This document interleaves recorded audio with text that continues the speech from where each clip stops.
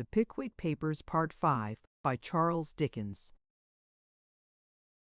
Is shawfully dove to matters of business, and the temporal advantage of Dudson and Figimar L. Winklereep peers under extraneted and bode. Minklereep peers under nary circumstances imar. Pickwick's benevolence provonger to nary to neighborious.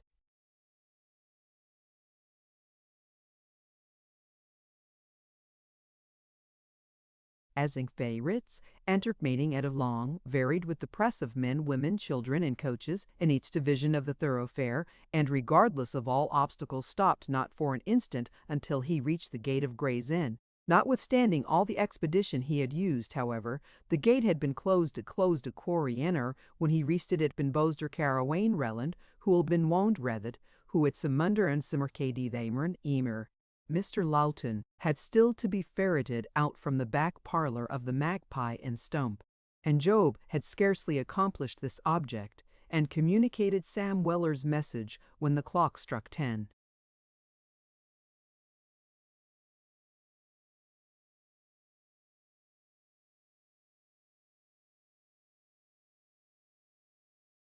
"There," said Lowton, "it's too late now. You can't get in tonight. You've got the key of the street, my friend." "Never mind me," replied Job. "I can sleep anywhere. But won't it be better to see Mr. Perker tonight, so that we may be there the first thing in the morning?" "Why," responded Lowton, after a little consideration, "if it was in anybody else's case, Perker wouldn't be best pleased at my going up to his house. But as it's Mr. Pickwick's, I think I may venture to take a cab and charge it to the office." Deciding on this line of conduct, Mr. Lowton took up his hat and, begging the assembled company to appoint a deputy chairman during his temporary absence, led the way to the nearest coach stand. Summoning the cab of most promising appearance, he directed the driver to repair to Montague Place, Russell Square. Mr. Perker had had a dinner party that day, as was testified by the appearance of lights in the drawing-room windows, the sound of an improved grand piano,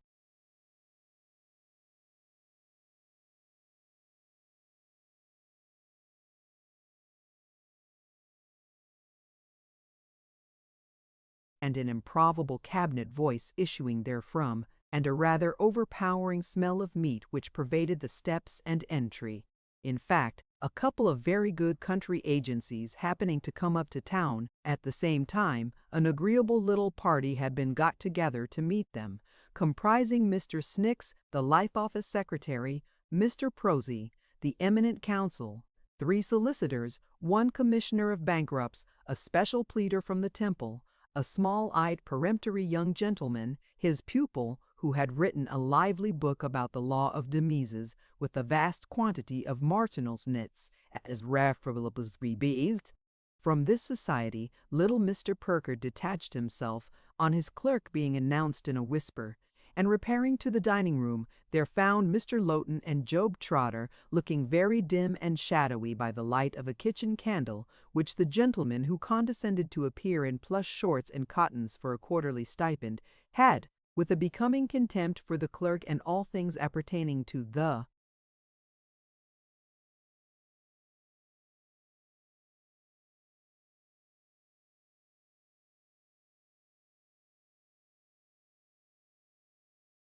office, placed upon the table. "Now, Lowton," said little Mr. Perker, shutting the door, "what's the matter? No important letter come in a parcel, is there?" "No, sir," replied Lowton. "This is a messenger from Mr. Pickwick, sir." "From Pickwick, eh?" said the little man, turning quickly to Job. "Well, what is it?" "Dodson and Fogg have taken Mrs. Bardell in execution for her costs, sir," said Job. "No!" exclaimed Perker, putting his hands in his pockets and reclining against the sideboard. "Yes," said Job. "It seems they got a cognovit out of her for the amount of 'em."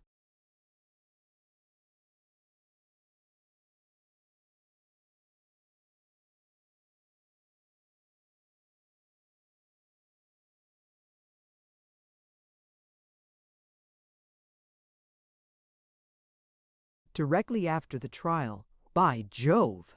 said Perker, taking both hands out of his pockets and striking the knuckles of his right against the palm of his left, emphatically. "Those are the cleverest scamps I ever had anything to do with." "The sharpest practitioners I ever knew, sir," observed Lowton. "Sharp!" echoed Perker. "There's no knowing where to have them."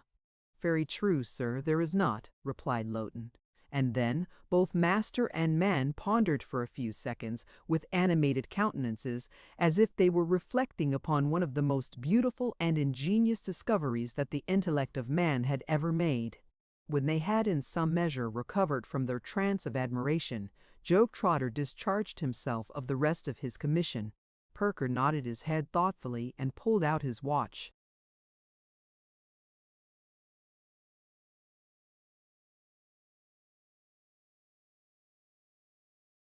"At 10 precisely, I will be there," said the little man. "Sam is quite right. Tell him so. Will you take a glass of wine, Lowton?" "No, thank you, sir." "You mean yes, I think," said the little man, turning to the sideboard for a decanter and glasses. As Lowton did mean yes, he said no more on the subject, but inquired of Job in an audible whisper whether the portrait of Perker, which hung opposite the fireplace, wasn't a wonderful likeness, to which Job of course replied that it was. The wine being by this time poured out, Lowton drank to Mrs. Perker and the children, and Job to Perker. The gentleman in the plush shorts and cottons, considering it no part of his duty to show the people from the office out, consistently declined to answer the bell, and they showed themselves out. The attorney betook himself to his drawing-room, the clerk to the Magpie, and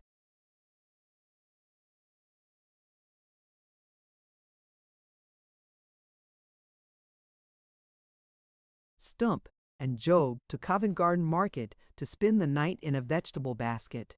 Punctually at the appointed hour next morning, the good-humored little attorney tapped at Mr. Pickwick's door, which was opened with great alacrity by Sam Weller. Mr. Peemily. "Perker, sir," said Sam, announcing the visitor to Mr. Pickwick, who was sitting at the window in a thoughtful attitude. "Wery glad you've looked in accidentally, sir. I rather think the governor wants to have a word and a half with you, sir." Perker bestowed a look of intelligence on Sam, intimating that he understood he was not to say he had been sent for, and beckoning him to approach, whispered briefly in his ear.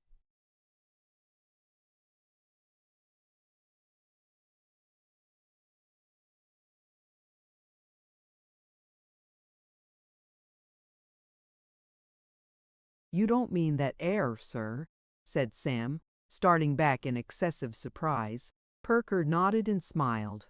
Mr. Samuel Weller looked at the little lawyer, then at Mr. Pickwick, then at the ceiling, then at Perker again, grinned, laughed outright, and finally, catching up his hat from the carpet, without further explanation, disappeared.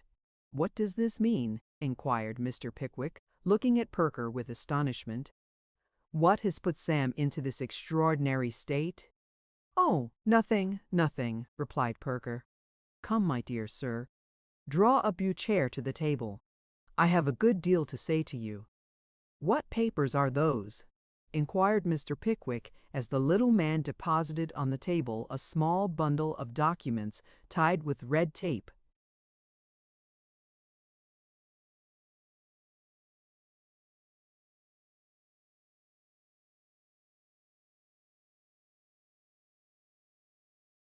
"The papers in Bardell and Pickwick," replied Perker, undoing the knot with his teeth.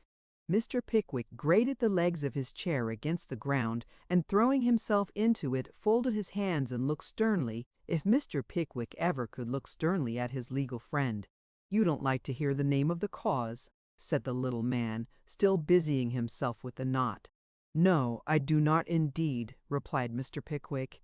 "Sorry for that," resumed Perker, "because it will form the subject of our conversation." "I would rather that the subject should be never mentioned between us, Perker," interposed Mr. Pickwick hastily.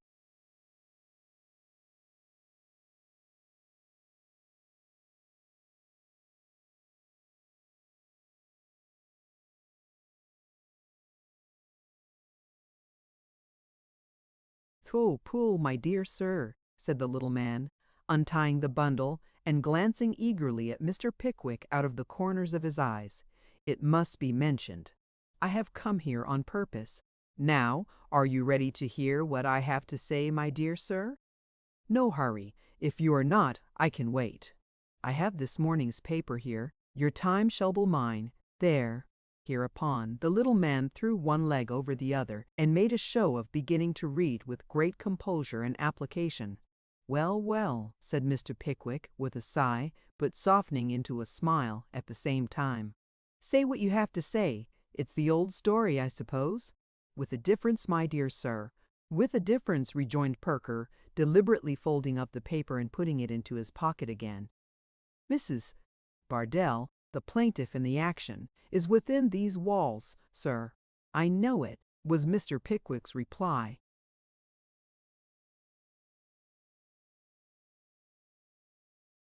"Very good," retorted Perker. "And you know how she comes here, I suppose? I mean, on what grounds and at whose suit?" "Yes, at least I have heard Sam's account of the matter," said Mr. Pickwick with affected carelessness. "Sam's account of the matter," replied Perker, "is, I will venture to say, a perfectly correct one. Well now, my dear sir, the first question I have to ask is whether this woman is to remain here." "To remain here," echoed Mr. Pickwick. "To remain here, my dear sir," rejoined Perker, leaning back in his chair and looking steadily at his client. "How can you ask me?" said that gentleman. "It rests with Dodson and Fogg. You know that very well."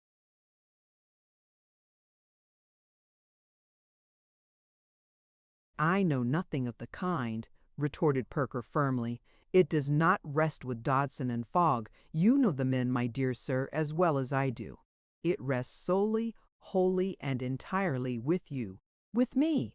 ejaculated Mr. Pickwick, rising nervously from his chair and reseating himself directly afterwards. The little man gave a double knock on the lid of his snuff-box, opened it, took a great pinch, shut it up again, and repeated the words, "with you." "I say, my dear sir," resumed the little man, who seemed to gather confidence from the snuff, "I say that her speedy liberation or perpetual imprisonment rests with you and with you alone. Hear me out, my dear sir, if you please, and do not be so very energetic, for it will only put you into a perspiration and do no good whatever. I say," continued Perker, checking off each position on a different finger as he laid it down, "I say that nobody but you can rescue her from this den."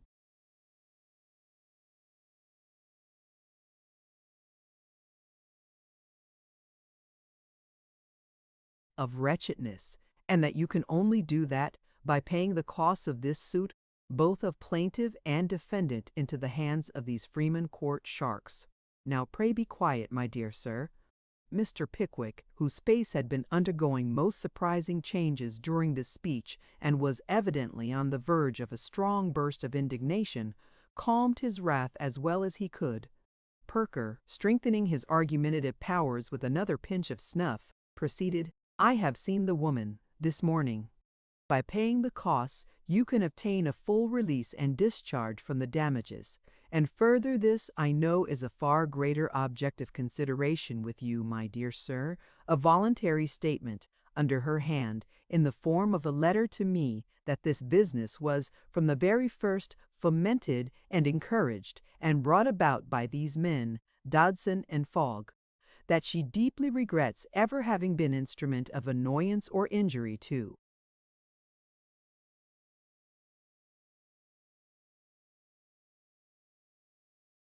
you, and that she entreats me to intercede with you and implore your pardon if I pay her costs for her," said Mr. Pickwick indignantly. "A valuable document indeed." "No if in the case, my dear sir," said Perker triumphantly. "There is the very letter I speak of, brought to my office by another woman at 9 o'clock this morning, before I had set foot in this place or held any communication with Mrs. Bardell, upon my honor." Selecting the letter from the bundle, the little lawyer laid it at Mr. Pickwick's elbow and took snuff for 2 consecutive minutes without winking. "Is this all you have to say to me?" inquired Mr. Pickwick mildly. "Not quite," replied Perker. I cannot undertake to say at this moment whether the wording of the cognovit, the nature of the ostensible consideration, and the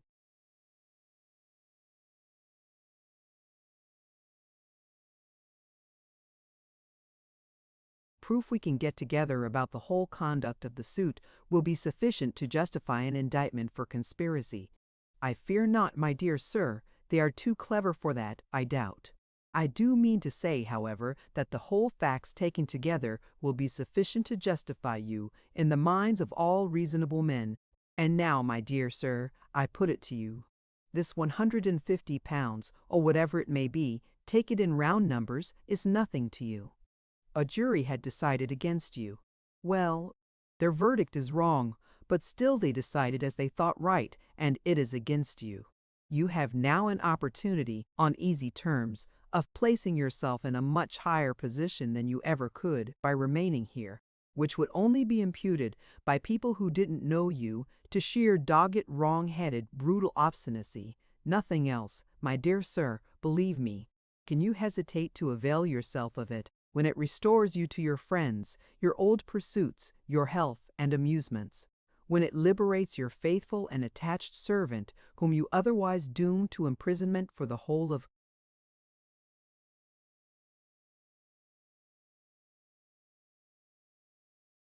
your life, and above all, when it enables you to take the very magnanimous revenge which I know, my dear sir, is one after your own heart of releasing this woman from a scene of misery and debauchery to which no man should ever be consigned if I had my will, but the infliction of which on any woman is even more frightful and barbarous.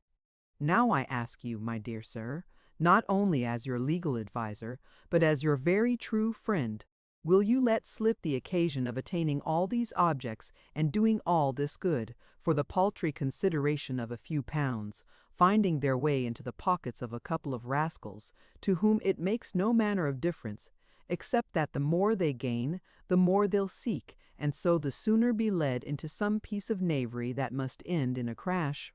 I have put these considerations to you, my dear sir, very feebly and imperfectly, but I ask you to think of them. Turn them over in your mind as long as you please. I wait here most patiently for your answer. Before Mr. Pickwick could reply, before Mr. Perker had taken 1/20th,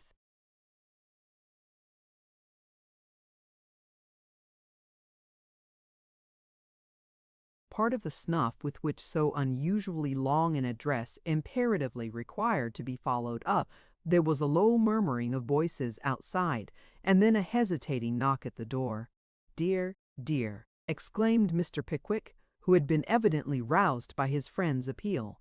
"What an annoyance that door is! Who is that?"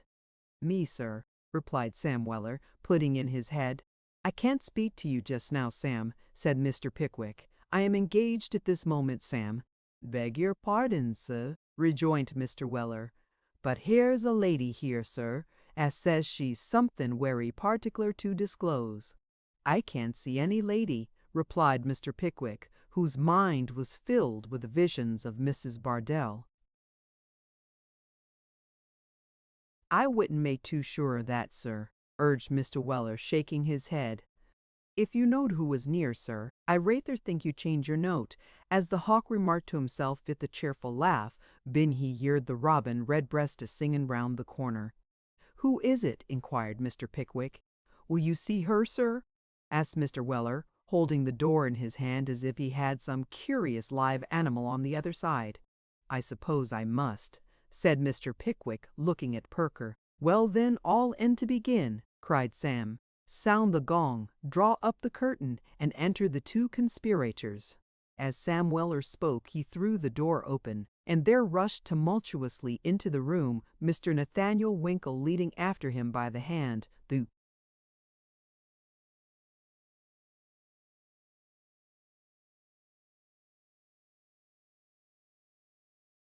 identical young lady who at Dingley Dell had worn the boots with the fur round the tops, and who, now a very pleasing compound of blushes and confusion and lilac silk and a smart bonnet and a rich lace veil, looked prettier than ever.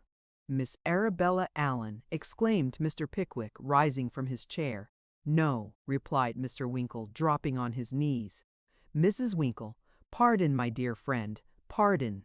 Mr. Pickwick could scarcely believe the evidence of his senses, and perhaps would not have done so but for the corroborative testimony afforded by the smiling countenance of Perker, and the bodily presence in the background of Sam and the pretty housemaid, who appeared to contemplate the proceedings with the liveliest satisfaction. "Oh, Mr. Pickwick," said Arabella, in a low voice, as if alarmed at the silence.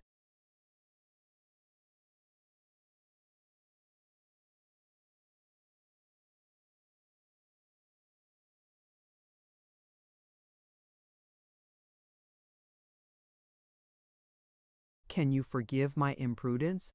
Mr. Pickwick returned no verbal response to this appeal, but he took off his spectacles in great haste, and seizing both the young lady's hands in his, kissed her a great number of times, perhaps a greater number than was absolutely necessary, and then, still retaining one of her hands, told Mr. Winkle he was an audacious young dog, and bade him get up.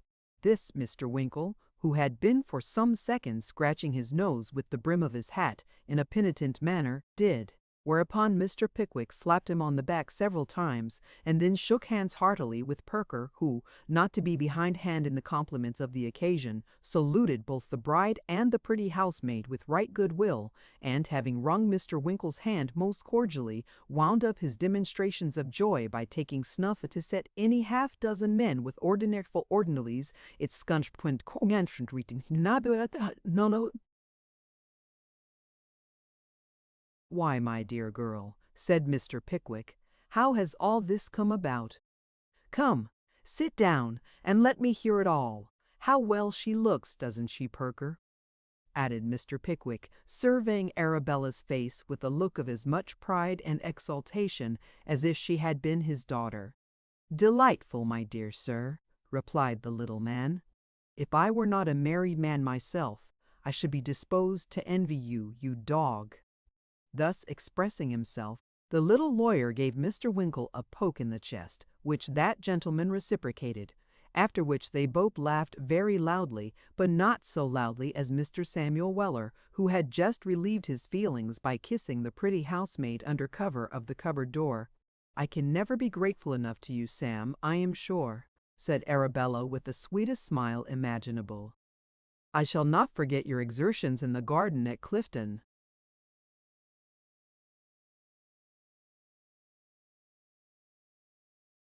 "Don't say nothin' whatever about it, ma'am," replied Sam. "I only assisted nature, ma'am, as the doctor said to the boy's mother after he'd bled him to death." "Mary, my dear, sit down," said Mr. Pickwick, cutting short these compliments. "Now then, how long have you been married, eh?" Arabella looked bashfully at her lord and master, who replied, "Only 3 days." "Only 3 days, eh?" said Mr. Pickwick. "Why, what have you been doing these 3 months?" "Ah, to be sure," interposed Perker. "Come, account for this idleness. You see, Mr. Pickwick's only astonishment is that it wasn't all over months ago."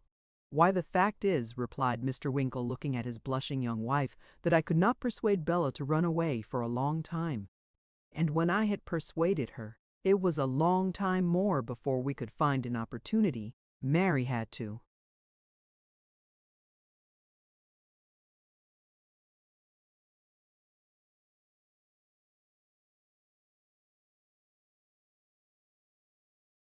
"Give a month's warning, too, before she could leave her place next door, and we couldn't possibly have done it without her assistance."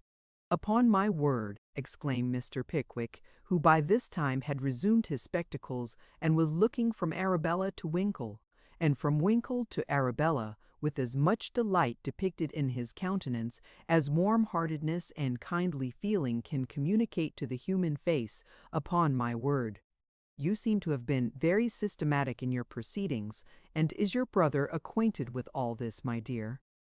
"Oh, no, no," replied Arabella, changing color. "Dear Mr. Pickwick, he must only know it from you, from your lips alone. He is so violent, so prejudiced, and has been so anxious in behalf of his friend Mr. Sawyer," added Arabella, looking down, that I fear the consequences dreadfully." "Ah, to be sure," said Perker gravely. "You must take this matter in hand for them, my dear sir. These young men will respect you when they would listen to nobody else. You must prevent mischief, my dear sir. Hot blood, hot blood." And the little man took a warning pinch and shook his head doubtfully. "You forget, my love," said Mr. Pickwick gently. "You forget that I am a prisoner." "No, indeed, I do not, my dear sir," replied Arabella. "I never have forgotten it. I have never ceased to think how great your sufferings must have been in this shocking place. But I hope that what no consideration for yourself would induce you to do, a regard to our happiness might. If my brother hears of this, first, from you, I feel certain we shall be reconciled. He is my only relation in the world, Mr. Pickwick, and unless you plead for me, I fear I have lost even him. I have done wrong, very, very wrong, I know." Here poor Arabella hid her face in her handkerchief and wept bitterly.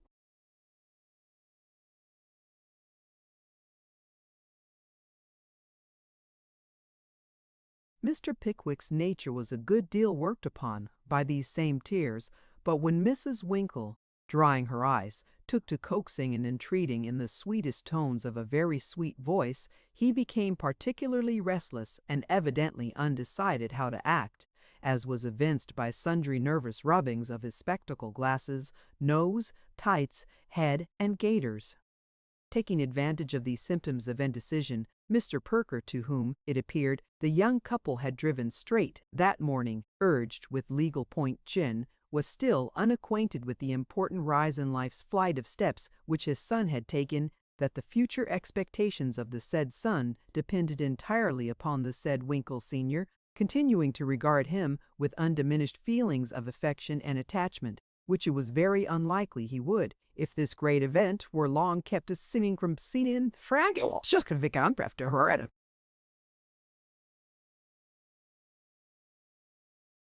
Lastly, that Mr. Winkle senior had good right and title to consider Mr. Pickwick as in some degree the guardian and adviser of his son, and that it consequently behooved that gentleman, and was indeed due to his personal character, to acquaint the aforesaid Winkle senior, personally and by word of mouth, with the whole circumstances of the case, and with the share he had taken in the transaction.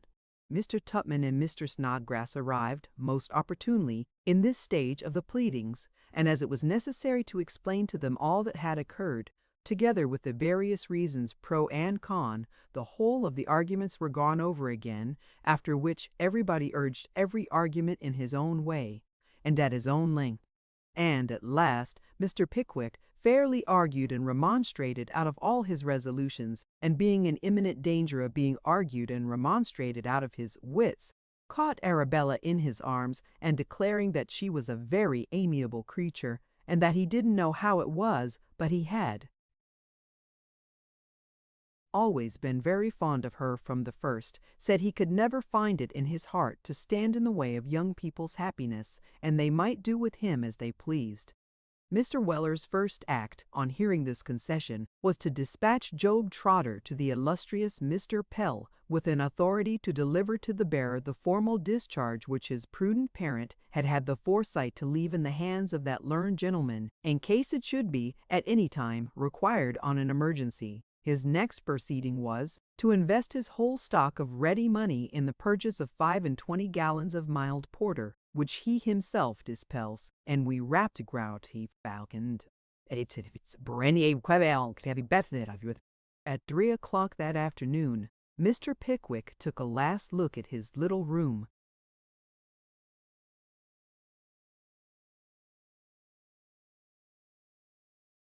and made his way, as well as he could, through the throng of debtors who pressed eagerly forward to shake him by the hand, until he reached the lodge steps. He turned here, to look about him, and his eye lightened as he did so. In all the crowd of wan, emaciated faces he saw not one which was not happier for his sympathy and charity.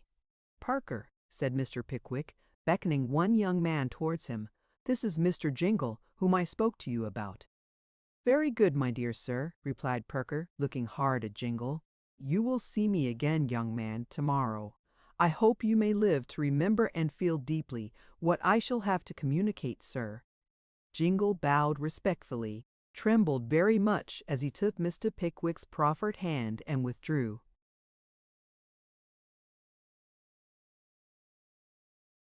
"Job you know, I think?" said Mr. Pickwick, presenting that gentleman. "I know the rascal," replied Perker good-humoredly. "See after your friend, and be in the way tomorrow at 1. Do you hear?" "Now, is there anything more?" "Nothing," rejoined Mr. Pickwick. "You have delivered the little parcel I gave you for your old landlord, Sam?" "I have, sir," replied Sam.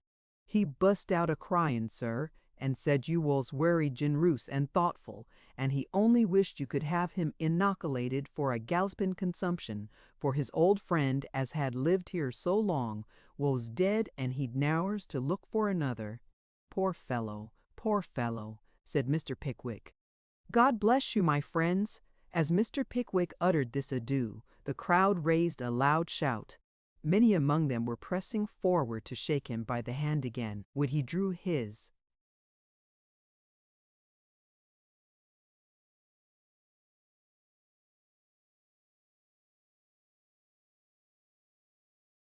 arm through Perker's, and hurried from the prison, far more sad and melancholy for the moment than when he had first entered it. Alas! How many sad and unhappy beings had he left behind! A happy evening was that for at least one party in the George and Vulture, and light and cheerful were two of the hearts that emerged from its hospitable door next morning. The owners thereof were Mr. Pickwick and Sam Weller, the former of whom was speedily deposited inside a comfortable post coach with a little dickey behind in which the latter mounted with great agility. "Sir," called out Mr. Weller to his master. "Well, Sam," replied Mr. Pickwick, thrusting his head out of the window, "I wish them horses had been 3 months and better in the fleet, sir." "Why, Sam?" inquired Mr. Pickwick.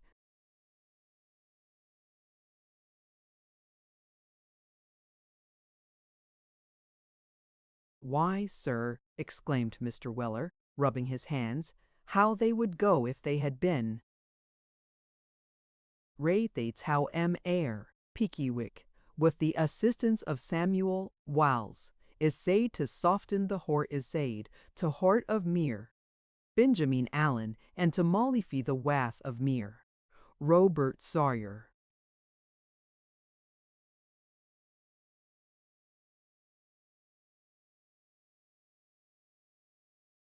Mr. Ben Allen and Mr. Bob Sawyer sat together in the little surgery behind the shop, discussing minced veal and future prospects, when the discourse not unnaturally turned upon the practice acquired by Bob the aforesaid, and his present chances of deriving a competent independence from the honorable profession to which he had devoted himself. "Which I think," observed Mr. Bob Sawyer, pursuing the thread of the subject, "which I think, Ben, are rather dubious." "What's rather dubious?" inquired Mr. Ben Allen, at the same time sharpening his intellect with a draught of beer. "What's dubious?" "Why, the chances," responded Mr. Bob Sawyer. "I forgot," said Mr. Ben Allen. "The beer has reminded me that I forgot, Bob. Yes, they are dubious."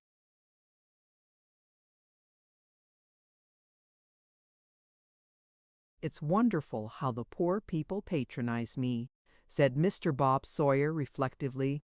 "They knock me up at all hours of the night. They take medicine to an extent which I should have conceived impossible. They put on blisters and leeches with a perseverance worthy of a better cause. They make additions to their families in a manner which is quite awful. 6 of those last named little promissory notes, all due on the same day, Ben, and all entrusted to me. It's very gratifying, isn't it?" said Mr. Ben Allen, holding his plate for some more minced veal. "Oh, very," replied Bob, "only not quite so much so as the confidence of patients with a shilling or two to spare would be." This business was capitally described in the advertisement, Ben. "It is a practice, a very extensive practice, and that's all." "Bob," said Mr. Ben Allen, laying down his knife and fork and fixing his eyes on the visage of his friend, "Bob, I'll tell you what it is.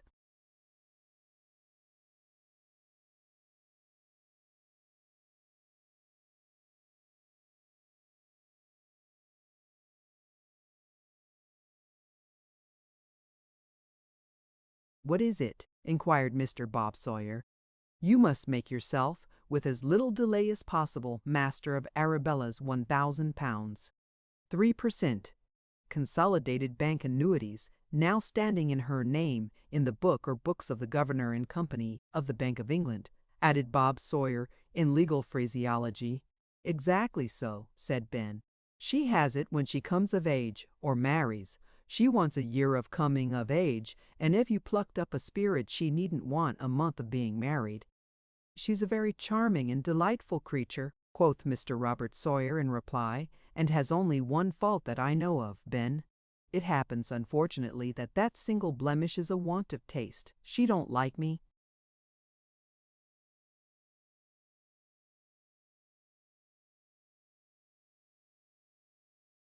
"It's my opinion that she don't know what she does like," said Mr. Ben Allen contemptuously. "Perhaps not," remarked Mr. Bob Sawyer, "but it's my opinion that she does know what she doesn't like, and that's of more importance.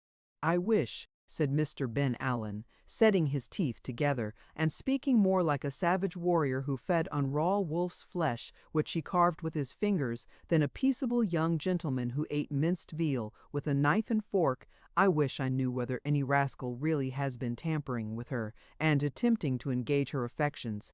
I think I should assassinate him, Bob. I'd put a bullet in him, if I found him out," said Mr. Sawyer, stopping in the course of a long draught of beer, and looking malignantly out of the porter pot. "If that didn't do his business, I'd extract it afterwards and kill him that way."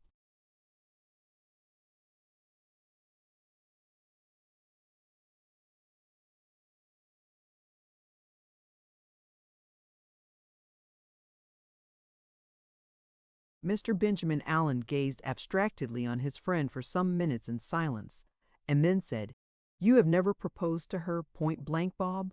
"No, because I saw it would be of no use," replied Mr. Robert Sawyer. "You shall do it before you are 24 hours older," retorted Ben with desperate calmness. "She shall have you, or I'll know the reason why. I'll exert my authority."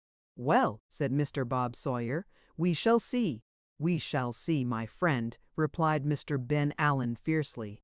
He paused for a few seconds, and added in a voice broken by emotion, "You have loved her from a child, my friend.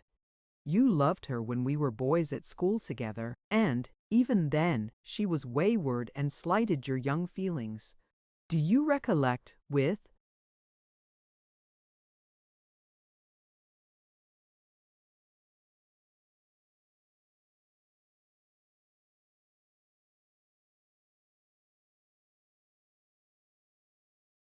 all the eagerness of a child's love, one day pressing upon her acceptance 2 small caraway seed biscuits and 1 sweet apple, neatly folded into a circular parcel with the leaf of a copybook?"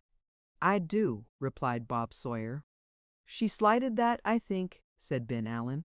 "She did," rejoined Bob. "She said I had kept the parcel so long in the pockets of my corduroys that the apple was unpleasantly warm." "I remember," said Mr. Allen gloomily, "upon which we ate it ourselves, in alternate bites." Bob Sawyer intimated his recollection of the circumstance last alluded to by a melancholy frown, and the two friends remained for some time absorbed, each in his own meditations.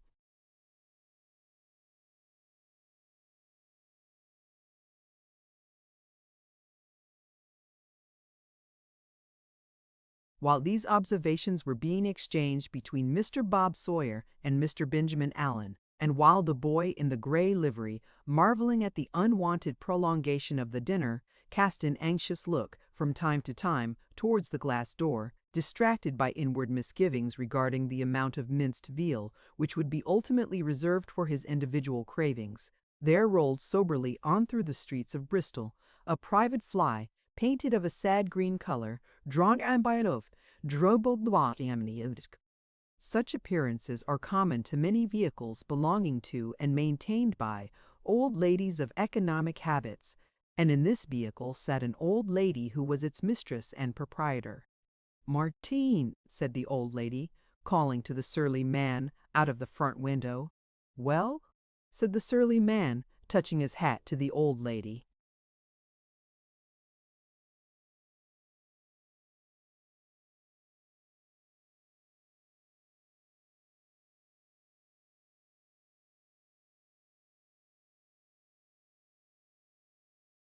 "Mr. Sawyer's," said the old lady. "I was going there," said the surly man. The old lady nodded the satisfaction which this proof of the surly man's foresight imparted to her feelings, and the surly man giving a smart lash to the chubby horse, they all repaired to Mr. Bob Sawyer's together. "Martin," said the old lady when the fly stopped at the door of Mr. Robert Sawyer, late Nacklemorf. "Well," said Martin, "ask the lad to step out and mind the horse." "I'm going to mind the horse myself," said Martin, laying his whip on the roof of the fly.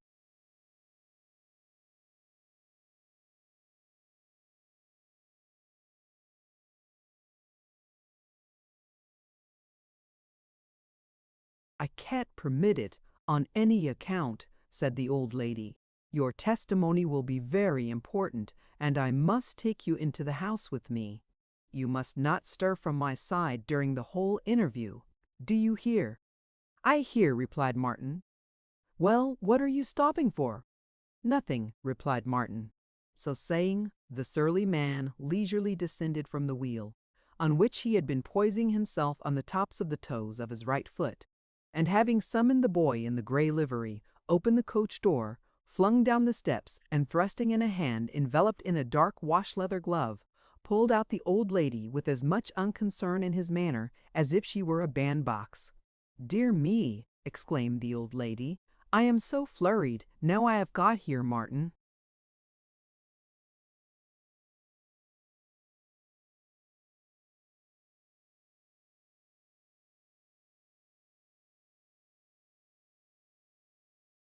"That I'm all in a tremble." Mr. Martin coughed behind the dark wash-leather gloves, but expressed no sympathy, so the old lady, composing herself, trotted up Mr. Bob Sawyer's steps, and Mr. Martin followed. Immediately on the old lady's entering the shop, Mr. Benjamin Allen and Mr. Bob Sawyer, who had been putting the spirits and water out of sight and upsetting nauseous drugs to take off the smell of the tobacco smoke, issued hastily forth in a transport of pleasure and affection. "My dear aunt," exclaimed Mr. Ben Allen, "how kind of you to look in upon us." Mr. Sawyer, "Aunt, my friend Mr. Bob Sawyer, whom I have spoken to you about, regarding you know, aunt." And here Mr. Ben Allen, who was not at the moment extraordinarily sober, added the word Arabella, in what was meant to be a whisper, but which was an especially audible and distinct tone of speech which nobody could avoid hearing, if anybody were so disposed.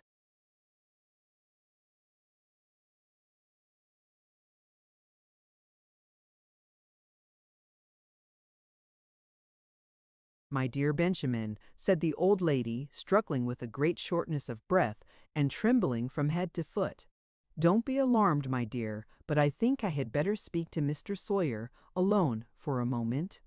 "Only for one moment. Bob," said Mr. Allen, "will you take my aunt into the surgery?" "Certainly," responded Bob in a most professional voice. "Step this way, my dear ma'am. Don't be frightened, ma'am. We shall be able to set you to rights in a very short time, I have no doubt, ma'am. Here, my dear ma'am. Now then." With this, Mr. Bob Sawyer, having handed the old lady to a chair, shut the door, drew another chair close to her, and waited to hear detailed the symptoms of some disorder from which he saw in perspective a long train of profits and advantages. The first thing the old lady did was to shake her head a great many times, and began to cry.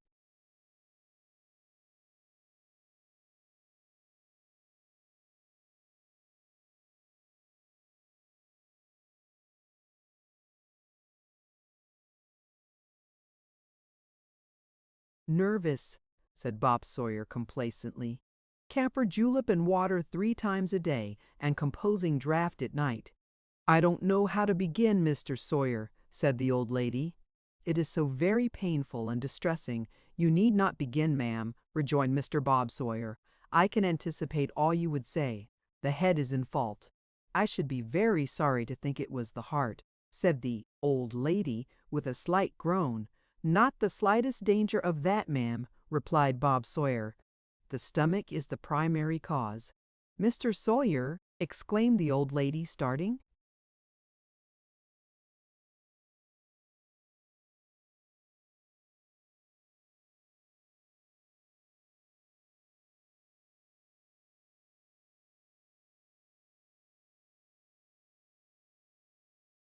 "Not the least doubt of it, ma'am," rejoined Bob, looking wondrous wise. "Medicine, in time, my dear ma'am, would have prevented it all. Mr. prevented it all." "Sawyer," said the old lady, more flurried than before, "this conduct is either great impertinence to one in my situation, sir, or it arises from your not understanding the object of my visit. If it had been in the power of medicine, or any foresight I could have used to prevent what has occurred, I should certainly have done so." "I had better see my nephew at once," said the old lady, twirling her reticule indignantly and rising as she spoke. "Stop a moment, ma'am," said Bob Sawyer. "I'm afraid I have not understood you. What is the matter, ma'am?" "My niece, Mr. Sawyer," said the old lady, "your friend's sister." "Yes, ma'am," said Bob, all impatience, for the old lady, although much agitated, spoke with the most tantalizing deliberation, as old ladies often do. "Yes, ma'am. Left my home, Mr. Sawyer, 3 days ago, on a pretended visit to my sister, another aunt of hers, who keeps the large boarding school just beyond the 3rd milestone, where there is a very large laburnum tree and an oak gate," said the old lady, stopping in this place to dry her eyes. "Oh, devil take the laburnum tree, ma'am," said Bob, quite forgetting his professional dignity in his anxiety. "Get on a little faster, put a little more steam on, ma'am, pray." "This morning," said the old lady slowly, "this morning she came back, ma'am, I suppose," said Bob with great animation. "Did she come back?" "No, she did not. She wrote," replied the old lady.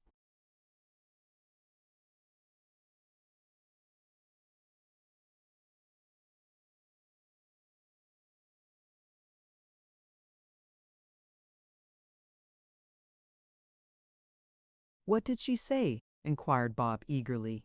"She said, 'Mr. Sawyer,'" replied the old lady, "and it is this I want to prepare Benjamin's mind for, gently and by degrees. She said that she was— I have got the letter in my pocket, Mr. Sawyer, but my glasses are in the carriage, and I should only waste your time if I attempted to point out the passage to you without them.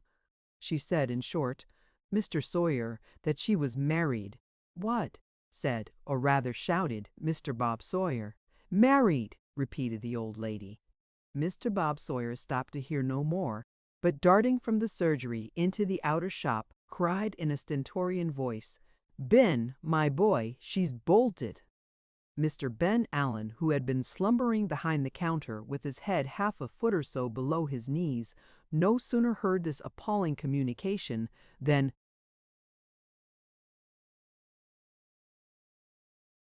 he made a precipitate rush at Mr. Martin, and, twisting his hand in the neckcloth of that taciturn servitor, expressed an obliging intention of choking him where he stood. This intention, with a promptitude often the effect of desperation, he at once commenced carrying into execution, with much vigor and surgical skill. Mr. Martin, who was a man of few words and possessed but little power of eloquence or persuasion, submitted to this operation with a very calm and agreeable expression of countenance for some seconds. Finding, however, that it threatened speedily to lead to a result which would place it beyond his power to claim any wages, board or otherwise, in all time to come, he muttered an inarticulate remonstrance and felled Mr. Benjamin Allen to the ground. As that gentleman had his hands entangled in his cravat, he had no alternative but to follow him to the floor. There they both lay struggling when the shop door opened, and the party was increased by the arrival of two most unexpected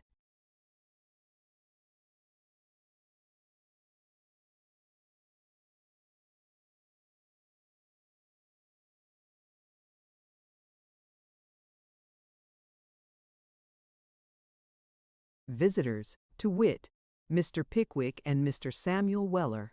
The impression at once produced on Mr. Weller's mind by what he saw was that Mr. Martin was hired by the establishment of Sawyer, late Naukemorph, to take strong medicine, or to go into fits and be experimentalized upon, or to swallow poison now and then with the view of testing the efficacy of some new antidotes, or to do something or other to promote the great science of medicine and gratify the ardent spirit of inquiry burning in the bosoms of its two young professors. So, without presuming to interfere, Sam stood perfectly still and looked on, as if he were mightily interested in the result of the then pending experiment. Not so Mr. Pickwick. He at once threw himself on the astonished combatants with his accustomed energy and loudly called upon the bystanders to interpose. This roused Mr. Bob Sawyer, who had been hitherto quite paralyzed by the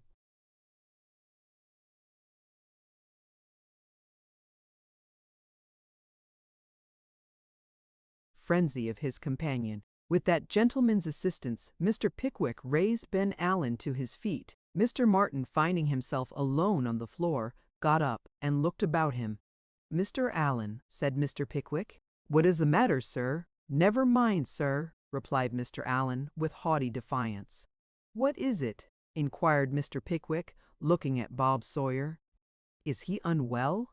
Before Bob could reply, Mr. Ben Allen seized Mr. Pickwick by the hand and murmured, in sorrowful accents, "My sister, my dear sir, my sister.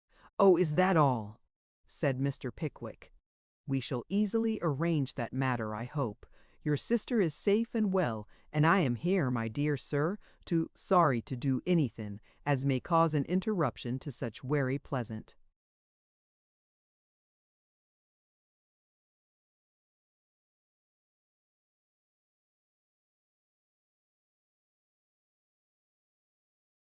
"Precedence, as the king said when he dissolved the parliament," interposed Mr. Weller, who had been peeping through the glass door. "But there's another experiment here, sir. Here's a venerable old lady a-lying on the carpet, waitin' for dissection, or galvanism, or some other rewivin' and scientific inwention." "I forgot," exclaimed Mr. Ben Allen. "It is my aunt." "Dear me," said Mr. Pickwick. "Poor lady. Gently, Sam, gently." "Strange situation for one of the family," observed Sam Weller, hoisting the aunt into a chair. "Now, to pity Sawbones, bring out the Waltily." The latter observation was addressed to the boy in gray, who, having handed over the fly to the care of the street keeper, had come back to see what all the noise was about. Between the boy in gray and Mr. Bob Sawyer and Mr. Benjamin Allen, who, having frightened his aunt into a fainting fit, was affectionately solicitous for her recovery, the old lady was at length restored to consciousness. Then Mr. Ben Allen, turning with a puzzled countenance to Mr. Pickwick, asked him what he was about to say when he had been so alarmingly interrupted. "We are all friends here, I presume," said Mr. Pickwick, clearing his voice and looking towards the man of few words with the surly countenance, who drove the fly with the chubby horse. This reminded Mr. Bob Sawyer that the boy in gray was looking on, with eyes wide open and greedy ears. The incipient chemist having been lifted up by his coat collar and dropped outside the door, Bob Sawyer assured Mr. Pickwick that he might speak without reserve. "Your sister, my dear sir," said Mr. Pickwick, turning to Benjamin Allen, "is in London, well and happy."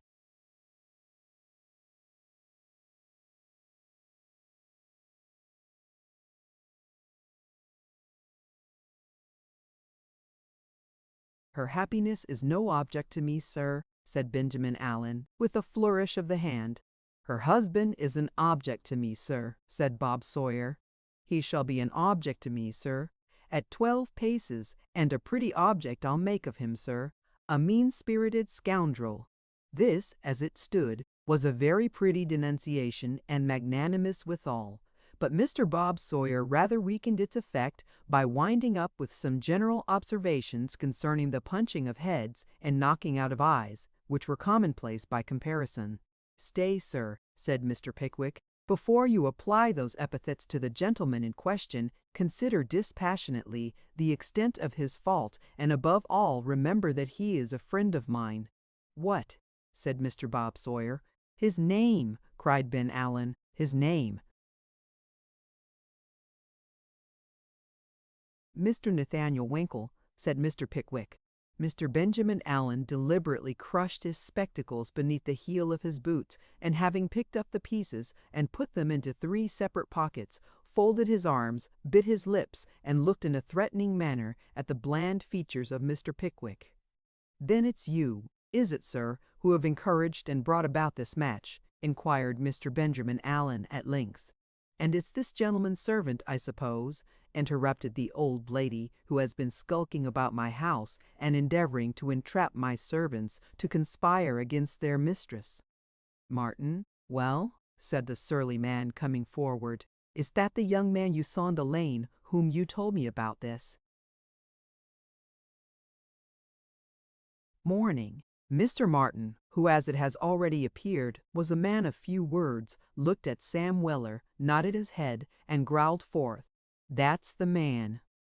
Mr. Weller, who was never proud, gave a smile of friendly recognition as his eyes encountered those of the surly groom, and admitted in courteous terms that he had "knowed him afore."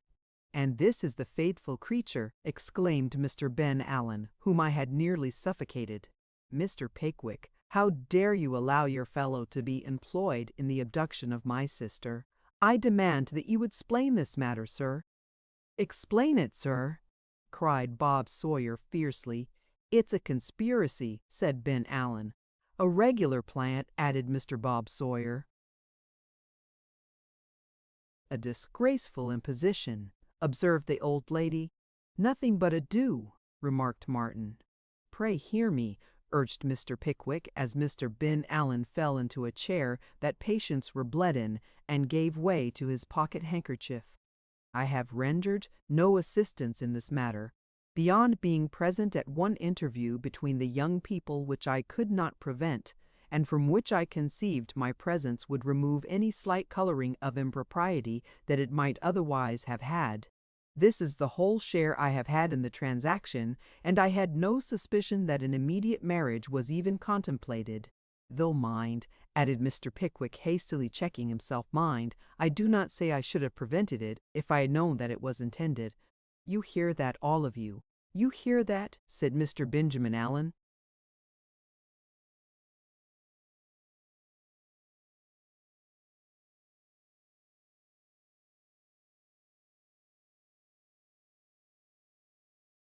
"I hope they do," mildly observed Mr. Pickwick, looking round. "And," added that gentleman, his color mounting as he spoke, "I hope they hear this, sir, also, that from what has been stated to me, sir, I assert that you were by no means justified in attempting to force your sister's inclinations as you did, and that you should rather have endeavored by your kindness and forbearance to have supplied the place of other near relations whom she had never known, from a child. As regards my young friend, I must beg to add that in every point of worldly advantage he is, at least, on an equal footing with yourself, if not on a much better one, and that unless I hear this question discussed with becoming temper and moderation, I decline hearing any more said upon the subject. I wish to make a wery few remarks in addition to what has been put for'ard by the honourable gentleman, as has just give over," said Mr. Weller, stepping forth, "which is this here. A indiwidual in company has called me a feller."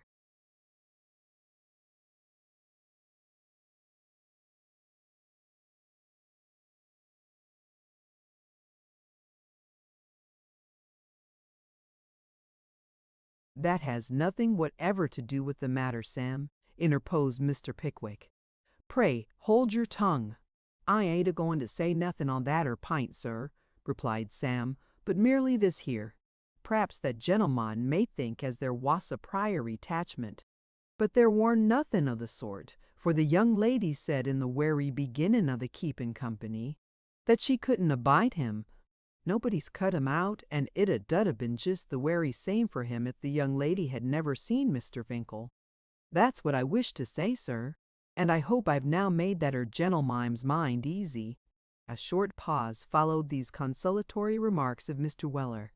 Then Mr. Ben Allen, rising from his chair, protested that he would never see Arabella's face again, while Mr. Bob Sawyer, despite Sam's flattering assurance, vowed dreadful vengeance on the happy bridegroom.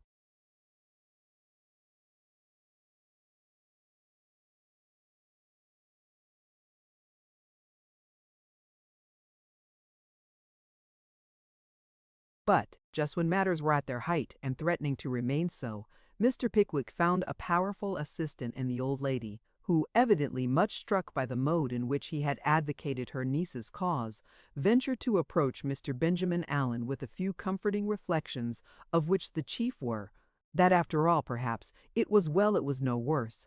The least said the soonest mended, and upon her word she did not know that it was so very bad after all. What was over couldn't be begun, and what couldn't be. To all of these, Mr. Benjamin Allen replied that he meant no disrespect to his aunt or anybody there, but if it were all the same to them, and they would allow him to have his own way, he would rather have the pleasure of hating his sister till death, and after it. At length, when this determination had been announced 100 times, the old lady, suddenly bridling up and looking very majestic, wished to know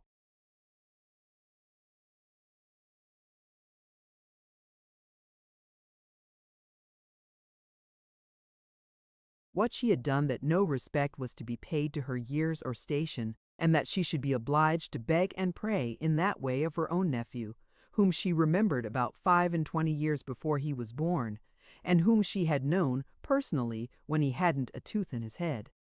To say nothing of her presence on the first occasion of his having his hair cut, and assistance at numerous other times and ceremonies during his babyhood, of sufficient importance to found a claim upon his affection, if peanuts per ever canons points is many teens. While the good lady was bestowing this objurgation on Mr. Ben Allen, Bob Sawyer and Mr. Pickwick had retired in close conversation to the inner room, where Mr. Sawyer was observed to apply himself several times to the mouth of a black bottle, under the influence of which his features gradually assumed a cheerful and even jovial expression, and at last he emerged from the room, bottle in hand, and, remarking that he was very sorry to say he had been making a fool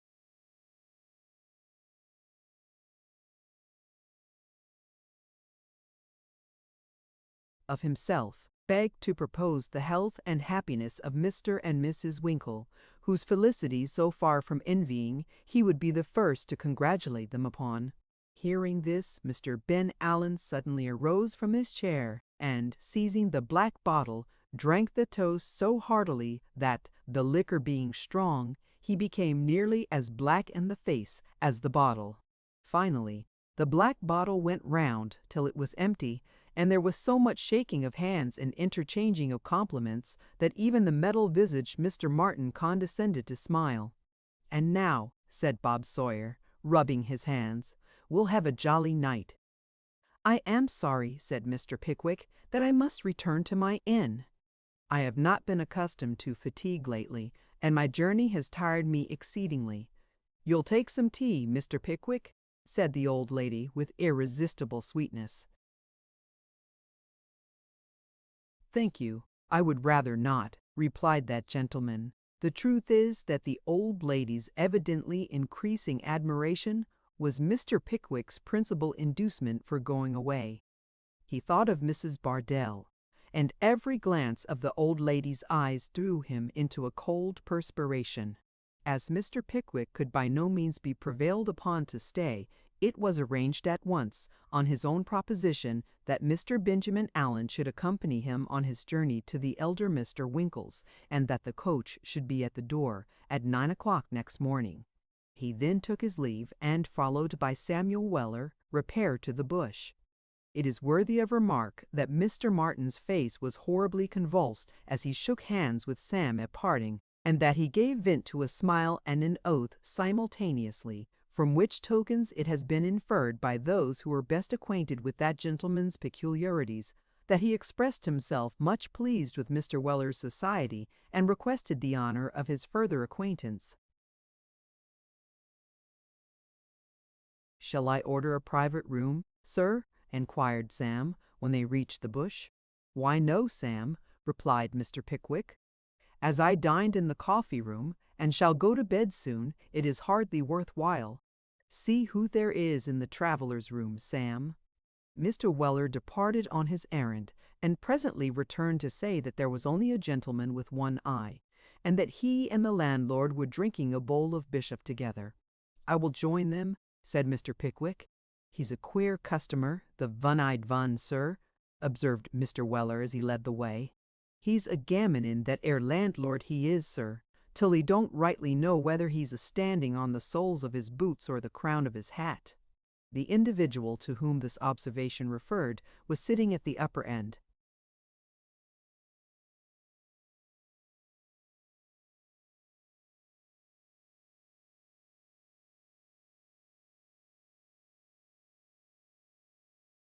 of the room when Mr. Pickwick entered, and was smoking a large Dutch pipe with his eye intently fixed on the round face of the landlord, a jolly-looking old personage, to whom he had recently been relating some tale of wonder, as was testified by sundry disjointed exclamations of, "Well, I wouldn't have believed it," "The strangest thing I ever heard," "Couldn't have supposed it possible," and other expressions of astonishment which burst spontaneously from his lips as he returned the fixed gaze of the one-eyed man. "Servants, sir," said the one-eyed man to Mr. Pickwick. "Fine night, sir." "Very much so indeed," replied Mr. Pickwick, as the waiter placed a small decanter of brandy and some hot water before him. While Mr. Pickwick was mixing his brandy and water, the one-eyed man looked round at him earnestly from time to time, and at length said,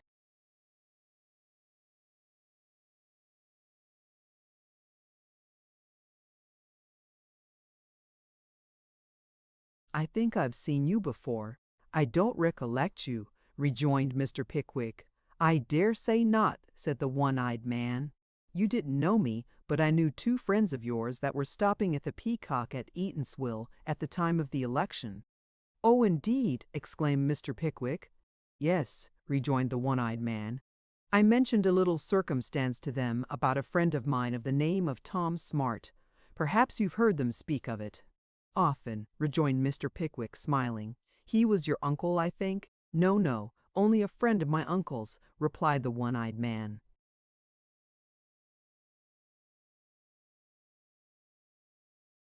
"He was a wonderful man, that uncle of yours, though," remarked the landlord, shaking his head. "Well, I think he was. I think I may say he was," answered the one-eyed man. "I could tell you a story about that same uncle, gentleman, that would rather surprise you." "Could you?" said Mr. Pickwick. "Let us hear it, by all means." The one-eyed bagman ladled out a glass of negus from the bowl, and drank it, smoked a long whiff out of the Dutch pipe, and then, calling to Sam Weller, who was lingering near the door, that he needn't go away unless he wanted to, because the story was no secret, fixed his eye upon the landlord's, and proceeded in the words of the next chapter.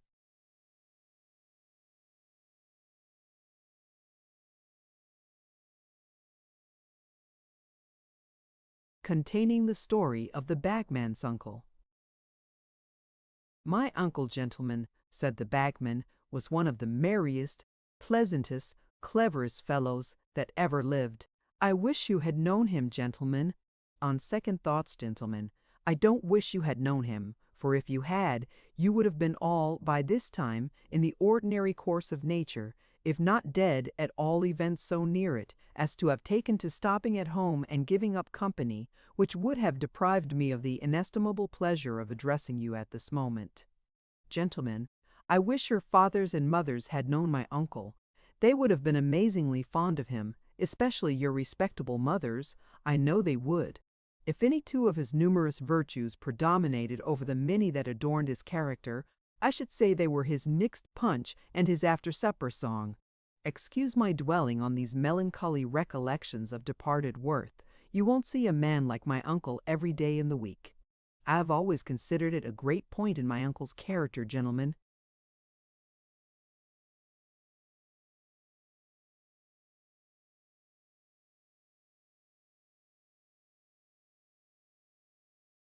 that he was the intimate friend and companion of Tom Smart, of the great house of Bilson and Slum, Cataton Street, City. My uncle collected for Tiggin and whelps, but for a long time he went pretty near the same journey as Tom. And the very first night they met, my uncle took a fancy for Tom, and Tom took a fancy for my uncle. They made a bet of a new hat, before they had known each other half an hour, who should brew the best quart of punch and drink it the quickest. My uncle was judged to have won the making, but Tom Smart beat him in the drinking by about half a saltspoonful. They took another quart apiece to drink each other's health in, and were staunch friends ever afterwards. There's a destiny in these things, gentlemen. We can't help it. In personal appearance, my uncle was a trifle shorter than the middle size. He was a thought stouter, too, than the ordinary run of people, and perhaps his face might be a shade redder. He had the jolliest face you ever saw, gentlemen, something like Punch, with a handsome nose and chin. His eyes were always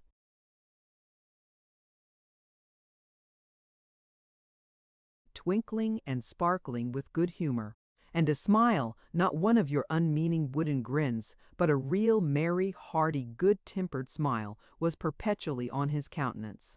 He was pitched out of his gig once, and knocked head first against a milestone. There he lay, stunned, and so cut about the face with some gravel which had been heaped up alongside it, that, to use my uncle's own strong expression, if his mother could have revisited the earth, she wouldn't have known him. Indeed, when I come to think of the matter, gentlemen, I feel pretty sure she wouldn't, for she died when my uncle was 2 years and 7 months old, and I think it's very likely that even without the gravel, his top boots would have puzzled the good lady not a little, to say nothing of his jolly red face. However, there he lay, and I have heard my uncle say, many a time, that the man said who picked him up that he was smiling as merrily as if he had tumbled out for a treat, and that after they had bled him, the first faint glimmerings of returning animation were his jumping up in bed, bursting out into a loud laugh,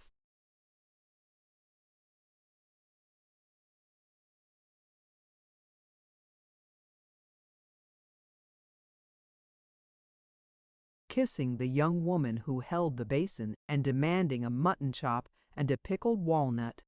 He was very fond of pickled walnuts, gentlemen. He said he always found that, taken without vinegar, they relished the beer. My uncle's great journey was in the fall of the leaf, at which time he collected debts and took orders in the north, going from London to Edinburgh, from Edinburgh to Glasgow, from Glasgow back to Edinburgh, and thence to London by the smack. You are to understand that his second visit to Edinburgh was for his own pleasure. He used to go back for a week just to look up his old friends. And what with breakfasting with this one, lunching with that, dining with the third, and supping with another, a pretty tight week he used to make of it. I don't know whether any of you, gentlemen, ever partook of a real substantial, hospitable Scotch breakfast, and then went out to a slight lunch of a bushel of oysters, a dozen or so of bottled ale, and a noggin or two of whiskey to close up with. If you ever did, you will agree with me that it requires a pretty strong head.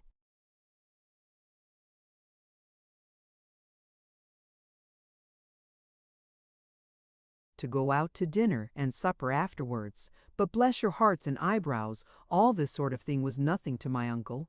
He was so well seasoned that it was mere child's play. I have heard him say that he could see the Dundee people out any day and walk home afterwards without staggering, and yet the Dundee people have as strong heads and as strong punch, gentlemen, as you are likely to meet with between the poles. I have heard of a Glasgow man and a Dundee man drinking against each other for 15 hours at a sitting. They were both suffocated, as nearly as could be ascertained, at the same moment, but with this trifling exception, gentlemen, they were not a bit the worse for it. One night, within 24 hours of the time when he had settled to take shipping for London, my uncle supped at the house of a very old friend of his, a Bailey Maig, something and 4 syllables after it, who lived in the old town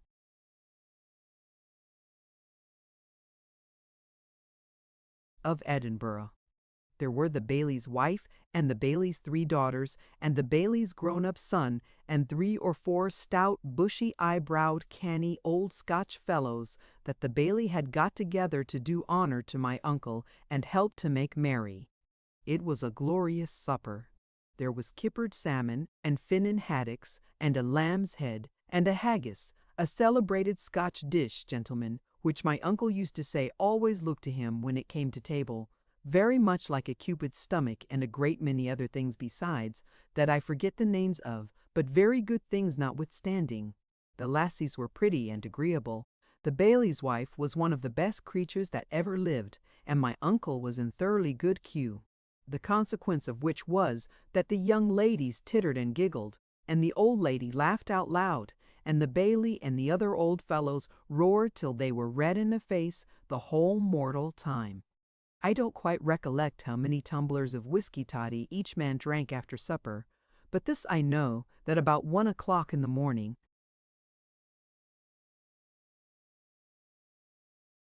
the Bailey's grown-up son became insensible while attempting the first verse of Willie Brewed a Pecco Mout, and he having been, for half an hour before, the only other man visible above the mahogany, it occurred to my uncle that it was almost time to think about going, especially as drinking had set in at 7 o'clock, in order that he might get home at a decent hour. But, thinking it might not be quite polite to go just then, my uncle voted himself into the chair, mixed another glass, rose to propose his own health, addressed himself in a neat and complimentary speech, and drank the toast with great enthusiasm. Still nobody woke, so my uncle took a little draught more neat this time, to prevent the toddy from disagreeing with him, and laying violent hands on his hat, sallied forth into the street. It was a wild, gusty night when my uncle closed the Bailey's door, and settling his hat firmly on his head to prevent the wind from taking it, thrust his hands into his pockets, and looking upward, took a short survey of the state of the deal.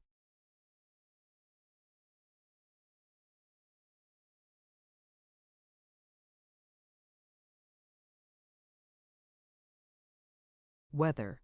The clouds were drifting over the moon at their giddiest speed, at one time wholly obscuring her, at another suffering her to burst forth in full splendor and shed her light on all the objects around, anon driving over her again with increased velocity and shrouding everything in darkness. "Really, this won't do," said my uncle, addressing himself to the weather, as if he felt himself personally offended. "This is not at all the kind of thing for my voyage." "It will not do at any price," said my uncle very impressively. Having repeated this several times, he recovered his balance with some difficulty, for he was rather giddy with looking up into the sky so long, and walked merrily on. The Bailey's house was in the Canongate, and my uncle was going to the other end of Leith Walk, rather better than a mile's journey. On either side of him there shot up against the dark sky tall, gaunt, straggling houses, with time-stained fronts and windows that seemed to have shared the lot of eyes in mortals, and to have grown dim and sunken with age. 6, 7, 8-story. High were the houses, story piled upon story, as children build with cards, throwing their dark shadows over the roughly paved road and making the dark night darker. A few oil lamps were scattered at long distances, but they only served to mark the dirty entrance to some narrow close, or to show where a common stair communicated, by steep and intricate windings, with the various flats above. Glancing at all these things with the air of a man who had seen them too often before, to think them worthy of much notice now, my uncle walked up the middle of the street with a thumb in each waistcoat pocket, indulging from time to time in various snatches of song, chanted forth with such good will and spirit that the quiet honest folk started from their first sleep and lay trembling in bed till the sound died away in the distance, when, satisfying themselves that it was only some drunken ne'er-do-weel finding his way home, they cumbered themselves ales. I am particular in describing how my uncle walked up the middle of the street,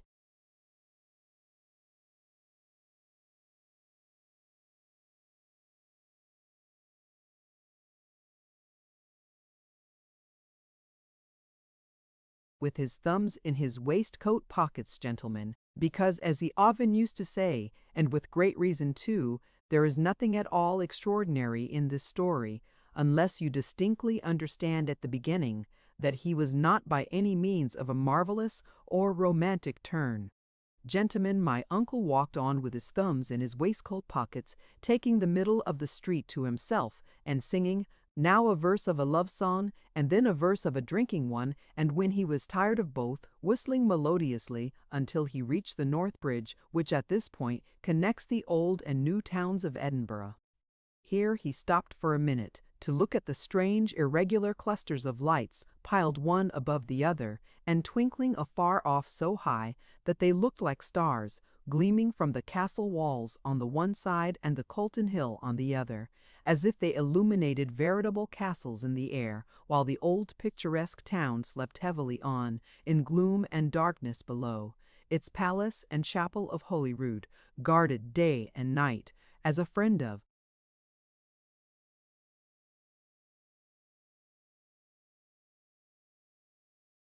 my uncles used to say, by old Arthur's seat, towering, surly, and dark, like some gruff genius over the ancient city he has watched so long. I say, gentlemen, my uncle stopped here for a minute to look about him, and then paying a compliment to the weather, which had a little cleared up, though the moon was sinking, walked on again as royally as before, keeping the middle of the road with great dignity, and looking as if he would very much like to meet with somebody who would dispute possession of it with him. There was nobody at all disposed to contest the point, as it happened, and so on he went, with his thumbs in his waistcoat pockets, like a lamb. When my uncle reached the end of Leith Walk, he had to cross a pretty large piece of waste ground which separated him from a short street which he had to turn down to go direct to his lodging. Now, in this piece of waste ground there was, at that time, an enclosure belonging to some wheelwright, who contracted with the post office for the purchase of old worn-out mail coaches, and my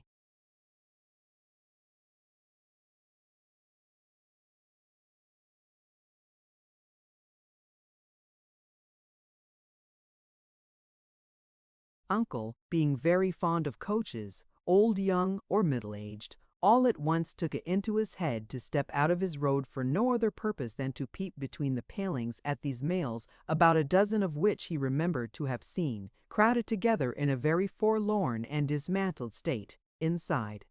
My uncle was a very enthusiastic, emphatic sort of person, gentlemen, so finding that he could not obtain a good peep between the palings, he got over them, and sitting himself quietly down on an old axle-tree, began to contemplate the mail coaches with a deal of gravity.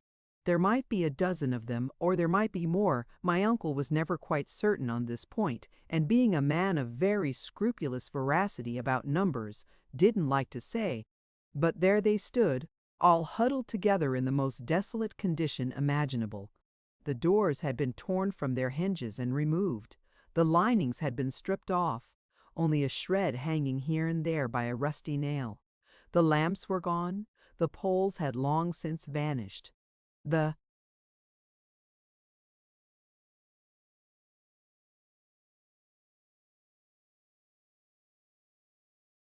ironwork was rusty. The paint was worn away. The wind whistles through the chinks in the bare woodwork, and the rain, which had collected on the roofs, fell, drop by drop, into the insides with a hollow and melancholy sound. They were the decaying skeletons of departed males, and in that lonely place at that time of night they looked chill and dismal. My uncle rested his head upon his hands and thought of the busy, bustling people who had rattled about years before in the old coaches and were now as silent and changed. He thought of the numbers of people to whom one of these crazy, mouldering vehicles had borne, night after night, for many years, and through all weathers, the anxiously expected intelligence, the eagerly looked for remittance, the promised assurance of health and safety, the merchant, the lover, the wife, the widow, the mother, the schoolboy, the very child who tottered to the door at the postman's knock. How had they all looked forward to the arrival of the old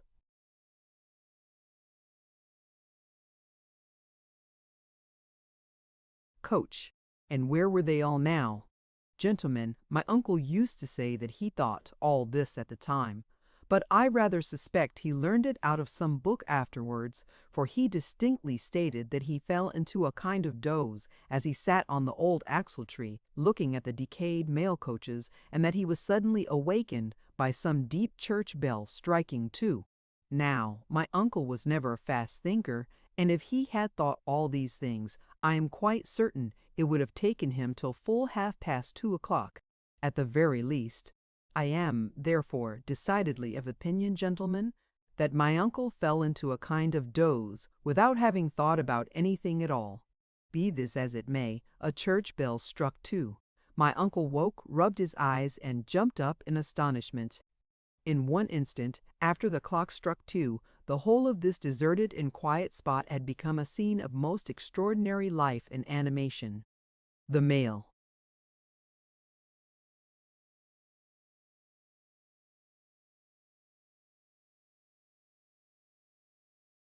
Coach door on their hinges, the lining was replaced. Reporters were west. Courtiers were thrusting parcels into every boot. Guards were stowing away letter bags. Hostlers were dashing pails of water against the renovated wheels. Numbers of men were pushing about, fixing poles into every coach. Montos were handed up. Horses were dashing pails of water against the relayed. Used to bay, you'll fell. Nembody villet, you're old. Det är väldigt mycket går till därför with packets steam. Now then, said a voice, as my uncle felt a hand on his shoulder, you're booked for one inside. You'd better get in.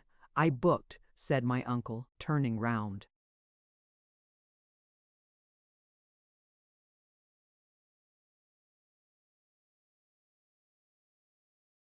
Yes, certainly.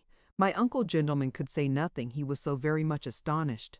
The queerest thing of all was that, although there was such a crowd of persons, and although fresh faces were pouring in every moment, there was no telling where they came from. They seemed to start up in some strange manner from the ground or the air and disappear in the same way. When a porter had put his luggage in the coach and received his fare, he turned round and was gone, and before my uncle had well begun to wonder what had become of him, 6 fresh ones started up and staggered along under the weight of parcels which seemed big enough to crush them. The passengers were all dressed so oddly, too. Large, broad-skirted laced coats with great cuffs and no collars, and wigs, gentlemen, great formal wigs with a tie behind. My uncle could make nothing of it.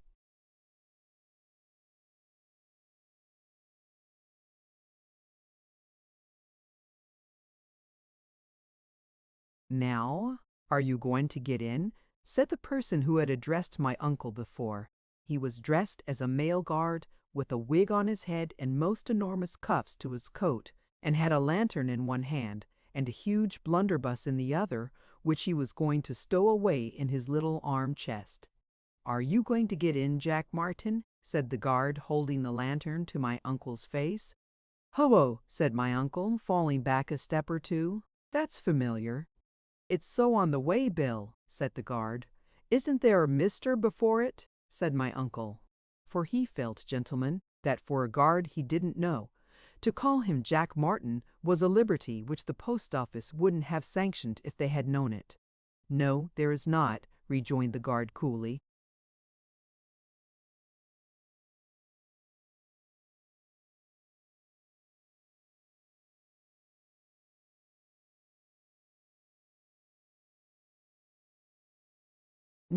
"Is the fare paid?" inquired my uncle. "Of course it is," rejoined the guard. "It is it?" said my uncle. "Then here goes. Which coach?" "This," said the guard, pointing to an old-fashioned Edinburgh and London mail, which had the steps down and the door open. "Stop, here are the other passengers." "Let them get in first." As the guard spoke, there all at once appeared, right in front of my uncle, a young gentleman in a powdered wig and a sky-blue coat trimmed with silver, made very full and broad in the skirts, which were lined with buckram. Tiggin and whelps were in the printed calico and waistcoat piece line, gentlemen, so my uncle knew all the materials at once. He wore knee breeches, and a kind of leggings rolled up over his silk stockings, and shoes with buckles. He had ruffles at his wrists, a three-cornered hat on his head, and a long taper sword by his side. The flaps of his waistcoat came halfway down his thighs, and the ends of his cravat reached to his waist.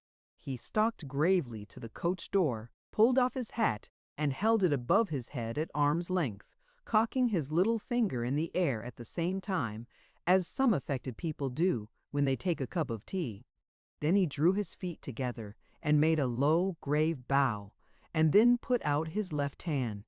My uncle was just going to step forward and shake it heartily, when he perceived that these attentions were directed, not towards him, but to a young lady who just then appeared at the foot of the steps, attired in an old-fashioned green velvet dress with a long waist and stomacher.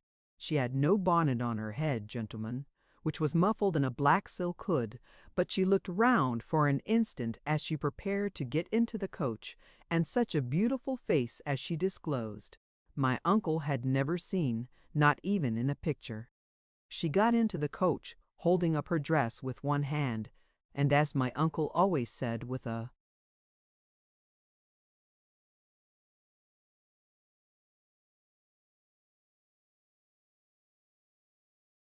round oath, when he told the story, he wouldn't have believed it possible that legs and feet could have been brought to such a state of perfection unless he had seen them with his own eyes.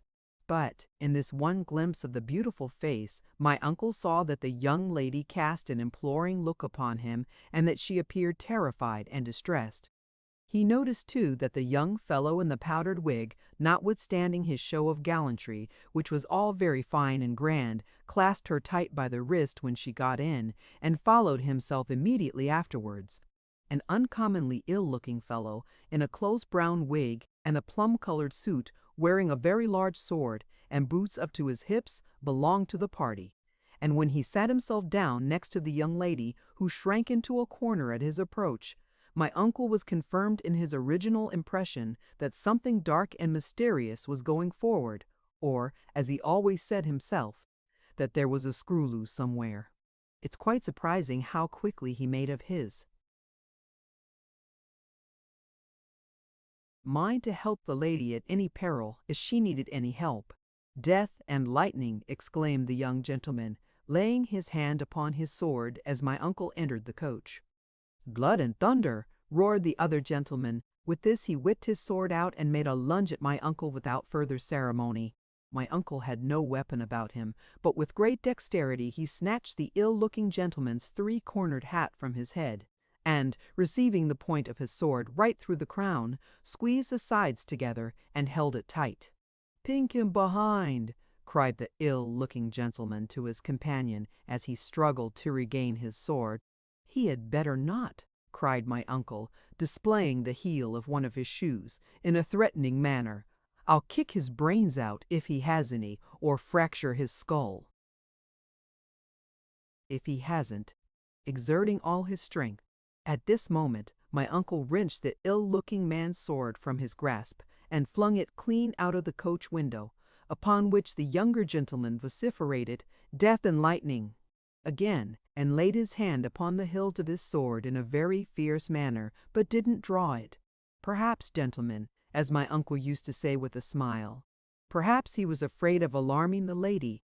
"Now, gentlemen," said my uncle, taking his seat deliberately, "I don't want to have any death, with or without lightning, in a lady's presence, and we have had quite blood and thundering enough for one journey, so, if you please, we'll sit in our places like quiet insides. Here, guard, pick up that gentleman's carving knife." As quickly as my uncle said the words, the guard appeared at the coach window with the gentleman's sword in his hand. He held up his lantern and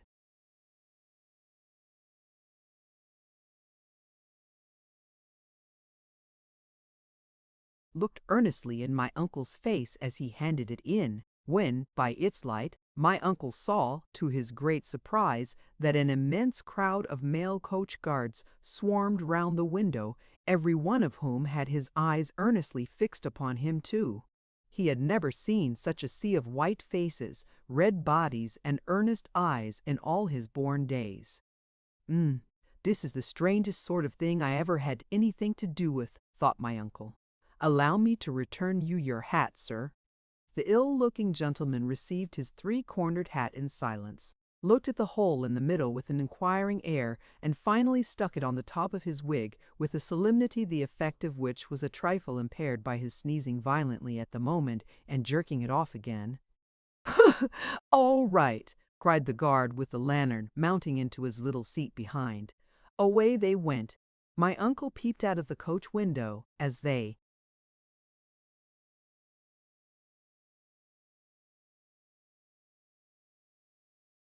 emerged from the yard and observed that the other mails, with coachman, guards, horses, and passengers, complete, were driving round and round in circles at a slow trot of about 5 miles an hour. My uncle burned with indignation, gentlemen. As a commercial man, he felt that the mail bags were not to be trifled with, and he resolved to memorialize the post office on the subject the very instant he reached London. At present, however, his thoughts were occupied with the young lady who sat in the farthest corner of the coach with her face muffled closely in her hood, the gentleman with the sky-blue coat sitting opposite to her, the other man in the plum-colored suit by her side, and both watching her intently. If she so much as rustled the folds of her hood, he could hear the ill-looking man clap his hand upon his sword, and could tell by the other's breathing it was so dark he couldn't see his face that he was looking as big as if he were going to devour her at a mouthful. This roused my uncle more and more, and he resolved, come what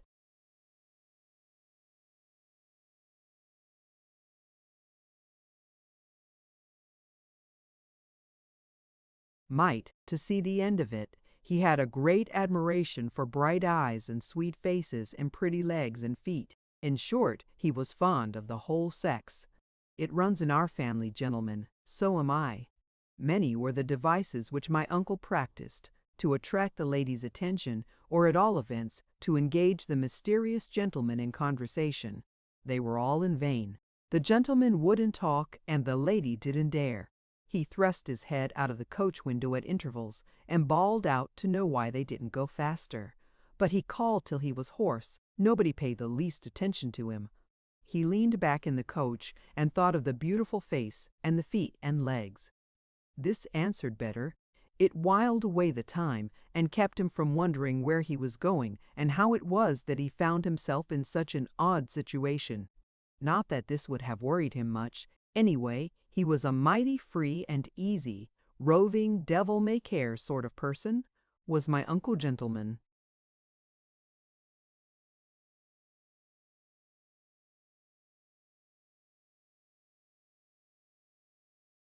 All of a sudden the coach stopped. "Hallo!" said my uncle. "What's in the wind now?" "A light here," said the guard, letting down the steps. "Here!" cried my uncle. "Here," rejoined the guard. "I'll do nothing of the sort," said my uncle. "Very well, then stop where you are," said the guard. "I will," said my uncle. "Do," said the guard. The passengers had regarded this colloquy with great attention, and finding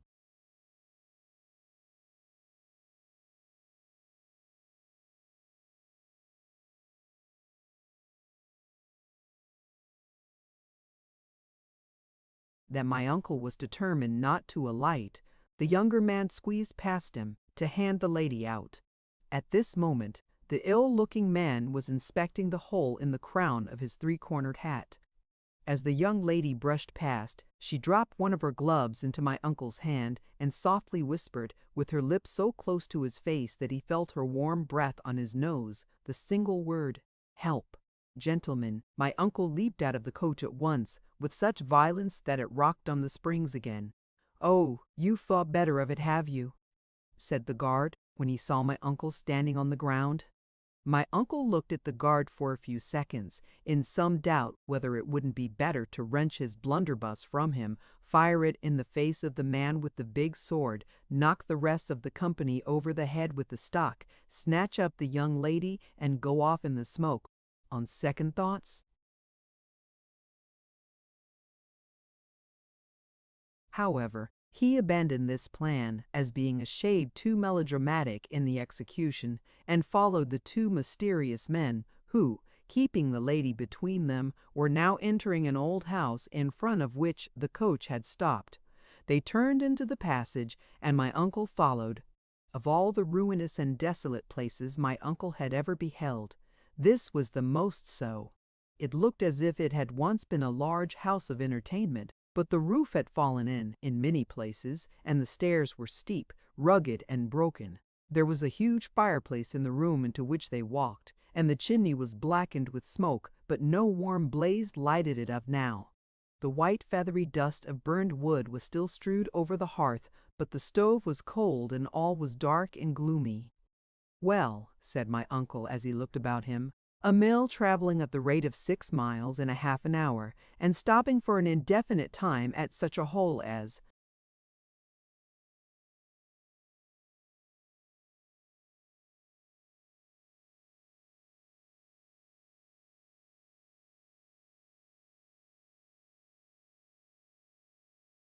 "This is rather an irregular sort of proceeding, I fancy. This shall be made known. I'll write to the papers." My uncle said this in a pretty loud voice, and in an open, unreserved sort of manner, with the view of engaging the two strangers in conversation if he could. But neither of them took any more notice of him than whispering to each other and scowling at him as they did so. The lady was at the farther end of the room, and once she ventured to wave her hand, as if beseeching my uncle's assistance. At length the two strangers advanced a little, and the conversation began in earnest. "You don't know this is a private room, I suppose, fellow?" said the gentleman in sky blue. "No, I do not, fellow," rejoined my uncle. "Only if this is a private room."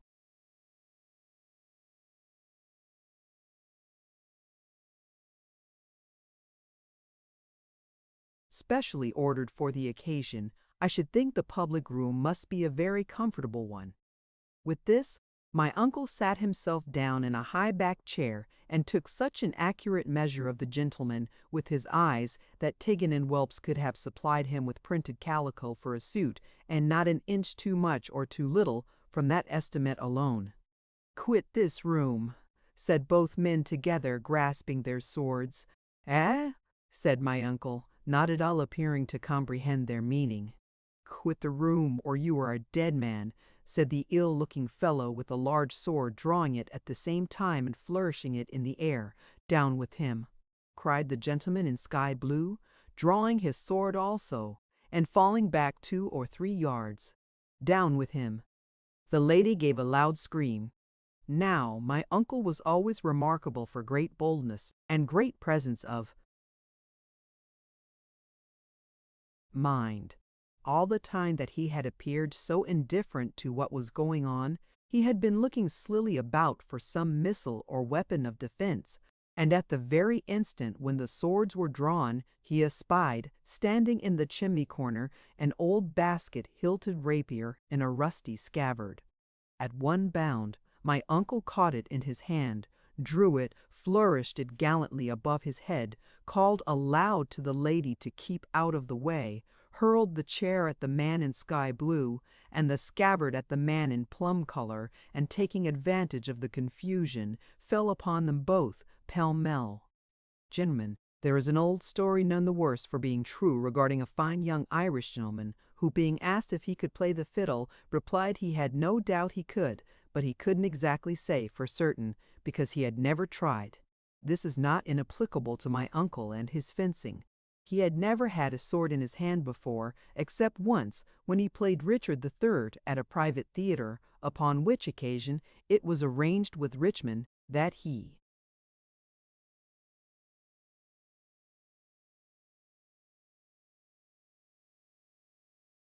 was to be run through from behind without showing fight at all.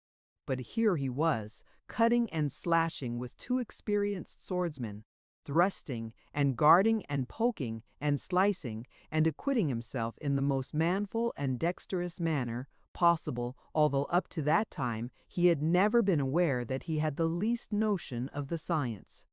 It only shows how true the old saying is, that a man never knows what he can do till he tries, gentlemen.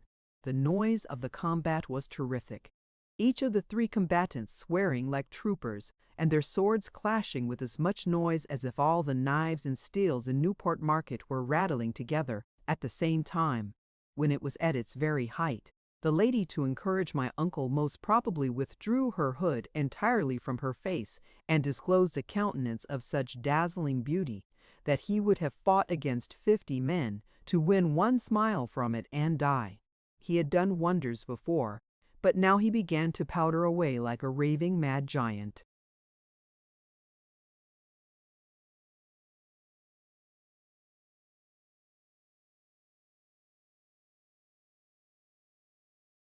At this very moment the gentleman in sky blue, turning round and seeing the young lady with her face uncovered, vented an exclamation of rage and jealousy, and, turning his weapon against her beautiful bosom, pointed a thrust at her heart, which caused my uncle to utter a cry of apprehension that made the building ring. The lady stepped lightly aside, and snatching the young man's sword from his hand, before he had recovered his balance, drove him to the wall, and running it through him, and the paneling, up to the very hilt, pinned him there, hard and fast. It was a splendid example. My uncle, with a loud shout of triumph, and a strength that was irresistible, made his adversary retreat in the same direction, and plunging the old rapier into the very center of a large red flower in the pattern of his waistcoat, nailed him beside his friend. There they both stood, gentlemen, jerking their arms and legs about in agony, like the toy shop figures that are moved by a piece of packthread. My uncle always said afterwards that this was one of the surest means he knew of for disposing of an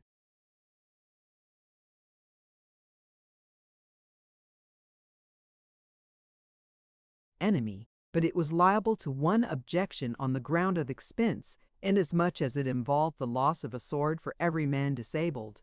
"The mail! The mail!" cried the lady, running up to my uncle and throwing her beautiful arms round his neck. "We may yet escape." "May!" cried my uncle. "Why, my dear? There's nobody else to kill, is there?" My uncle was rather disappointed, gentlemen, for he thought a little quiet bit of love-making would be agreeable after the slaughtering, if it were only to change the subject. "I have not an instant to lose here," said the young lady. He, pointing to the young gentleman in sky blue, is the only son of the powerful Marquis of Philateville.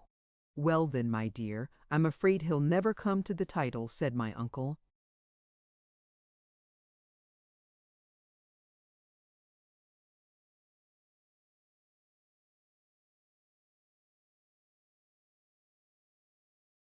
Looking coolly at the young gentleman as he stood fixed up against the wall, in the cockchafer fashion that I have described.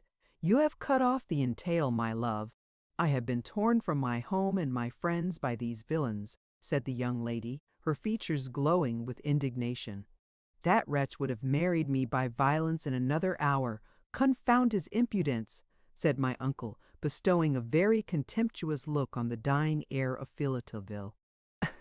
"As you may guess from what you have seen," said the young lady, "the party were prepared to murder me if I appealed to anyone for assistance. If their accomplices find us here, we are lost. 2 minutes hence may be too late. The mail." With these words, overpowered by her feelings, and the exertion of sticking the young Marquess of Philateville, she sank into my uncle's arms. My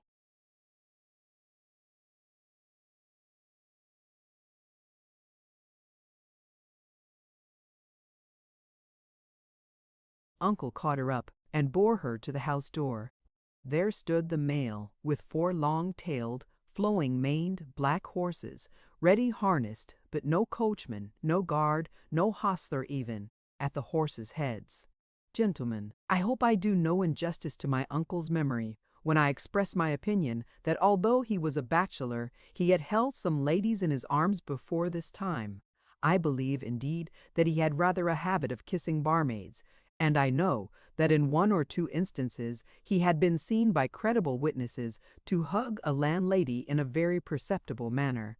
I mention the circumstance to show what a very uncommon sort of person this beautiful young lady must have been, to have affected my uncle in the way she did. He used to say that as her long dark hair trailed over his arm, and her beautiful dark eyes fixed themselves upon his face when she recovered, he felt so strange and nervous that his legs trembled beneath him. But who can look in a sweet, soft pair of dark eyes without feeling queer? I can't, gentlemen. I am afraid to look at some eyes I know, and that's the truth of it. You will never leave me, murmured the young lady. Never, said my uncle. And he meant it too. My dear preserver, exclaimed the young lady. My dear, kind, brave preserver. Don't, said my uncle, interrupting her. Why? Inquired the young lady. Because your mouth looks so beautiful when you speak, rejoined my uncle, that I'm afraid I shall be rude enough to kiss it.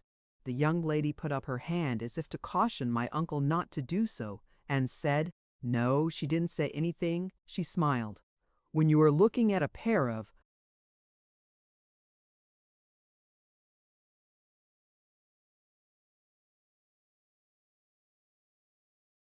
the most delicious lips in the world, and see them gently break into a roguish smile if you are very near them, and nobody else by you cannot better testify your admiration of their beautiful form and color than by kissing them at once. My uncle did so, and I honor him for it. Hark!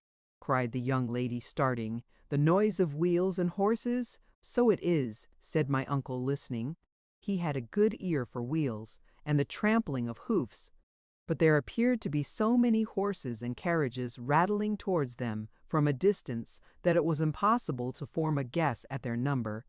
The sound was like that of 50 brakes, with 6 blood cattle in each. We are pursued, cried the young lady, clasping her hands. We are pursued. I have no hope but in you.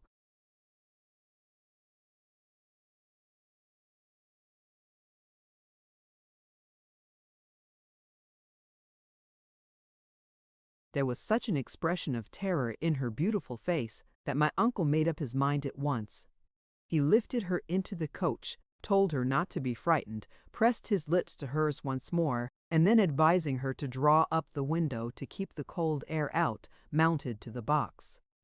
Stay, love, cried the young lady. What's the matter? Said my uncle from the coach box. I want to speak to you, said the young lady. Only a word. Only one word, dearest. Must I get down? Inquired my uncle. The lady made no answer, but she smiled again. Such a smile, gentlemen! It beat the other one all to nothing. My uncle descended from his perch in a twinkling. What is it, my dear? Said my uncle, looking in at the coach window. The lady happened to bend forward at the same time, and my uncle thought she looked more beautiful than she had done yet. He was very close to her just then, gentlemen, so he really ought to know. What is it, my dear? Said my uncle. Will you never love anyone but me, never marry anyone beside? Said the young lady. My uncle swore a great oath that he never would marry anybody else, and the young lady drew in her head and pulled up the window. He jumped upon the box, squared his elbows, adjusted the ribands, seized the whip which lay on the roof, gave one flick to the off-leader, and away went the 4 long-tailed, flowing-maned black horses, at 15 good English miles an hour, with the old mail coach behind them. Whew! How they tore along! The noise behind grew louder. The faster the old mail went, the faster came the pursuers. Men, horses, daubs were leagued in the pursuit. The noise was frightful, but, above all, rose the voice of the young lady, urging my uncle on, and shrieking, "Faster, faster!" They whirled past the dark trees as feathers would be swept before a hurricane. Houses, gates, churches, haystacks, objects of every kind they shot by, with a velocity and noise like roaring waters suddenly let loose. But still the noise of pursuit grew louder, and still my uncle could hear the young lady wildly screaming, "Faster, faster!" My uncle plied whip and rein, and the horses flew onward till they were white with foam. and yet the noise behind increased. And yet the young lady cried, "Faster, faster!" My uncle gave a loud stamp on the boot in the energy of the moment, and found that it was grey morning, and he was sitting in the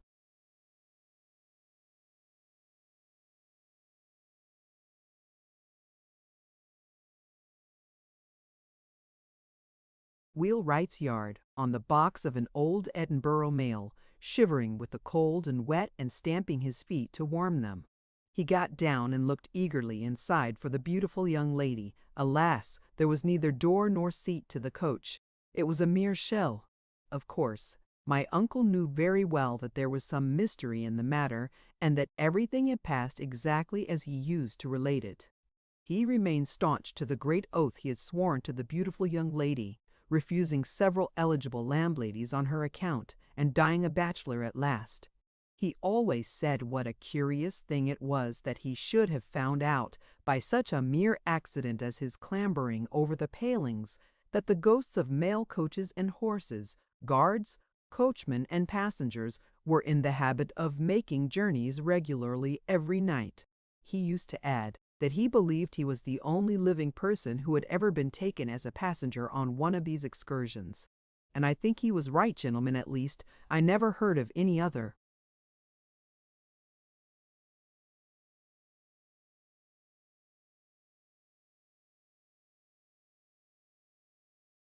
"I wonder what these ghosts of mail coaches carry in their bags," said the landlord, who had listened to the whole story with profound attention. "The dead letters, of course," said the bagman. "Oh, ah, to be sure," rejoined the landlord. "I never thought of that."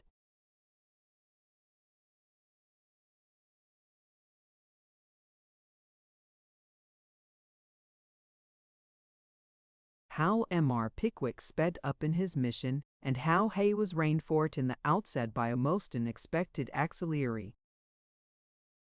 The horses were put to punctually at 9:15 next morning, and Mr. Pickwick and Sam Weller having each taken his seat, the one inside and the other out, the postilion was duly directed to repair in the first instance to Mr. Bob Sawyer's house for the purpose of taking up Mr. Benjamin Allen.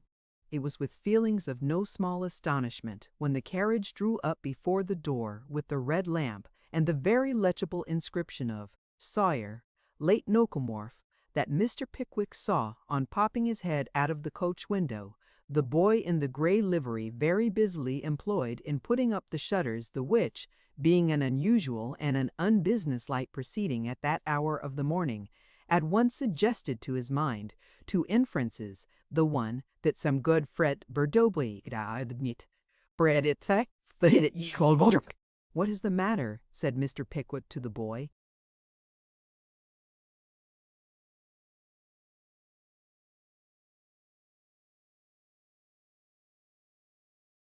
"Nothing's the matter, sir," replied the boy, expanding his mouth to the whole breadth of his countenance. All right," cried Bob Sawyer, suddenly appearing at the door, with a small leather knapsack, limp and dirty, in one hand, and a rough coat and shawl thrown over the other arm. "I'm going, old fellow." "You!" exclaimed Mr. Pickwick. "Yes," replied Bob Sawyer, "and a regular expedition we'll make of it. Here, Sam, look out!" Thus briefly bespeaking Mr. Weller's attention, Mr. Bob Sawyer jerked the leather knapsack into the dickey, where it was immediately stowed away under the seat by Sam, who regarded the proceeding with great admiration. This done, Mr. Bob Sawyer, with the assistance of the boy, forcibly worked himself into the rough coat, which was a few sizes too small for him, and then advancing to the coach window, thrust in his head and laughed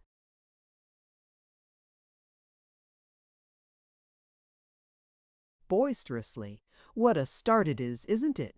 cried Bob, wiping the tears out of his eyes with one of the cuffs of the rough coat. "My dear sir," said Mr. Pickwick with some embarrassment, "I had no idea of your accompanying us." "No, that's just the very thing," replied Bob, seizing Mr. Pickwick by the lapel of his coat. "That's the joke." "Oh, that's the joke, is it?" said Mr. Pickwick. "Of course," replied Bob. It's the whole point of the thing, you know that, and leaving the business to take care of itself, as it seems to have made up its mind not to take care of me." With this explanation of the phenomenon of the shutters, Mr. Bob Sawyer pointed to the shop and relapsed into an ecstasy of mirth.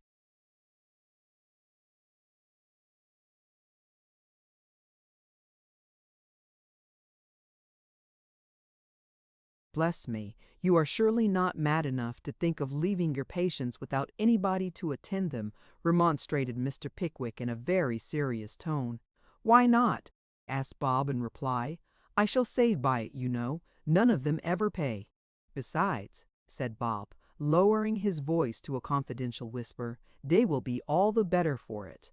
For, being nearly out of drugs, and not able to increase my account just now, I should have been obliged to give them calomel all round, and it would have been certain to have disagreed with some of them.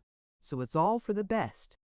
There was a philosophy and a strength of reasoning about this reply which Mr. Pickwick was not prepared for. He paused a few moments and added, less firmly than before, "But this chaise, my young friend, will only hold two, and I am pledged to Mr. Tordy."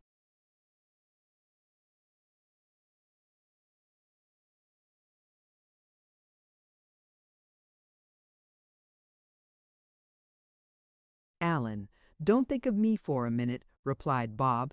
"I've arranged it all. Sam and I will share the dickey between us. Look here. This little bill is to be wafered on the shop door. Sawyer, late Knockamorf. Inquire of Mrs. Cripps over the way. Mrs. Cripps is my boy's mother. Mr. Cripps is my boy's mother. Sawyer's very sorry," says Mrs. Cripps. "Couldn't help it, fetched away early this morning to a consultation of the very first surgeons in the country. Couldn't do without him, would have him at any price. Tremendous operation. The fact is," said Bob, in conclusion, "it'll do me more good than otherwise, I expect. If it gets into one of the local papers, it will be the making of me. Here's Ben. Now then, jump in." With these hurried words, Mr. Bob Sawyer pushed the postboy on one side, jerked his friend into the vehicle, slammed the door, put up the steps, wafered the bill on the street door, locked it, put the key in his pocket, jumped into the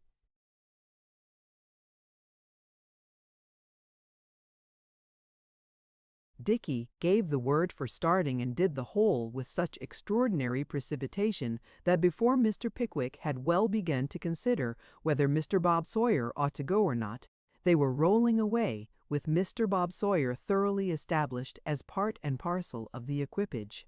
So long as their progress was confined to the streets of Bristol, the facetious Bob kept his professional green spectacles on, and conducted himself with becoming steadiness and gravity of demeanor, merely giving utterance to divers verbal witticisms for the exclusive beaufort and entertainment of Mr. Samuel Weller. But when they emerged on the open road, he threw off his green spectacles and his gravity together, and performed a great variety of practical jokes which were calculated to attract the attention of the passers-by, and to render the carriage and those it contained objects of more than ordinary curiosity. The least conspicuous among these feats being a most vociferous imitation of a key bugle, and the ostentatious display of a crimson silk pocket-handkerchief attached to a walking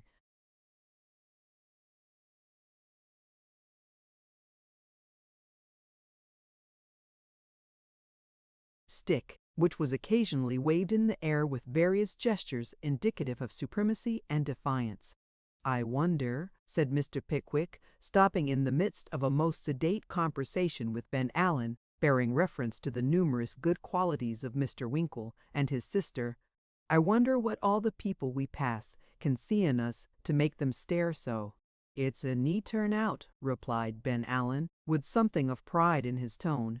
"They're not used to see this sort of thing every day, I dare say." "Possibly," replied Mr. Pickwick. "It may be so. Perhaps it is."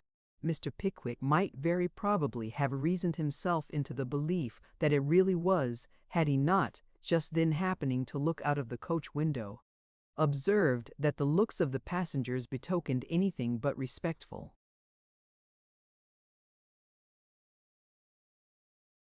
astonishment, and that various telegraphic communications appeared to be passing between them and some persons outside the vehicle, whereupon it occurred to him that these demonstrations might be, in some remote degree, referable to the humorous deportment of Mr. Robert Sawyer. "I hope," said Mr. Pickwick, "that our volatile friend is committing no absurdities in that dickey behind." "Oh dear, no," replied Ben Allen. "Except when he's elevated, Bob's the quietest creature breathing." Here a prolonged imitation of a key bugle broke upon the ear, succeeded by cheers and screams, all of which evidently proceeded from the throat and lungs of the quietest creature breathing, or in plainer designation, of Mr. Bob Sawyer himself.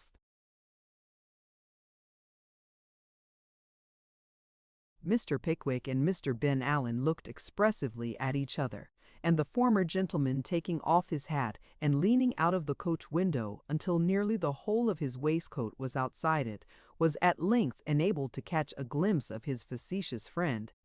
Mr. Bob Sawyer was seated, not in the dickey, but on the roof of the chaise, with his legs as far asunder as they would conveniently go, wearing Mr. Samuel Weller's hat on one side of his head, and bearing in one hand a most enormous sandwich, while in the other he supported a goodly-sized case bottle, to both of which he applied himself with intense relish, varying the monotony of the occupation by an occasional howl, or the interchange of some lively badinage with any passing strenuous. The crimson flag was carefully tied in an erect position to the rail of the dickey, and Mr. Samuel Weller, decorated with Bob Sawyer's hat, was seated in the center thereof, discussing a twin sandwich, with an animated countenance, the expression of which betokened his entire and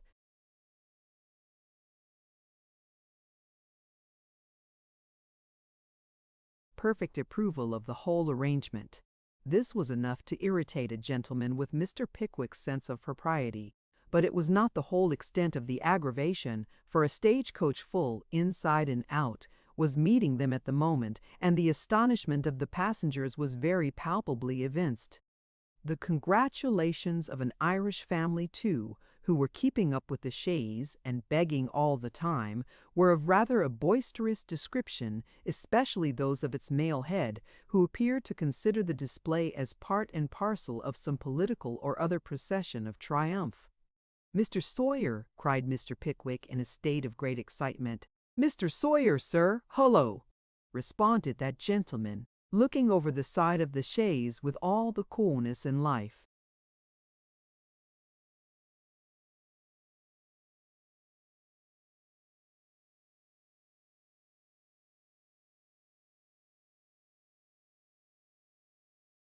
"Are you mad, sir?" demanded Mr. Pickwick. "Not a bit of it," replied Bob.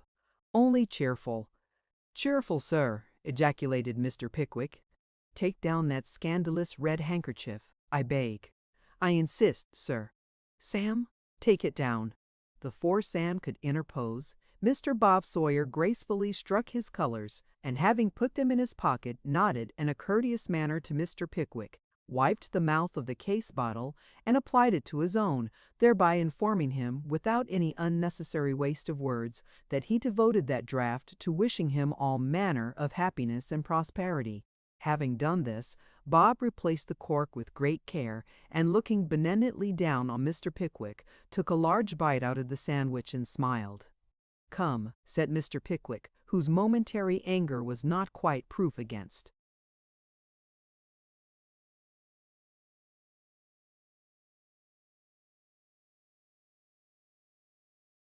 Bob's immovable self-possession. "Pray, let us have no more of this absurdity." "No, no," replied Bob, once more exchanging hats with Mr. Weller. "I didn't mean to do it, only I got so enlivened with the ride that I couldn't help it." "Think of the look of the thing," expostulated Mr. Pickwick. "Have some regard to appearances." "Oh, certainly," said Bob. "It's not the sort of thing at all over, governor." Satisfied with this assurance, Mr. Pickwick once more drew his head into the chaise and pulled up the glass. But he had scarcely resumed the conversation which Mr. Bob Sawyer had interrupted, when he was somewhat startled by the apparition of a small dark body, of an oblong form, on the outside of the window, which gave sundry taps against it, as if impatient of admission.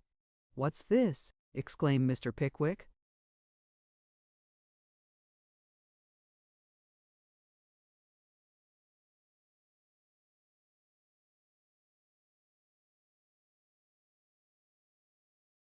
"It looks like a case bottle," remarked Ben Allen, eyeing the object in question through his spectacles with some interest.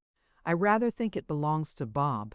The impression was perfectly accurate, for Mr. Bob Sawyer, having attached the case bottle to the end of the walking stick, was battering the window with it in token of his wish that his friends inside would partake of its contents in all good fellowship and harmony. "What's to be done?" said Mr. Pickwick, looking at the bottle. "This proceeding is more absurd than the other." "I think it would be best to take it in," replied Mr. Ben Allen. "It would serve him right to take it in and keep it, wouldn't it?" "It would," said Mr. Pickwick. "Shall I?" "I think it the most proper course we could possibly adopt," replied Ben.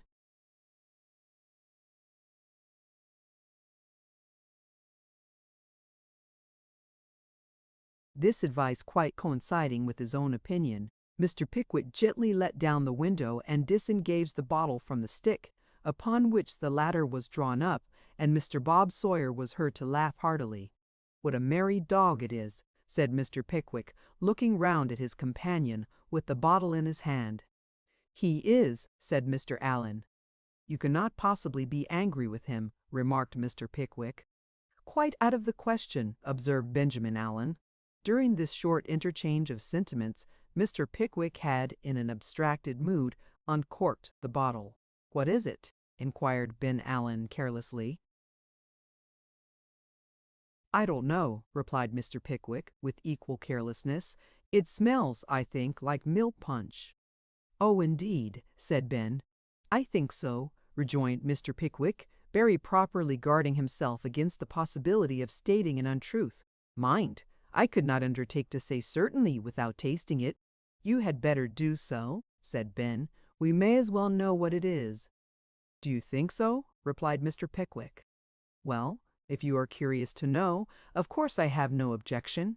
Ever willing to sacrifice his own feelings to the wishes of his friend, Mr. Pickwick at once took a pretty long taste.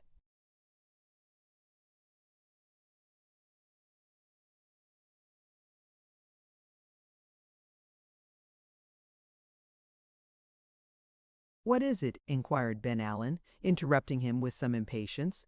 "Curious," said Mr. Pickwick, smacking his lips. "I hardly know now. Now."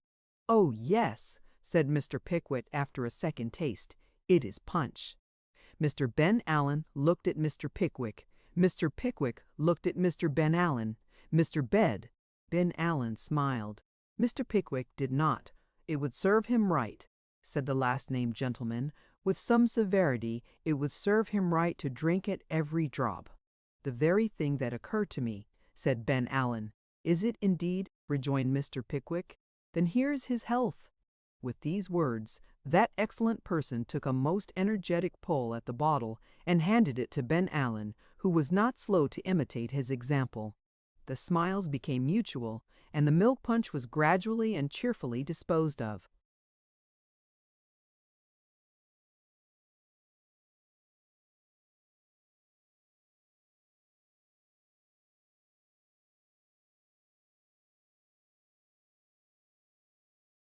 "After all," said Mr. Pickwick as he drained the last drop, "his pranks are really very amusing, very entertaining indeed." "You may say that," rejoined Mr. Ben Allen.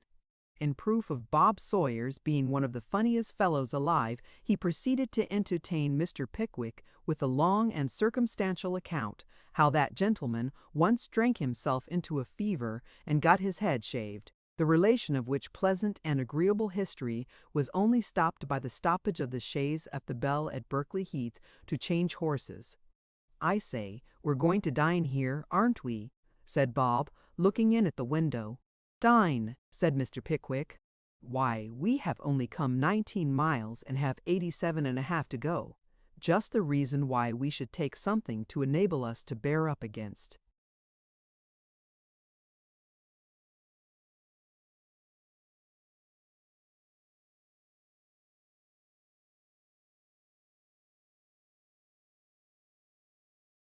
"The fatigue," remonstrated Mr. Bob Sawyer. "Oh, it's quite impossible to dine at 11:30 in the day," replied Mr. Pickwick, looking at his watch. "So it is," rejoined Bob. "Lunch is the very thing. Hollo, you, sir! Lunch for 3, directly, and keep the horses back for a quarter of an hour. Tell them to put everything they have cold on the table, and some bottled ale, and let us taste your very best Madeira." Issuing these orders with monstrous importance and bustle, Mr. Bob Sawyer at once hurried into the house to superintend the arrangements. In less than 5 minutes he returned and declared them to be excellent. The quality of the lunch fully justified the eulogium which Bob had pronounced, and very great justice was done to it, not only by that gentleman, but Mr. Ben Allen and Mr. Pickwick also. Under the auspices of the three, the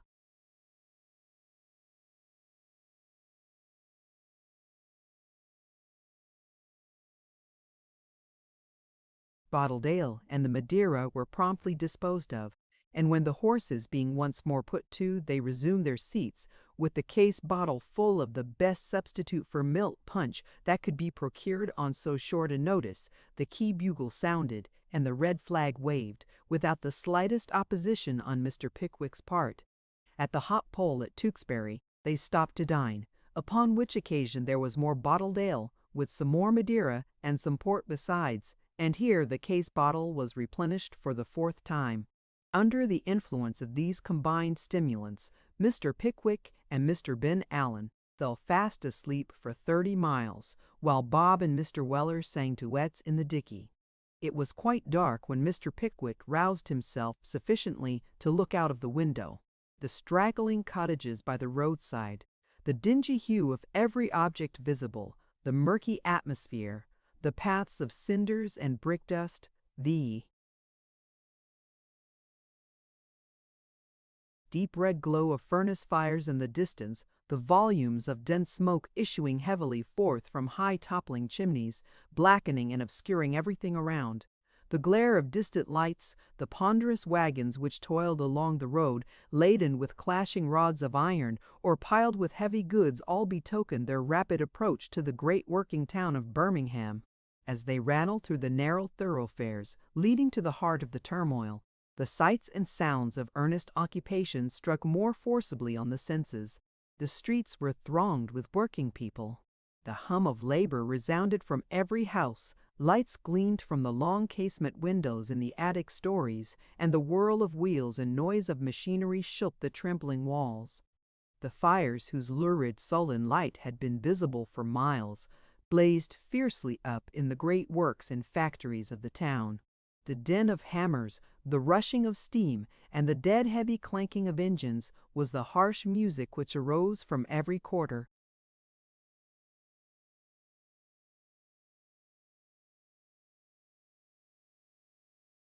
The postboy was driving briskly through the open streets, and past the handsome and well-lighted shops that intervene between the outskirts of the town and the Old Royal Hotel, before Mr. Pickwick had begun to consider the very difficult and delicate nature of the commission which had carried him thither.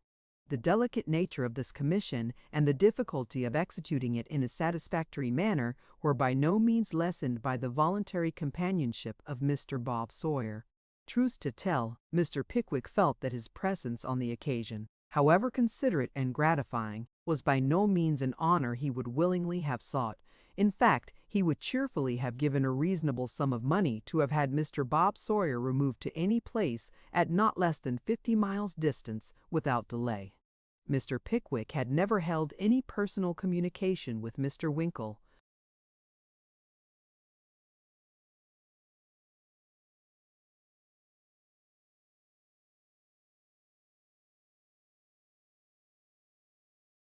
Sr., although he had once or twice corresponded with him by letter and returned satisfactory answers to his inquiries concerning the moral character and behavior of his son, he felt nervously sensible that to wait upon him for the first time, attended by Bob Sawyer and Ben Allen, both slightly fuddled, was not the most ingenious and likely means that could have been hit upon to prepossess him in his favor.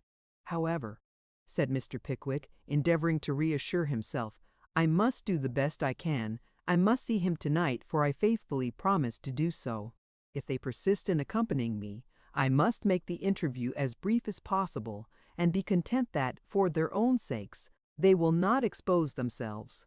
As he comforted himself with these reflections, the chaise stopped at the door of the Old Royal.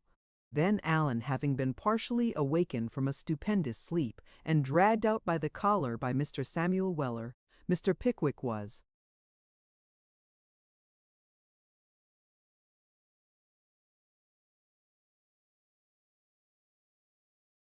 enabled to alight. They were shown to a comfortable apartment, and Mr. Pickwick at once propounded a question to the waiter concerning the whereabout of Mr. Winkle's residence. "Close by, sir," said the waiter. "Not above 500 yards, sir. Mr. Winkle is a wharfinger, sir, at the canal, sir. Private residence is not, oh dear, no, sir, not 500 yards, sir." Here the waiter blew a candle out, and made a feint of lighting it again, in order to afford Mr. Pickwick an opportunity of asking any further questions if he felt so disposed. "Take anything now, sir?" said the waiter, lighting the candle in desperation at Mr. Pickwick's silence. "Tea or coffee, sir? Dinner, sir? Nothing now. Very good, sir. Like to order supper, sir?"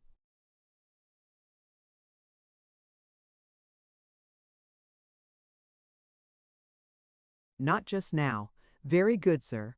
Here he walked slowly to the door, and then stopping short, turned round and said, with great suavity, "Shall I send the chambermaid, gentlemen?" "You may, if you please," replied Mr. Pickwick.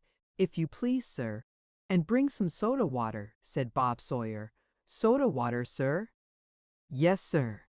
With his mind apparently relieved from an overwhelming weight by having at last got an order for something, the waiter imperceptibly melted away. Waiters never walk or run. They have a peculiar and mysterious power of skimming out of rooms which other mortals possess not.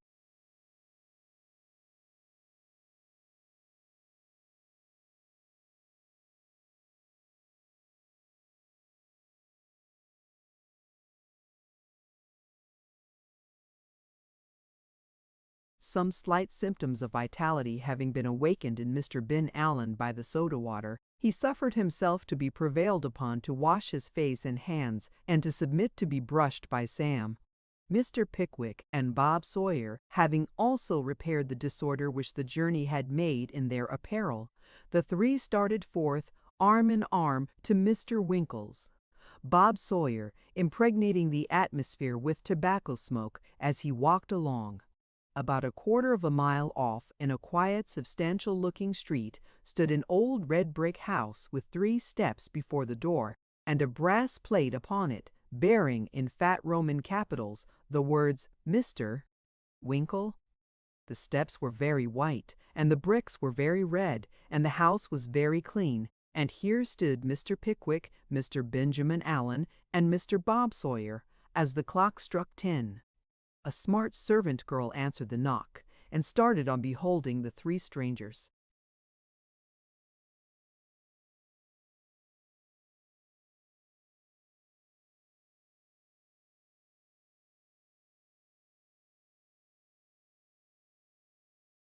"Is Mr. Winkle at home, my dear?"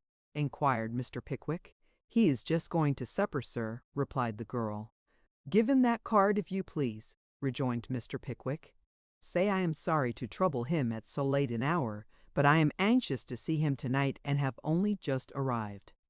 The girl looked timidly at Mr. Bob Sawyer, who was expressing his admiration of her personal charms by a variety of wonderful grimaces, and casting an eye at the hats and greatcoats which hung in the passage, called another girl to mind the door while she went upstairs. The sentinel was speedily relieved, for the girl returned immediately, and begging pardon of the gentleman for leaving them in the street, ushered them into a floor-clothed back parlor, half office and half dressing-room, in which the principal useful and ornamental articles of furniture were a desk, a wash-hand stand and shaving-glass, a boot-rack and boot-jack, a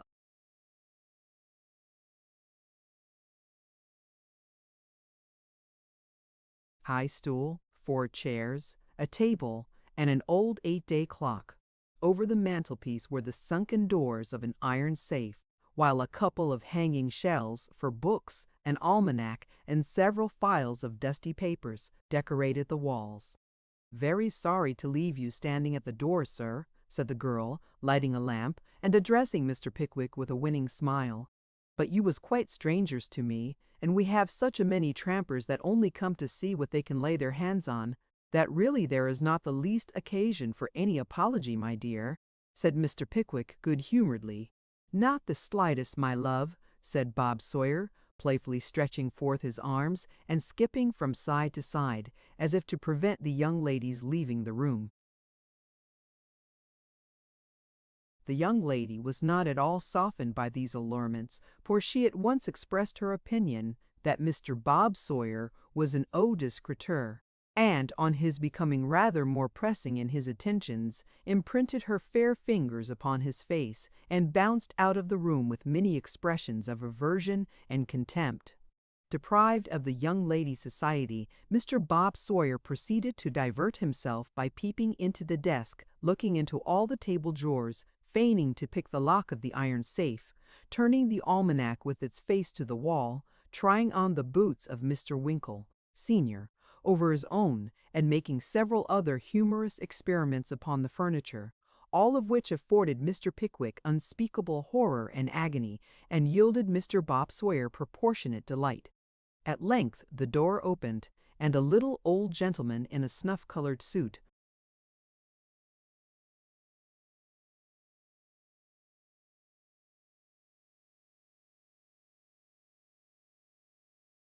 with a head and face the precise counterpart of those belonging to Mr. Winkle, Jr., excepting that he was rather bald, trotted into the room with Mr. Pickwick's card in one hand and a silver candlestick in the other. "Mr. Pickwick, sir, how do you do?" said Winkle the elder, putting down the candlestick and proffering his hand. "Hope I see you well, sir. Glad to see you." "Be seated, Mr. Pickwick, I beg, sir. This gentleman is my friend, Mr. Sawyer," interposed Mr. Pickwick, "your son's friend." "Oh," said Mr. Winkle the elder, looking rather grimly at Bob.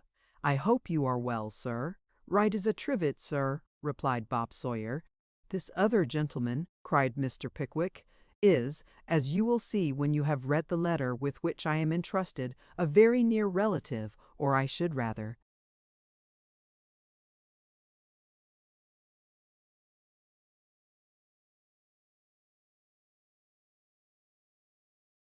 say a very particular friend of your son's. His name is Allen." "That gentleman?" inquired Mr. Winkle, pointing with the card towards Ben Allen, who had fallen asleep in an attitude which left nothing of him visible but his spine and his coat collar. Mr. Pickwick was on the point of replying to the question, and reciting Mr. Benjamin Allen's name and honorable distinctions at full length, when the sprightly Mr. Bob Sawyer, with the view of rousing his friend to a sense of his situation, inflicted a startling pinch upon the fleshly part of his arm, which caused him to jump up with a shriek. Suddenly aware that he was in the presence of a stranger, Mr. Ben Allen advanced, and shaking Mr. Winkle most affectionately by both hands for about 5 minutes, murmured in some half-intelligible fragments of sentences the great delight he felt in seeing him, and a hospitable inquiry whether he felt disposed to take anything after his walk, or would prefer waiting till dinner time, which done, he sat down and gazed about him with a petrified stare, as if he had not the remotest idea where he was, which indeed he had not. All this was most embarrassing to Mr. Pickwick, the more especially as Mr. Winkle, Sr., evinced palpable astonishment at the eccentric, not to say extraordinary behavior of his two companions. To bring the matter to an issue at once, he drew a letter from his pocket, and presenting it to Mr. Winkle, Sr., said, "This letter, sir, is from your son. You will see by its contents that on your favorable and fatherly consideration of it depend his future happiness and welfare. Will you oblige me by giving it the calmest and coolest perusal, and by discussing the subject afterwards with me in the tone and spirit in which alone it ought to be discussed? You may judge of the importance of your decision to your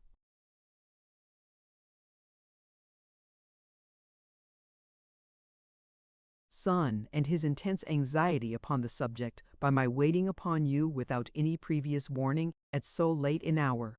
And," added Mr. Pickwick, glancing slightly at his two companions, "and under such unfavorable circumstances." With this prelude, Mr. Pickwick placed 4 closely written sides of extra superfine wire-wove penitence in the hands of the astounded Mr. Winkle, Sr. Then, reseating himself in his chair, he watched his looks and manner, anxiously it is true, but with the open front of a gentleman who feels he has taken no part which he need excuse or palliate. The old wharfinger turned the letter over, looked at the front, back, and sides, made a microscopic examination of the fat little boy on the seal, raised his eyes to Mr. Pickwick's face, and then, seating himself on the high stool and drawing the lamp closer to him, broke the wax, unfolded the epistle, and lifting it to the light, prepared to read.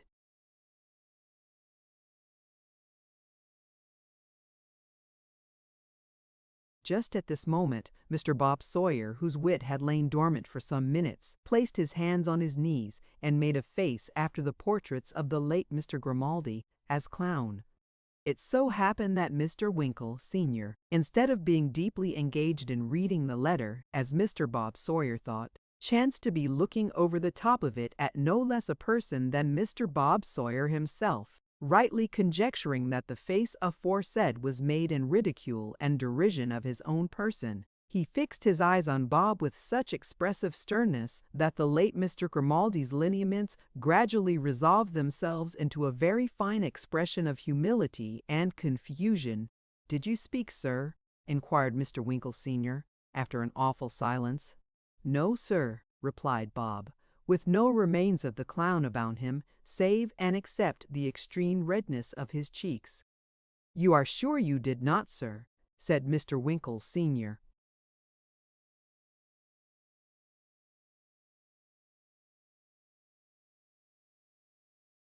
"Oh dear, yes, sir, quite," replied Bob. "I thought you did, sir," replied the old gentleman, with indignant emphasis. "Perhaps you looked at me, sir?" "Oh, no, sir, not at all," replied Bob, with extreme civility. "I am very glad to hear it, sir," said Mr. Winkle, Sr. Having frowned upon the abashed Bob with great magnificence, the old gentleman again brought the letter to the light and began to read it seriously.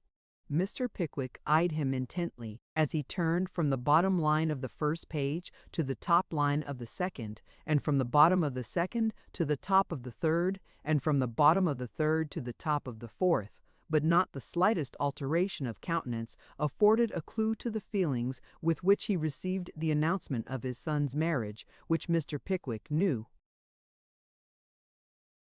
was in the very first half-dozen lines. He read the letter to the last word, folded it again with all the carefulness and precision of a man of business, and, just when Mr. Pickwick expected some great outbreak of feeling, dipped a pen in the inkstand and said, as quietly as if he were speaking on the most ordinary counting-house topic, "What is Nathaniel's address, Mr. Pickwick?" "The George and Vulture, at present," replied that gentleman. "George and Vulture. Where is that?" "George Yard, Lombard Street." "In the city?" "Yes."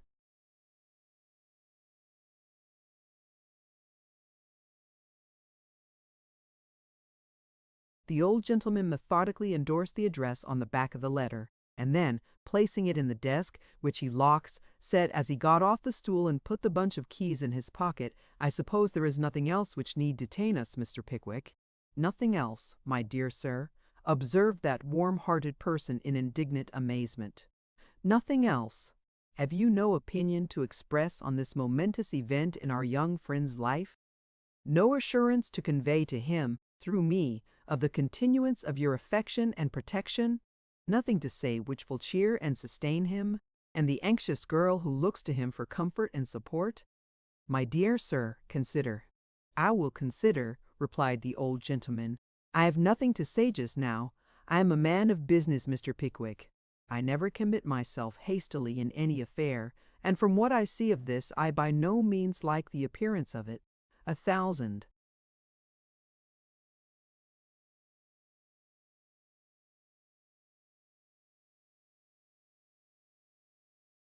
£100 is not much, Mr. Pickwick." "You're very right, sir," interposed Ben Allen, just awake enough to know that he had spent his £1,000 without the smallest difficulty.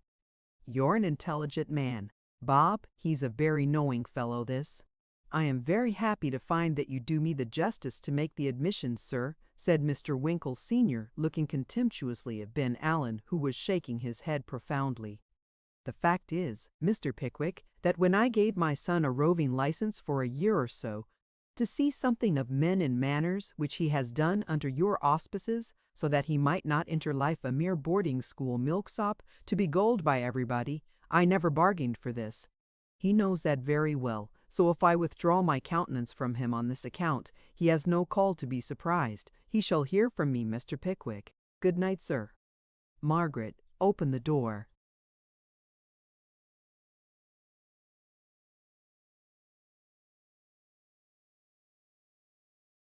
All this time Bob Sawyer had been nudging Mr. Ben Allen to say something on the right side.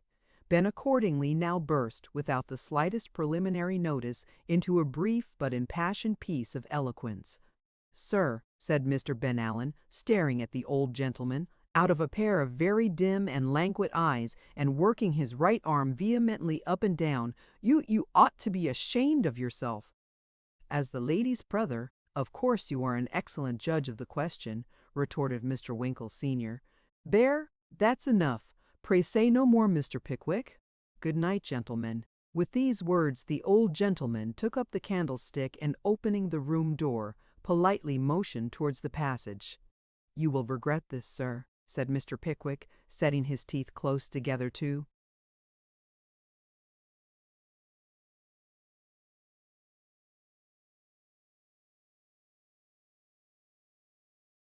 Keep down his collar, for he felt how important the effect might prove to his young friend.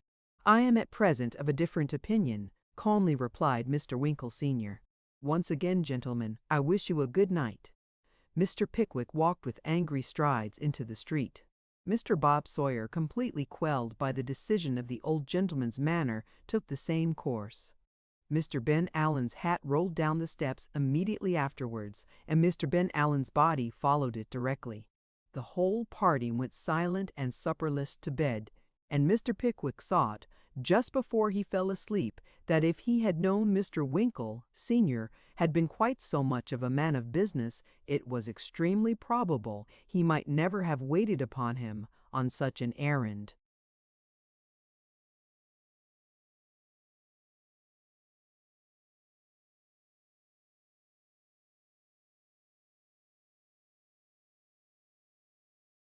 In Switchmar, Pickwick encounters old Alcanters in wold acquaintance, to which fortunate Switchmarstons the reader is mainly undeckly in the ed for matter of thrilling intersteris hout, canterning two great public manatter of thrilling intersteris and set down, conquering two great public a might and power.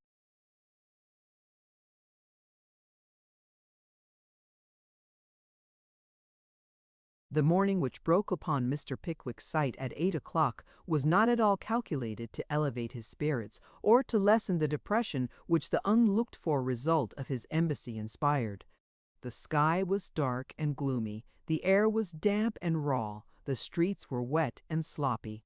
The smoke hung sluggishly above the chimney tops, as if it lacked the courage to rise, and the rain came slowly and doggedly down, as if it had not even the spirit to pour. A gamecock in the stable-yard, deprived of every spark of his accustomed animation, balanced himself dismally on one leg in a corner. A donkey, moping with drooping head under the narrow roof of an outhouse, appeared from his meditative and miserable countenance to be contemplating suicide. In the street, umbrellas were the only things to be seen, and the clicking of pattens and splashing of raindrops were the only sounds to be heard. The breakfast was interrupted by very little conversation.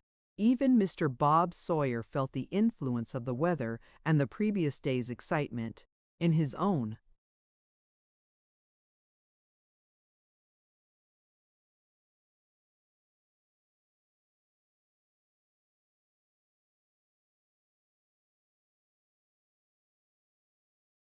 expressive language, he was floored. So was Mr. Ben Allen. So was Mr. Pickwick. In protracted expectation of the weather clearing up, the last evening paper from London was read and reread with an intensity of interest only known in cases of extreme destitution. Every inch of the carpet was walked over with similar perseverance. The windows were looked out of, often enough to justify the imposition of an additional duty upon them. All kinds of topics of conversation were started and failed. And at length Mr. Pickwick, when noon had arrived, without a change for the better, rang the barrage. Although the roads were miry, and the drizzling rain came down harder than it had done yet, and although the mud and wet splashed in at the open windows of the carriage to such an extent that the discomfort was almost as great to the pair of insides as to the pair of outsides, still there was something in the motion, and the sense of being up and doing, which was so infinitely superior to being pent in a dull room, looking at the dull rain dripping into a dull street, that they all agreed, on starting, that the change was a great improvement, and wondered how they could possibly have delayed making it as long as they had done. When they stopped to change at Coventry, the steam ascended from the horses in such clouds as wholly to obscure the hostler, whose voice was however heard to declare from the mist that he expected the first gold medal from the Humane Society on their next distribution of rewards for taking the post-boy's hat off, the water descending from the brim of which the invisible gentleman declared must have drowned him, the post-boy, but for his great presence of mind in tearing it promptly from his head and drying the cancements of wood strip. "This is pleasant," said Bob Sawyer, turning up his coat collar and pulling the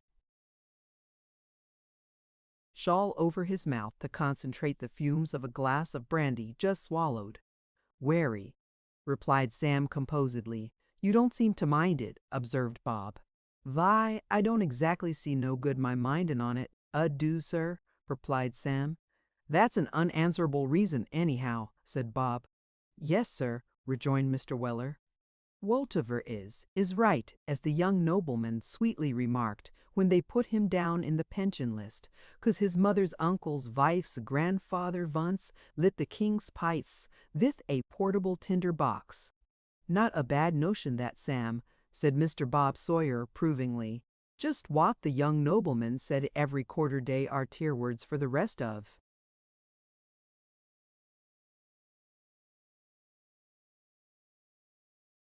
his life," replied Mr. Weller. "Was you ever called in?" enquired Sam, glancing at the driver, after a short silence, and lowering his voice to a mysterious whisper. "Was you ever called in, when you was 'prentice to a sawbones, to wisit a postboy?" "I don't remember that I ever was," replied Bob Sawyer. "You never see a postboy in that 'ere hospital, as you walk as they says o' the ghost, did you?" demanded Sam. "No," replied Bob Sawyer. "I don't think I ever did. Never knowed a churchyard where there was a postboy's tombstone, or see a dead postboy, did you?" inquired Sam, pursuing his catechism. "No," rejoined Bob, "I never did."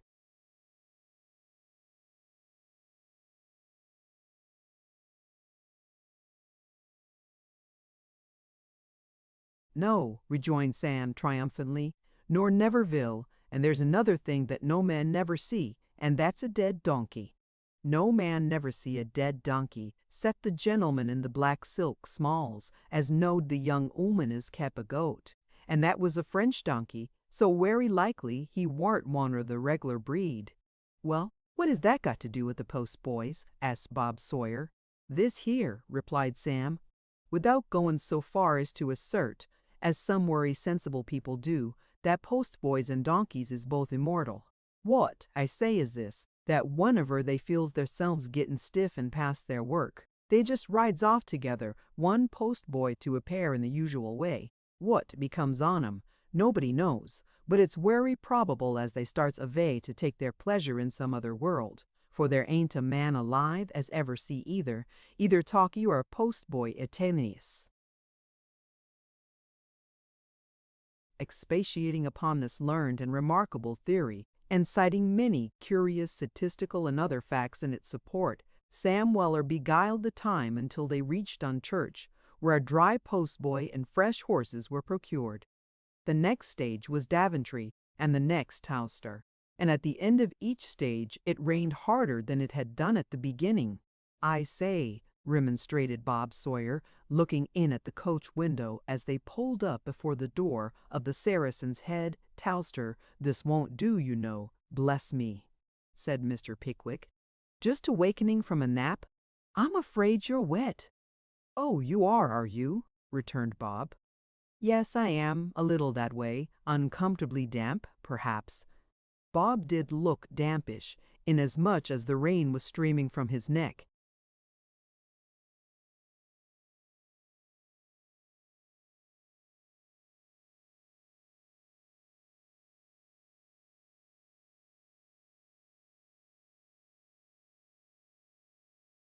Elbows, cuffs, skirts, and knees, and his whole apparel shone so with the wet that it might have been mistaken for a full suit of prepared oilskin. "I am rather wet," said Bob, giving himself a shake and casting a little hydraulic shower around, like a Newfoundland dog just emerged from the water. "I think it's quite impossible to go on tonight," interposed Ben. "Out of the question, sir," remarked Sam Weller, coming to assist in the conference. "It's a cruelty to animals, sir, to ask 'em to do it." "There's beds here, sir," said Sam, addressing his master, "everything clean and comfortable. Werry good little dinner, sir. They can get ready in half an hour, pair of fowls, sir, and a weal cutlet, French beans, tattoos, tart, and tidiness. You'd better stop veer. You are, sir, if I might recommend. Take a wice, sir, as the doctor said." The host of the Saracen's Head opportunely appeared at this moment, too. Confirm Mr. Weller's statement relative to the accommodations of the establishment, and to back his entreaties with a variety of dismal conjectures regarding the state of the roads, the doubt of fresh horses being to be had at the next stage, the dead certainty of its raining all night, the equally mortal certainty of its clearing up in the morning, and other topics of inducement familiar to innkeepers. "Well," said Mr. Pickwick, "but I must send a letter to London by some conveyance, so that it may be delivered the very first thing in the morning, or I must go forwards at all hazards." The landlord smiled his delight. Nothing could be easier than for the gentleman to enclose a letter in a sheet of brown paper and send it on, either by the mail or the night coach, from Birmingham. If the gentleman were particularly anxious to have it left as soon as possible, he might write outside, "To be delivered."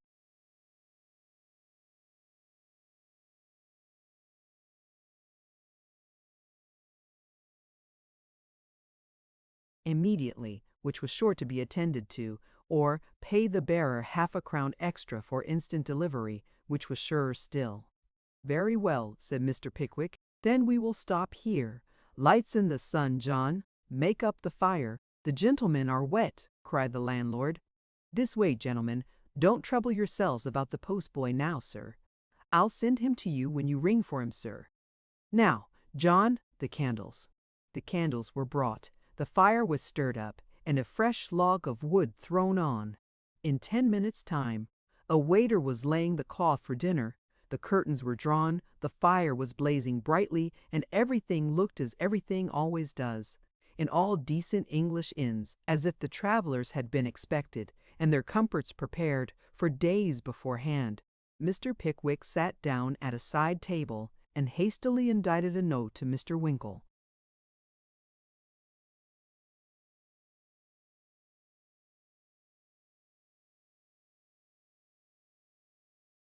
Merely informing him that he was detained by stress of weather, but would certainly be in London next day, until when he deferred any account of his proceedings. This note was hastily made into a parcel, and dispatched to the bar per Mr. Samuel Weller. Sam left it with the landlady, and was returning to pull his master's boots off, after drying himself by the kitchen fire, when, glancing casually through a half-open door, he was arrested by the sight of a gentleman with a sandy head who had a large bundle of newspapers lying on the table before him, and was perusing the leading article of one with a settled sneer, which curled up his nose and all other features into a majestic expression of haughty contempt. "Hullo," said Sam. "I ought to know that 'ere head and them features, the eyeglass too, and the broad-brimmed tile. Eatansville to Vit or I'm a Roman." Sam was taken with a troublesome cough at once for the purpose of attracting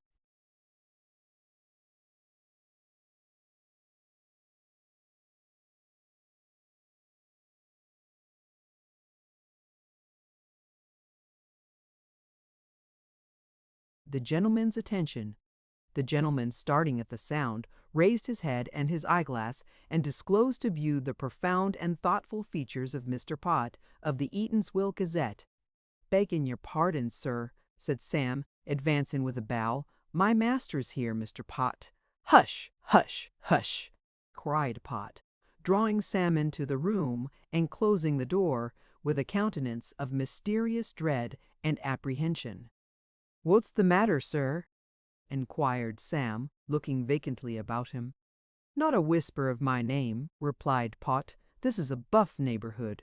If the excited and irritable populace knew I was here, I should be torn to pieces." "No, would you, sir?" inquired Sam.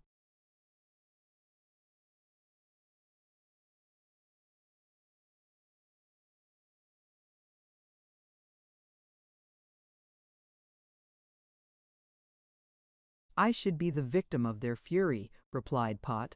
"Now, young man, what of your master?" "He's a-stopping here tonight on his way to town, with a couple of friends," replied Sam. "Is Mr. Winkle one of them?" inquired Pott, with a slight frown. "No, sir. Mr. Winkle stops at home now," rejoined Sam. "He's married." "Married!" exclaimed Pott, with frightful vehemence. He stopped, smiled darkly, and added, in a low, vindictive tone, "It serves him right." Having given vent to this cruel ebullition of deadly malice and cold-blooded triumph over a fallen enemy, Mr. Pott inquired whether Mr. Pickwick's friends were blue. Receiving a most satisfactory answer in the affirmative from Sam, who knew as much about the matter as Pott himself, he consented to accompany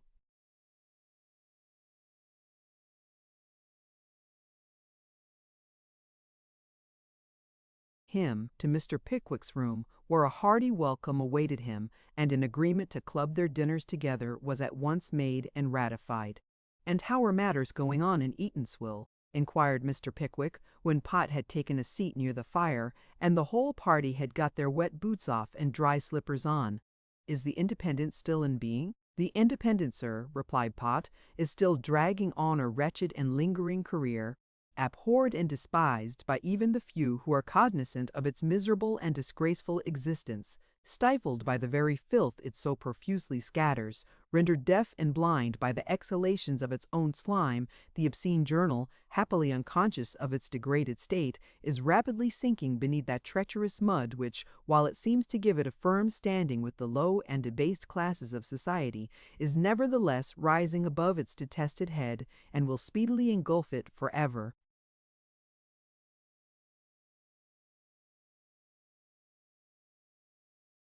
Having delivered this manifesto, which formed a portion of his last week's leader, with vehement articulation, the editor paused to take breath and looked majestically at Bob Sawyer. "You are a young man, sir," said Pott. Mr. Bob Sawyer nodded. "So are you, sir," said Pott, addressing Mr. Ben Allen. Ben admitted the soft impeachment.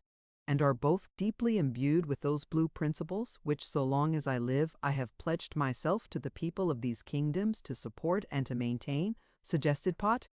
"Why, I don't exactly know about that," replied Bob Sawyer. "I am."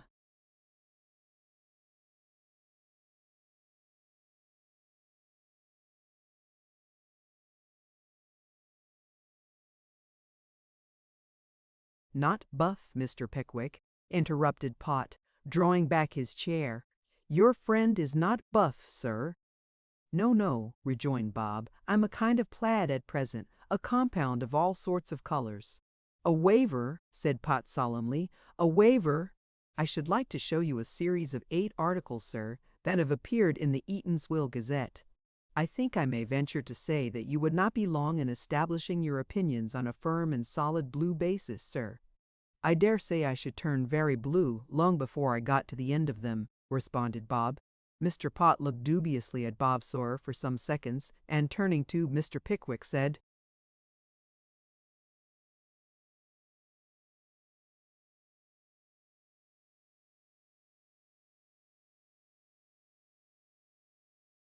"You have seen the literary articles which have appeared at intervals in the Eatanswill Gazette in the course of the last 3 months, and which have excited such general, I may say such universal attention and admiration."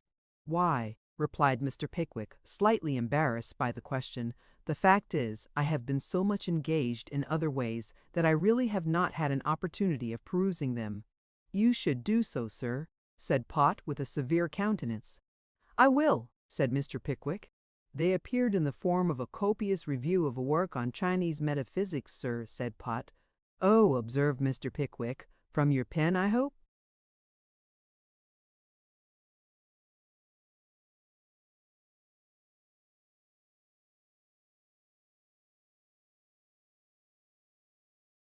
"From the pen of my critic, sir," rejoined Pott with dignity.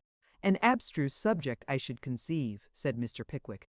"Very, sir," responded Pott, looking intensely sage. He crammed for it. To use a technical but expressive term, he read up for the subject, at my desire, in the Encyclopedia Britannica. "Indeed," said Mr. Pickwick. "I was not aware that that valuable work contained any information respecting Chinese metaphysics." "He read, sir," rejoined Pott, laying his hand on Mr. Pickwick's knee, and looking round with a smile of intellectual superiority. "He read for metaphysics under the letter M, and for China under the letter C, and combined his information, sir." Mr. Pott's features assumed so much additional grandeur at the recollection of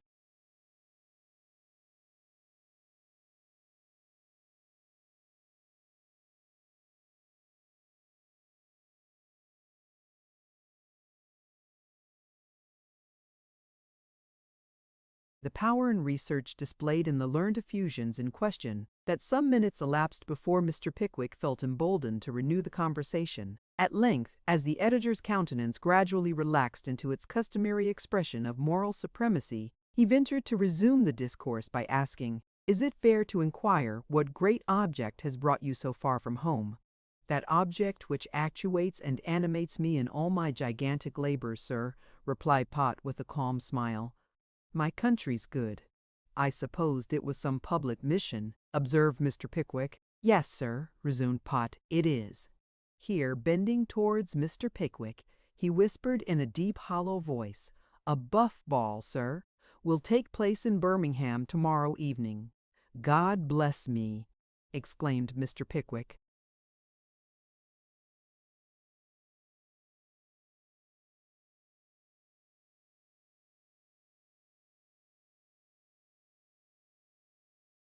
"Yes, sir, and supper," added Pott. "You don't say so!" ejaculated Mr. Pickwick. Pott nodded portentously. Now, although Mr. Pickwick feigned to stand aghast at this disclosure, he was so little versed in local politics that he was unable to form an adequate comprehension of the importance of the dire conspiracy it referred to, observing which, Mr. Pott, drawing forth the last number of the Eatanswill Gazette, and referring to the same, delivered himself of the following paragraph: "Or any barf, worry. A reptile contemporary has recently sweltered forth his black venom in the vain and hopeless attempt of sullying the fair name of our distinguished and excellent representative, the Honorable Mr. Slumkey, that Slumkey whom we,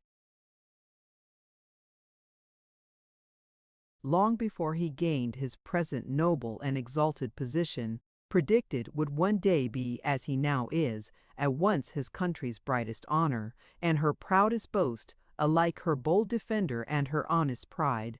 Our reptile contemporary, we say, has made himself merry at the expense of a superbly embossed plated coal scuttle, which has been presented to that glorious man by his enraptured constituents, and towards the purchase of which furtive perchforths why, does not the crawling creature see that even if this be the fact, the Honorable Mr. Slumkey only appears in a still more amiable and radiant light than before, if that be possible? Does not even his obtuseness perceive that this amiable and touching desire to carry out the wishes of the constituent body must forever endear him to the hearts and souls of such of his fellow townsmen as are not worse than swine, or, in other words, who are not as debased as our contemporary himself?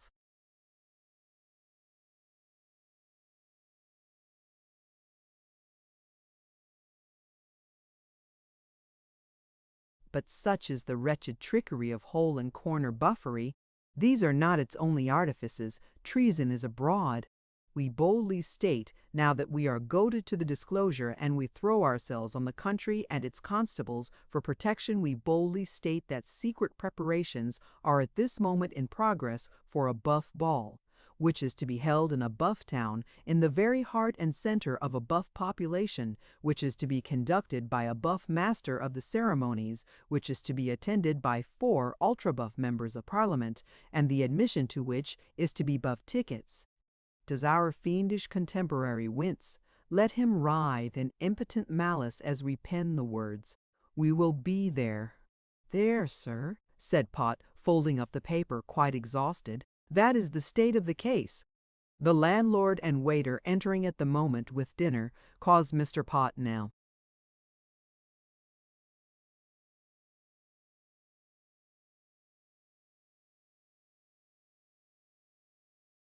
to lay his finger on his lips, in token that he considered his life in Mr. Pickwick's hands and depended on his secrecy. Messrs. Bob Sawyer and Benjamin Allen, who had irreverently fallen asleep during the reading of the quotation from the Eatanswill Gazette and the discussion which followed it, were roused by the mere whispering of the talismanic word dinner in their ears. And to dinner they went with good digestion, waiting on appetite and health on both, and a waiter on all 3. In the course of the dinner and the sitting which succeeded it, Mr. Pott, descending for a few moments to domestic topics, informed Mr. Pickwick that the heir of Eatanswill not agreeing with his lady, she was then engaged in making a tour of different fashionable watering places with a view to the recovery of her wonted health and spirits. This was a delicate veiling of the fact that Mrs. Pott, acting upon her often repeated threat of separation, had, in virtue of an arrangement negotiated by her brother the lieutenant, and concocted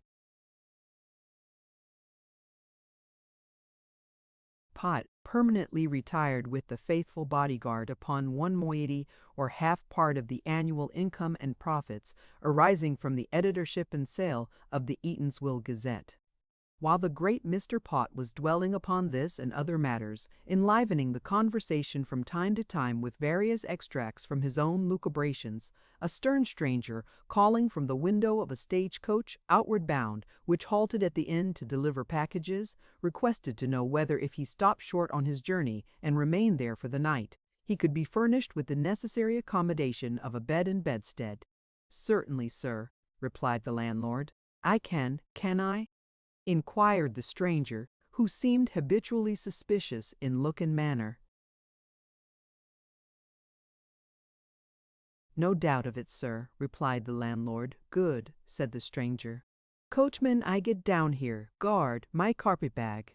Bidding the other passengers good night, in a rather snappish manner, the stranger alighted. He was a shortish gentleman, with very stiff black hair cut in the porcupine or blacking-brush style, and standing stiff and straight all over his head. His aspect was pompous and threatening. His manner was peremptory.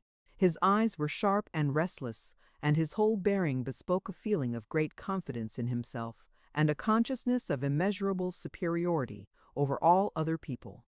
This gentleman was shown into the room originally assigned to the patriotic Mr. Pott, and the waiter remarked, in dumb astonishment at the singular coincidence, that he had no sooner lighted the candles than the gentleman, diving into his hat, drew forth a newspaper and began to read it with the very same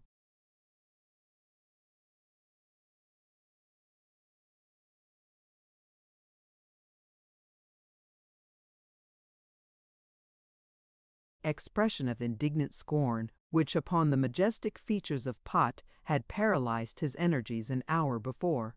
The man observed, too, that, whereas Mr. Pott's scorn had been roused by a newspaper headed the Eatanswill Independent, This gentleman's withering contempt was awakened by a newspaper entitled the Eatanswill Gazette.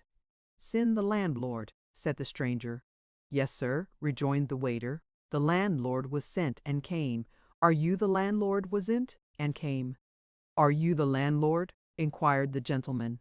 "I am, sir," replied the landlord. "Do you know me?" demanded the gentleman.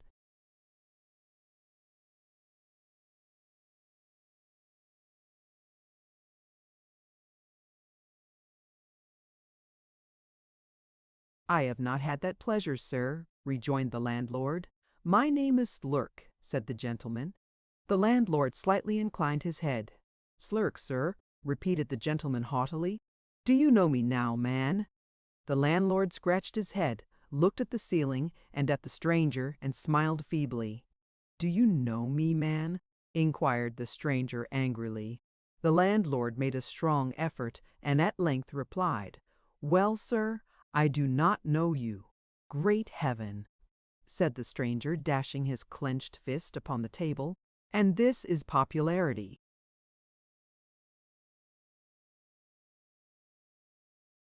The landlord took a step or two towards the door. The stranger, fixing his eyes upon him, resumed. "This," said the stranger, "this is gratitude for years of labor and study in behalf of the masses. I alight wet and weary. No enthusiastic crowds press forward to greet their champion. The church bells are silent. The very name elicits no responsive feeling in their torpid bosoms." "It is enough," said the agitated Mr. Slurk, pacing to and fro, "to curdle the ink in one's pen and induce one to abandon their cause forever." "Did you say brandy and water, sir?" said the landlord, venturing a hint. "Room," said Mr. Slurk, turning fiercely upon him. "Have you got a fire anywhere?" "We can light one directly, sir," said the landlord.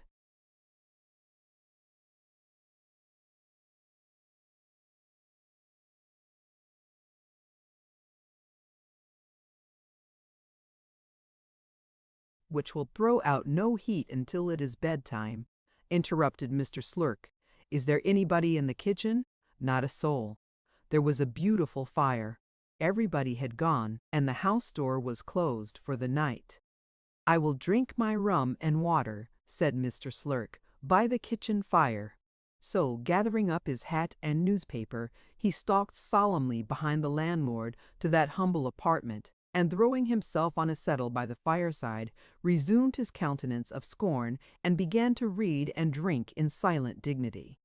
Now, some demon of discord, flying over the Saracen's head at that moment, on casting down his eyes in mere idle curiosity, happened to behold Slurk established comfortably by the kitchen fire, and pot slightly elevated with wine in another room, upon which the malicious demon, darting down into the last-mentioned apartment with inconceivable rapidity, passed at once into the head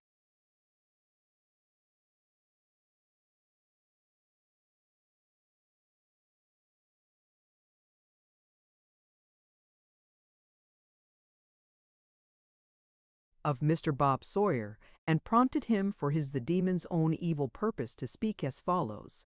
"I say, we've let the fire out. It's uncommonly cold after the rain, isn't it?" "It really is," replied Mr. Pickwick, shivering. "It wouldn't be a bad notion to have a cigar by the kitchen fire, would it?" said Bob Sawyer, still prompted by the demon aforesaid. "It would be particularly comfortable, I think," replied Mr. Pickwick. "Mr. Pott, what do you say?" Mr. Pott yielded a ready assent, and all four travellers, each with his glass in his hand, at once betook themselves to the kitchen, with Sam Weller heading the procession to show them the way.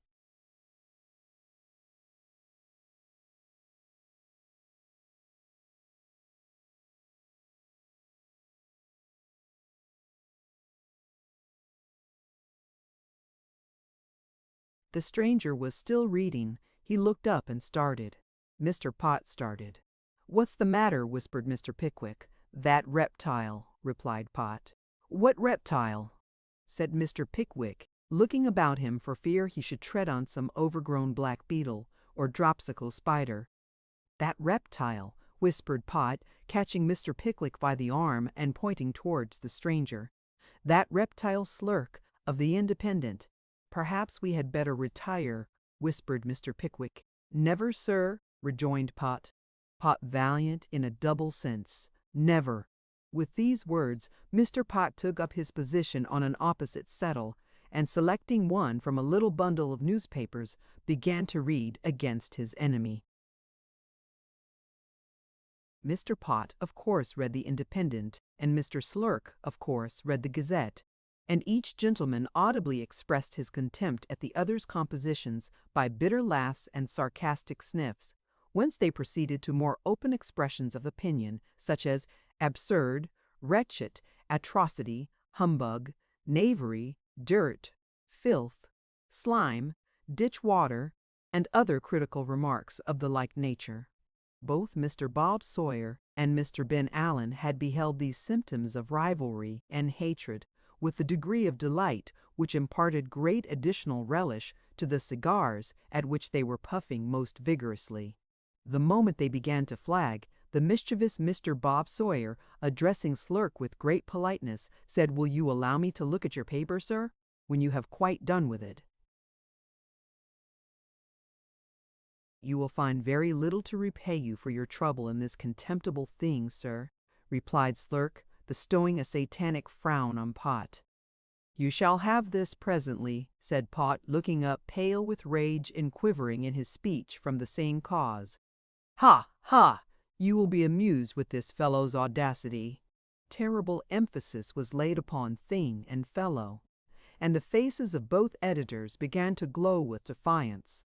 "The ribaldry of this miserable man is despicably disgusting," said Pot, pretending to address Bob Sawyer and scowling upon Slurk. Here Mr. Slurk laughed very heartily, and folding up the paper so as to get at a fresh column conveniently, said that the blockhead really amused him. "What an impudent blunderer this fellow is," said Pot, turning from pink too.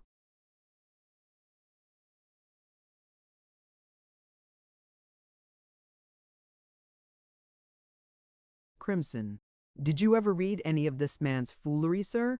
inquired Slurk of Bob Sawyer. "Never," replied Bob. "Is it very bad?" "Oh, shocking, shocking," rejoined Slurk. "Really, dear me, this is too atrocious," exclaimed Pot at this juncture, still feigning to be absorbed in his reading. "If you can wade through a few sentences of malice, meanness, falsehood, perjury, treachery, and cant," said Slurk, handing the paper to Bob, "you will perhaps be somewhat repaid by a laugh at the style of this ungrammatical twaddler." "What's that you said, sir?" inquired Mr. Pot, looking up trembling all over.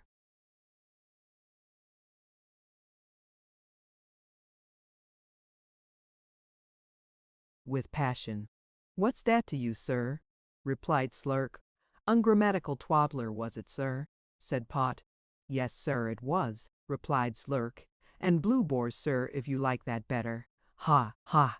Mr. Pot retorted not a word at this jocose insult, but deliberately folded up his copy of the Independent, flattened it carefully down, crushed it beneath his boot, spat upon it with great ceremony, and flung it into the fire. "There, sir," said Pot, retreating from the stove, "and that's the way I would serve the viper who produces it, if I were not, fortunately for him, restrained by the laws of my country."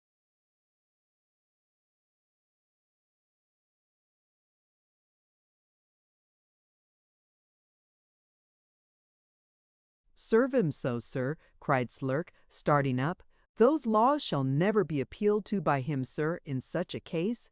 "Serve him so, sir! Here! Here!" said Bob Sawyer. "Nothing can be fairer," observed Mr. Ben Allen. "Serve him so, sir," reiterated Slurk in a loud voice. Mr. Pot darted a look of contempt, which might have withered an anchor. "Serve him so, sir," reiterated Slurk, in a louder voice than before. "I will not, sir," rejoined Pot. "Oh, you won't you, sir?" said Mr. Slurk in a taunting manner. "You hear this, gentleman. He won't. Not that he's afraid. Oh, no, he won't. Ha! ha!"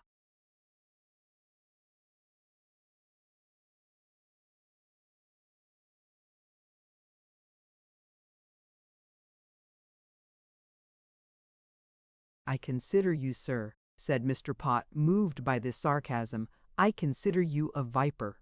I look upon you, sir, as a man who has placed himself beyond the pale of society by his most audacious, disgraceful, and abominable public conduct. I view you, sir, personally and politically, in no other light than as a most unparalleled and unmitigated viper." The indignant Independent did not wait to hear the end of this personal denunciation, for, catching up his carpet-bag, which was well stuffed with movables, he swung it in the air as Pott turned away, and letting it fall with a circular sweep on his head, just at that particular angle of the bag where a good thick hairbrush happened to be packed, caused a sharp crash to be heard throughout the kitchen, and brought him at once to the ground. "Gentlemen," cried Mr. Pickwick as Pott started up and seized the fire shovel, "gentlemen, consider, for heaven's sake, help Sam here, pray." "Gentlemen, interfere, somebody." Uttering these incoherent exclamations, Mr. Pickwick rushed between the infuriated combatants just in time to receive the carpet-bag on one side of his body and the fire shovel on the other. Whether the representatives of the public feeling of Eatanswill were blinded by animosity, or being both acute reasoners saw the advantage of having a third party between them to bear all the blows, certain it is that they paid not the slightest attention to Mr. Pickwick, but defying each other with great spirit, plied the carpet-bag and the fire shovel most fearlessly.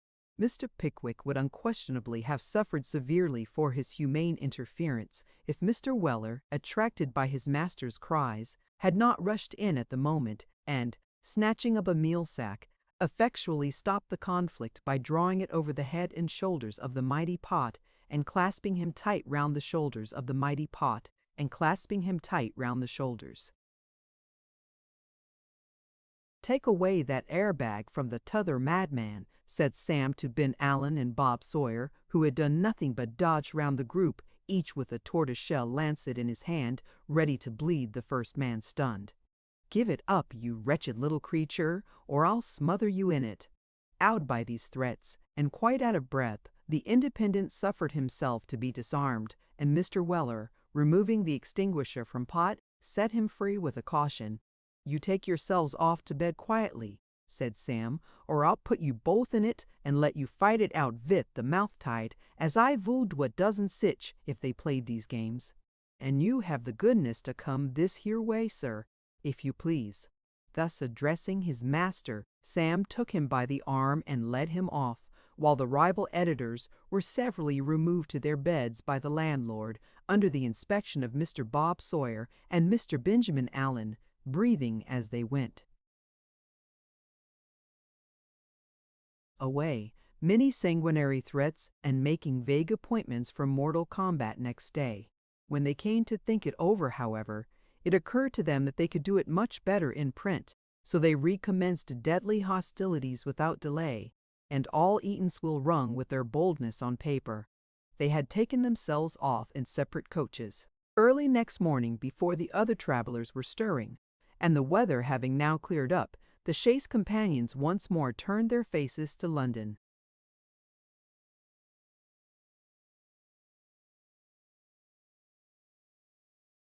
Involving a serious change in the W. Fuller family and the untimely downfall of M.R. Stiggins. Considering it a matter of delicacy to abstain from introducing either Bob Sawyer or Ben Allen to the young couple until they were fully prepared to expect them, and wishing to spare Arabella's feelings as much as possible, Mr. Pickwick proposed that he and Sam should alight in the neighborhood of the George and Vulture, and that the two young men should for the present take up their quarters elsewhere.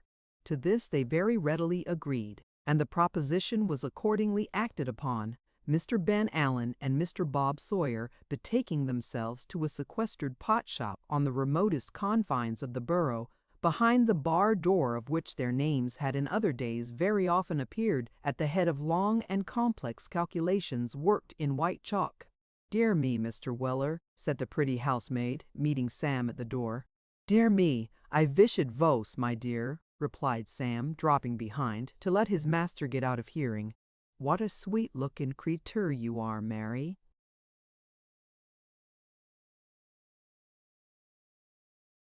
"Lor, Mr. Weller, what nonsense you do talk," said Mary. "Oh, don't, Mr. Weller, don't what, my dear?" said Sam. "Why, that," replied the pretty housemaid. "Lor, do get along with you." Thus admonishing him, the pretty housemaid pushed Sam against the wall, declaring that he had tumbled her cap and put her hair quite out of curl. "And prevented what I was going to say besides," added Mary. "There's a letter been waiting here for you 4 days. You hadn't gone away half an hour when it came. And more than that, it's got immediate on the outside." "Vere is it, my love?" inquired Sam. "I took care of it for you, or I dare say it would have been lost long before this," replied Mary. "There, take it. It's more than you deserve."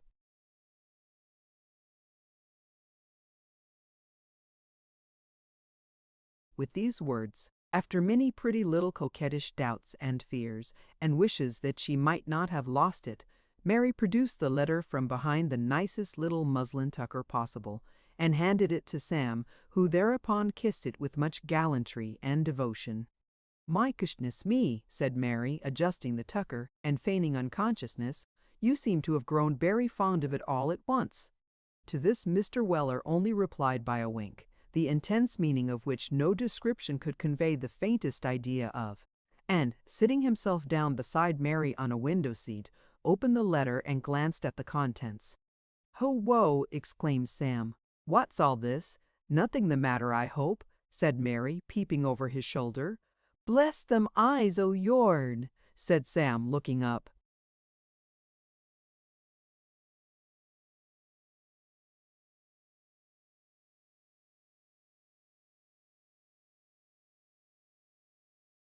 "Never mind my eyes. You had much better read your letter," said the pretty housemaid, and as she said so, she made the eyes twinkle with such slyness and beauty that they were perfectly irresistible.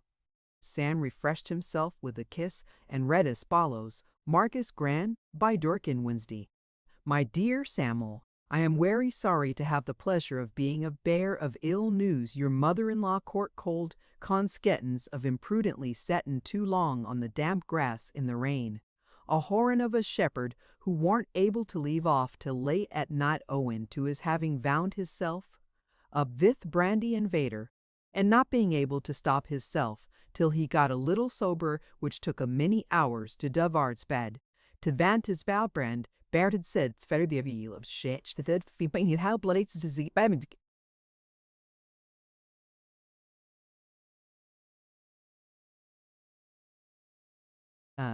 tiny quarter spile and fakit frying to freischen and for the pletheriad and event Jones where I went to boy she took the wrong road and went down the hill vit a worry to see you never see the bike at when we never Trajan and the four of it making the sabim worm in the dunder rum inclin of for put the spokes as it is a bike ever fight at it him to and he can find a cave with hollow. He will have it spelt that ve vich I say android, and as there is such a many things to settle, he is sure your governor won't object. Of course he will not, Sammy, for I knows him better, so he sends his duty, in which I join, and am Samaville infernally, yours Tony Veller.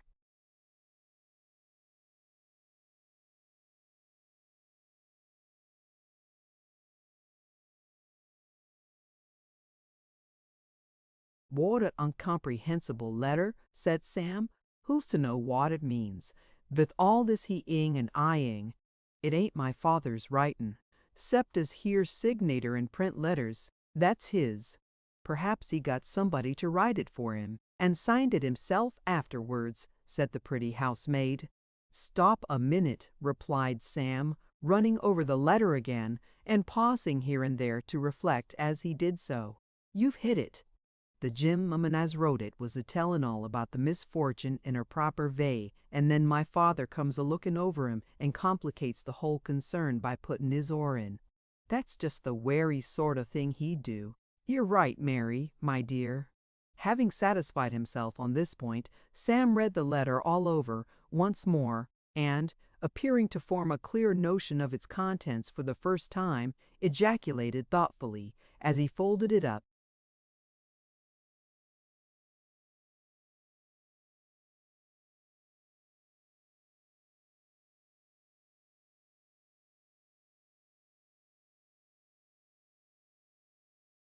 and so the poor creature's dead.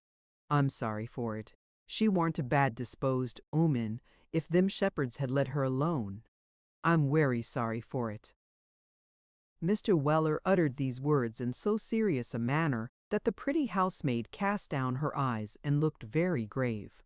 "Hows'ever," said Sam, putting the letter in his pocket with a gentle sigh, "it woes to be in woes, as the old lady said artero she'd married the footman. Can't be helped now, can it, Mary?" Mary shook her head and sighed too. "I must apply to the hemberer for leave of absence," said Sam. Mary sighed again, the letter was so very affecting. "Good-bye," said Sam. "Good-bye," rejoined the pretty housemaid, turning her head away. "Well, shake hands, won't you?" said Sam. The pretty housemaid put out a hand which, although it was a housemaid's, was a very small one, and rose to go. "I shan't be wery long avay," said Sam. "You're always away," said Mary, giving her head the slightest possible toss in the air. "You no sooner come, Mr. Weller, than you go again." Mr. Weller drew the household beauty closer to him, and entered upon a whispering conversation which had not proceeded far when she turned her face round and condescended to look at him again. When they parted, it was somehow or other indispensably necessary for her to go to her room and arrange the cap and curls before she could think of presenting herself to her mistress.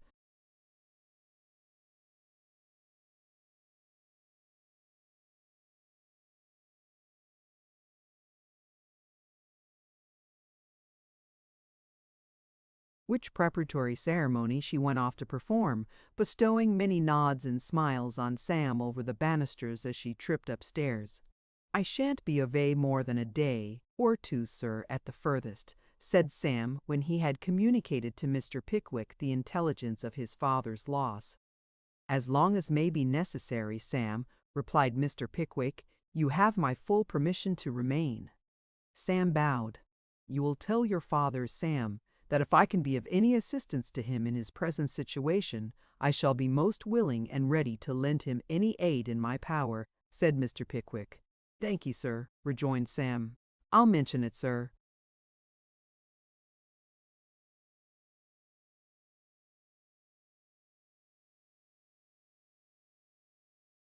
And with some expressions of mutual goodwill and interest, master and man separated. It was just 7 o'clock when Samuel Weller, alighting from the box of a stagecoach which passed through Dorking, stood within a few hundred yards of the Marquis of Granby. It was a cold, dull evening, the little street looked dreary and dismal, and the mahogany countenance of the noble and gallant Marquis seemed to wear a more sad and melancholy expression than it was wont to do, as it swung to and fro, creaking mournfully in the wind. The blinds were pulled down, and the shutters partly closed. Of the knot of loungers that usually collected about the door, not one was to be seen. The place was silent and desolate. Seeing nobody of whom he could ask any preliminary questions, Sam walked softly in, and glancing round, he quickly recognized his parent in the distance.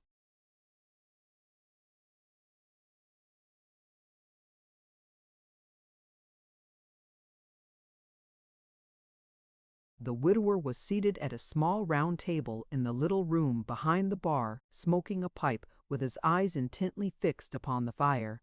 The funeral had evidently taken place that day, for attached to his hat, which he still retained on his head, was a hatband measuring about 1.5 yards in length, which hung over the top rail of the chair and streamed negligently down. Mr. Weller was in a very abstracted and contemplative mood. Notwithstanding that Sam called him by name several times, he still continued to smoke with the same fixed and quiet countenance, and was only roused ultimately by his son's placing the palm of his hand on his shoulder. "Sammy," said Mr. Weller, "you're welcome." "I've been a-callin' to you 1/2 times," said Sam, hanging his hat on a peg, "but you didn't hear me." "No, Sammy," replied Mr. Weller, again looking thoughtfully at the fire. "I was." "In a referee, Sammy." "What about?" inquired Sam, drawing his chair up to the fire.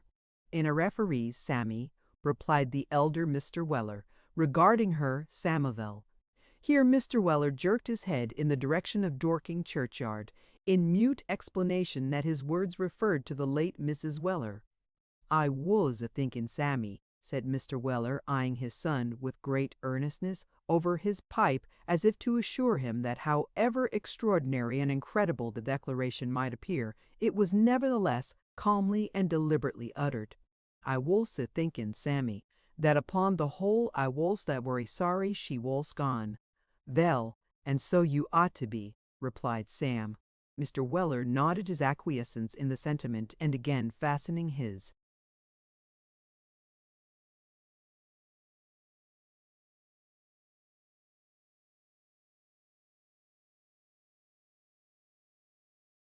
eyes on the fire, shrouded himself in a cloud, and mused deeply. "Those whatever's query sensible observations as she made, Sammy," said Mr. Weller, driving the smoke away with his hand after a long silence. "What observations?" inquired Sam. "Them as she made artery she was took ill," replied the old gentleman. "What was they? Something to this here effect. 'Veller,' she says, 'I'm afeard I've not done by you quite what I ought to have done. You're a werry kind-hearted man, and I might ha' made your home more comfortabler. I begin to see now,' she says, 'ven it's too late, that if a married 'ooman vishes to be religious, she should begin vis discharging her duties at home, and making them as is about her cheerful and happy, and that bile she goes to church, or chapel, or what not at all proper times.'"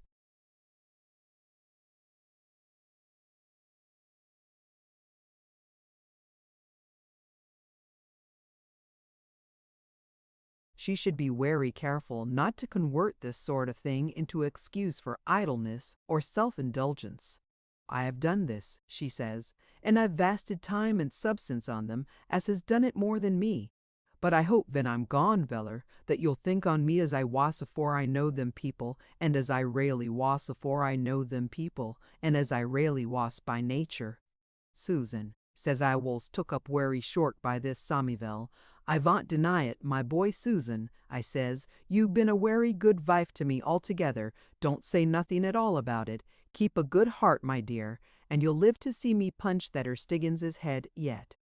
"She smiled at this, Samivel," said the old gentleman, stifling a sigh with his pipe, "but she died arter all." "Vell," said Sam, venturing to offer a little homely consolation, after the lapse of 3 or 4 minutes, consumed by the old gentleman in slowly shaking his head from side to side and solemnly smoking. "Vell, governor, they must all come to it, one day or another."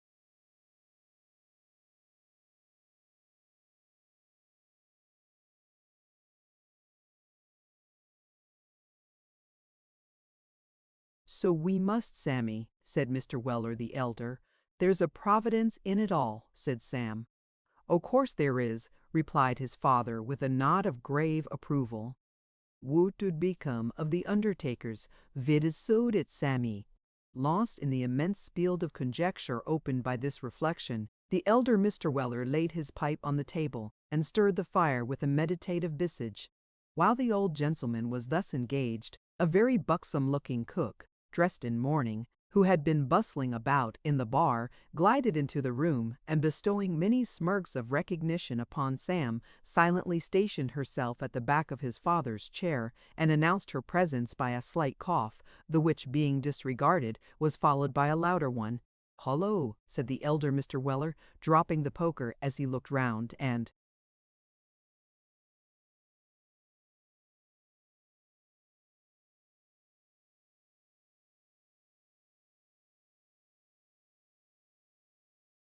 hastily drew his chair away. "What's the matter now? Have a cup of tea, there's a good soul," replied the buxom female coaxingly. "I won't," replied Mr. Weller, in a somewhat boisterous manner. "I'll see you." Mr. Weller hastily checked himself, and added in a low tone, "furder fust." "Oh dear, dear." "How adversity does change people," said the lady, looking upwards.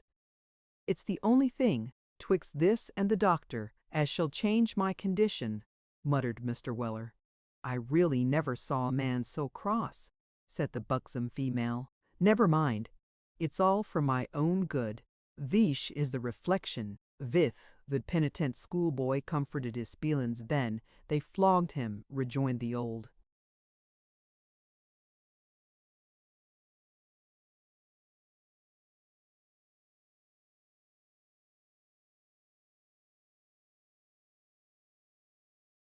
gentleman. The buxom female shook her head with a compassionate and sympathizing air, and, appealing to Sam, inquired whether his father really ought not to make an effort to keep up, and not give way to that lowness of spirits. "You see, Mr. Samuel," said the buxom female, "as I was telling him yesterday, he will feel lonely. He can't expect but what he should, sir. But he should keep up a good heart, because, dear me, I'm sure we all pity his loss, and are ready to do anything for him. And there's no situation in life so bad, Mr. Samuel, that it can't be mended." Which is what a very worthy person said to me when my husband died. Here the speaker, putting her hand before her mouth, coughed again, and looked affectionately at the elder Mr. Weller. "As I don't require any of your conversation just now, Mum, will you have the goodness to retire?" inquired Mr. Weller, in a grave and steady voice.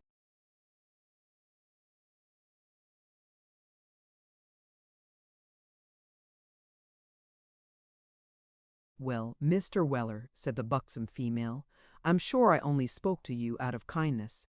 "Very likely, Mum," replied Mr. Weller. "Samuel, show the lady out and shut the door after her."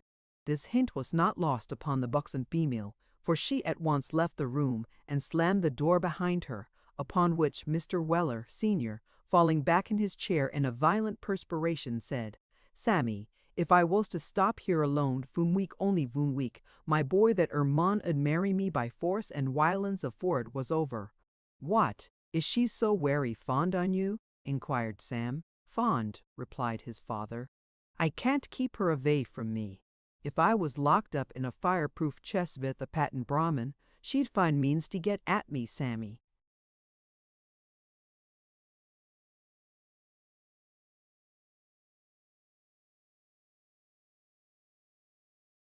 "What a thing it is to be so sought arter," observed Sam, smiling. "I don't take no pride out on it, Sammy," replied Mr. Weller, poking the fire vehemently. "It's a horrid situation. I'm actually drove out of house and home by it. The breath was scarcely out of your poor mother-in-law's body. Then Van Alduman sends me a pot o' jam, and another a pot o' jelly, and another brews a blessed large jug of chamomile tea, vich she brings in vith her own hands." Mr. Weller paused with an aspect of intense disgust, and looking round, added in a whisper, "They woes all widders, Sammy, all on 'em, 'cept the chamomile tea one, as woes a single young lady o' 53. Sam gave a comical look in reply, and the old gentleman, having broken an obstinate lump of coal, with a countenance expressive of as much earnestness and malice as if it had been the head of one of the widows last mentioned, said, "In short, Sammy, I feel that I ain't safe anyveres but on the box."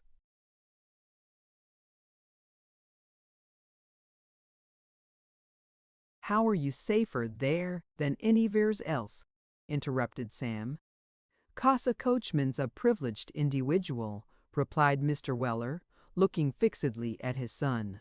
"'Cause a coachman may do without suspicion what other men may not. 'Cause a coachman may be on the werry amicablest terms with 80 mile of females, and yet nobody think that he ever means to marry any one among 'em." "And what other man can say the same, Sammy?" "Vell, there's something in that," said Sam. "If your governor had been a coachman," reasoned Mr. Weller, "do you s'pose as that jury 'ud ever ha convicted him, s'posin' it possible as the matter could ha gone to that extremity?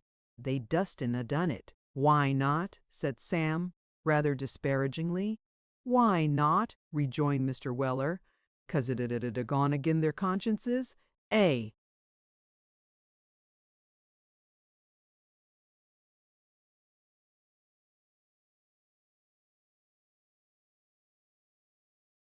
Reg'lar coachman's a sort o' connectin' link betwixt singleness and matrimony, and every practicable man knows it. What! You mean they're general favorites, and nobody takes advantage on 'em, P'raps?" said Sam. His father nodded.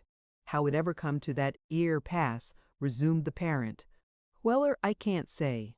Why, it is that long stage-coachman possess such insinuations, and is always looked up to adored, I may say, by every young 'ooman in every town he works through. I don't know. I only know that so it is. It's a regulation of nature, a dispensary, as your poor mother-in-law used to say." "A dispensation," said Sam, correcting the old gentleman. "Werry good, Samuel. A dispensation if you like it better," returned Mr. Weller. "I call it a dispensary, and it's always writ up so at the places vere they gives you physic for nothing in your own bottles. That's all." With these words, Mr. Weller refilled and relighted his pipe, and once more summoning up a meditative expression of countenance, continued as follows: "Therefore, my boy, as I do not see the advisability o' stopping here to be married veither I vant to or not, and as at the same time I do not vish to separate myself from them interestin' members o' society altogether, I have come to the determination o' driving the safety and put up bunts in minus." "Then I'm more'n it." "And what's to become of the business?" inquired Sam. "The business, Samuel," replied the old gentleman. "Goodvill, stock, and fixtures vill be sold by private contract, and out of the money £200, agreeable to a revest o' your mother-in-law's to me, a little afore she died, vill be inzested in your name in what do you call them things again?" "What do you call them things again? What things?" inquired Sam. "Them things as is always a going up and down in the city." "Omnibuses?" suggested Sam. "Nonsense," replied Mr. Weller. "Them things as is alvays a fluctuatin' and gettin' theirselves inwolved somehow or another vith the national debt and the checkers bill, and all that." "Oh, the funds," said Sam. "Ah," rejoined Mr. Weller, "the funds. £200 of the money is to be inwested for you, Samuel, in the funds, 4.5%. Reduced counsels."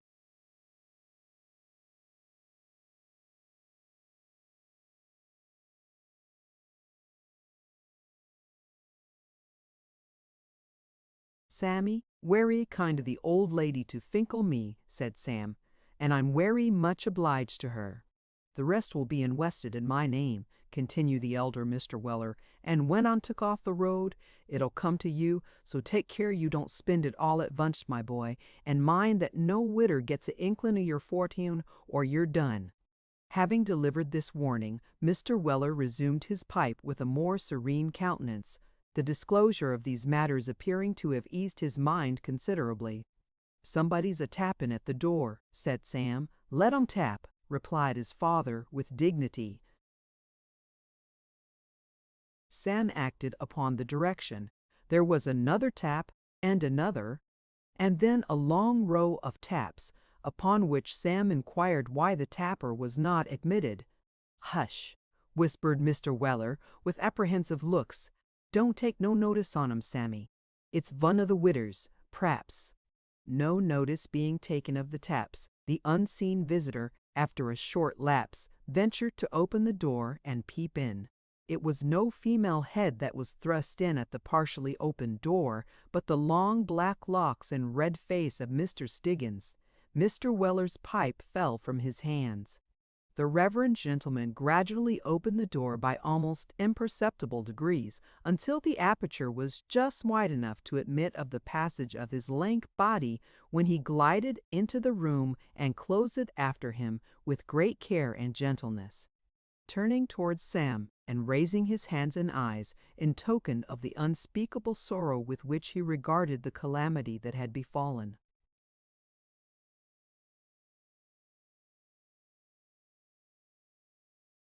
The family, he carried the high-backed chair to his old corner by the fire, and seating himself on the very edge, drew forth a brown pocket-handkerchief, and applied the same to his optics. While this was going forward, the elder Mr. Weller sat back in his chair with his eyes wide open, his hands planted on his knees, and his whole countenance expressive of absorbing and overwhelming astonishment. Sam sat opposite him in perfect silence, waiting with eager curiosity for the termination of the scene. Mr. Dickens kept the brown pocket handkerchief before his eyes for some minutes, moaning decently meanwhile, and then, mastering his feelings by a strong effort, put it in his pocket and buttoned it up. After this, he stirred the fire. After that, he rubbed his hands and looked at Sam. "Oh, my young friend," said Mr. Dickens, breaking the silence in a very low voice, "here's a sorrowful affliction.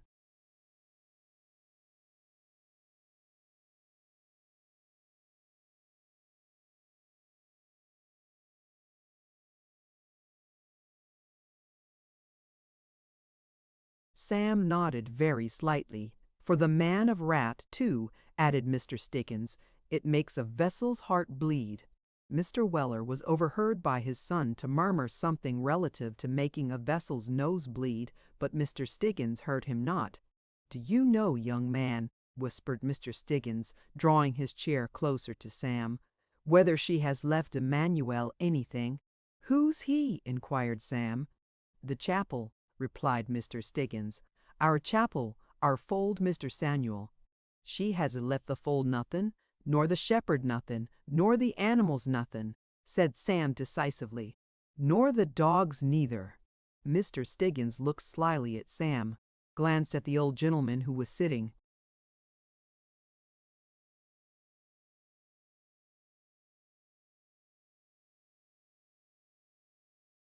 with his eyes closed as if asleep, and drawing his chair still nearer, said, "Nothing for me, Mr. Samuel." Sam shook his head. "I think there's something," said Dickens, turning as pale as he could turn. "Consider, Mr. Samuel, no little token." "Not so much as the worth of that old umbrella o' yourn," replied Sam. "Perhaps," said Mr. Dickens hesitatingly, after a few moments' deep thought, "perhaps she recommended me to the care of the man of wrath, Mr. Samuel." "I think that's werry likely, from what he said," rejoined Sam. "He was a-speaking about you just now." "Was he, though?" exclaimed Dickens, brightening up. "Ah! He's changed, I dare say. We might live very comfortably together now, Mr. Samuel, eh? I could take care of his property when you are away. Good care, you see." Heaving a long-drawn sigh, Mr. Dickens paused for a response. Sam nodded, and Mr. Weller the elder gave vent to an extraordinary sound, which, being neither a groan, nor a grunt, nor a grunt, nor a ground, seemed to partake in some degree of the character of all four. Mr. Dickens, encouraged by this sound, which he understood to betoken remorse or repentance, looked about him, rubbed his hands, wept, smiled, wept again, and then, walking softly across the room to a well-remembered shelf in one corner, took down a tumbler, and with great deliberation put 4 lumps of sugar in it. Having got thus far, he looked about him again, and sighed grievously. With that, he walked softly into the bar, and presently returning with the tumbler half full of pineapple rum, advanced to the kettle, which was singing.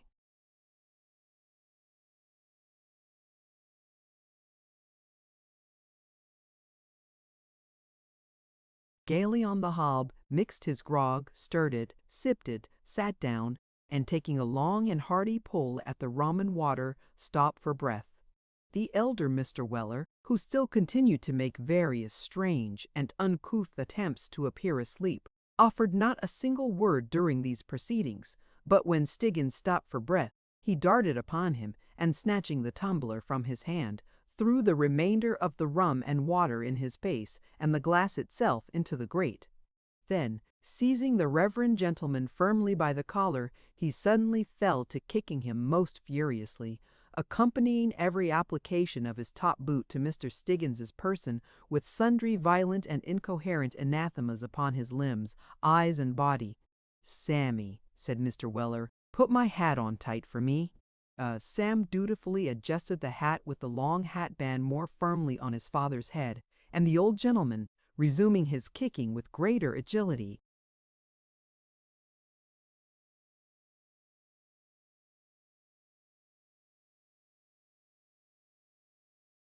than before, tumbled with Mr. Stiggins through the bar and through the passage, out at the front door, and so into the street, the kicking continuing the whole way, and increasing in vehemence rather than diminishing every time the top boot was lifted. It was a beautiful and exhilarating sight to see the red-nosed man writhing in Mr. Weller's grasp, and his whole frame quivering with anguish, as kick followed kick in rapid succession. It was a still more exciting spectacle to behold Mr. Weller, after a powerful struggle, immersing Mr. Stiggins's head in a horse trough full of water, and holding it there until he was half suffocated. "There," said Mr. Weller, throwing all his energy into one most complicated kick, as he at length permitted Mr. Stiggins to withdraw his head from the trough. "Send any vunnu them lazy shepherds here, and I'll pound him to a jelly first, and drown him arterwards. Sammy, help me in, and fill me a small glass of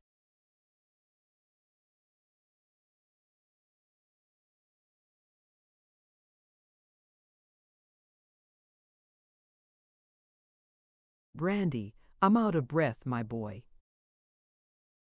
Compressing the final exit of Imar, Jingla and Job Trotter, with a great morning of business in Gray's Inn Square, conklingen with a bubble can knock Imar, Perker's door.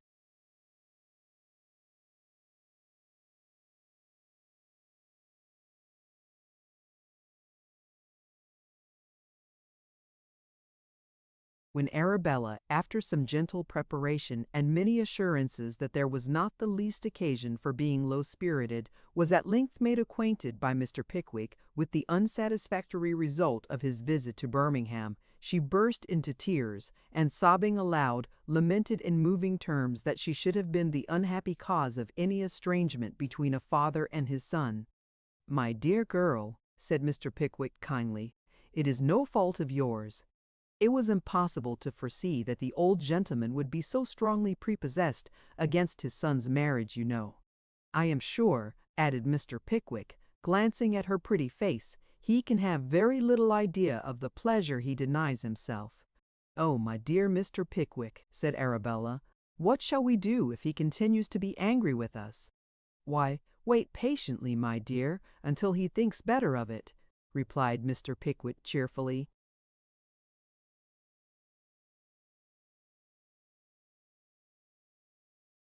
"But, dear Mr. Pickwick, what is to become of Nathaniel if his father withdraws his assistance?" urged Arabella. "In that case, my love," rejoined Mr. Pickwick, "I will venture to prophesy that he will find some other friend who will not be backward in helping him to start in the world." The significance of this reply was not so well disguised by Mr. Pickwick but that Arabella understood it. So, throwing her arms round his neck, and kissing him affectionately, she sobbed louder than before. "Come, come," said Mr. Pickwick, taking her hand, "we will wait here a few days longer and see whether he writes or takes any other notice of your husband's communication. If not, I have thought of half a dozen plans, any one of which would make you happy at once.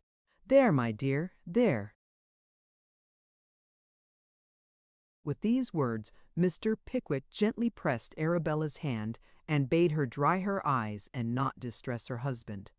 Upon which, Arabella, who was one of the best little creatures alive, put her handkerchief in her reticule, and by the time Mr. Winkle joined them, exhibited in full lustre the same beaming smiles and sparkling eyes that had originally captivated him. "This is a distressing predicament for these young people," thought Mr. Pickwick, as he dressed himself next morning. "I'll walk up to Perkers and consult him about the matter." As Mr. Pickwick was further prompted to betake himself to Gray's Inn Square by an anxious desire to come to a pecuniary settlement with the kind-hearted little attorney, without further delay, he made a hurried breakfast, and executed his intention so speedily that 10 o'clock had not struck when he reached Gray's Inn.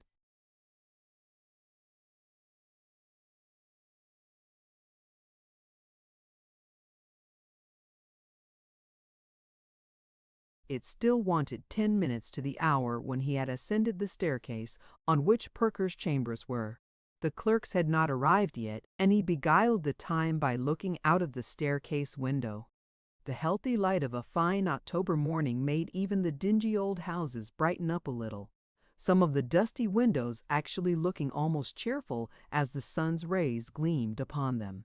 Clerk after clerk hastened into the square by one or other of the entrances, and looking up at the hall clock accelerated or decreased his rate of walking according to the time at which his office hours nominally commenced, the 9:30 people suddenly becoming very brisk, and the 10 o'clock gentlemen falling into a pace of most aristocratic slowness.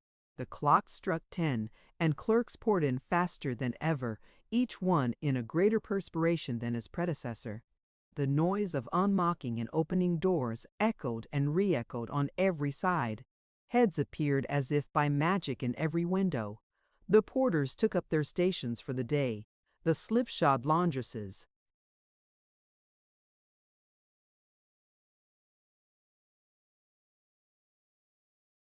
hurried off. The postman ran from house to house, and the whole legal hive was in a bustle.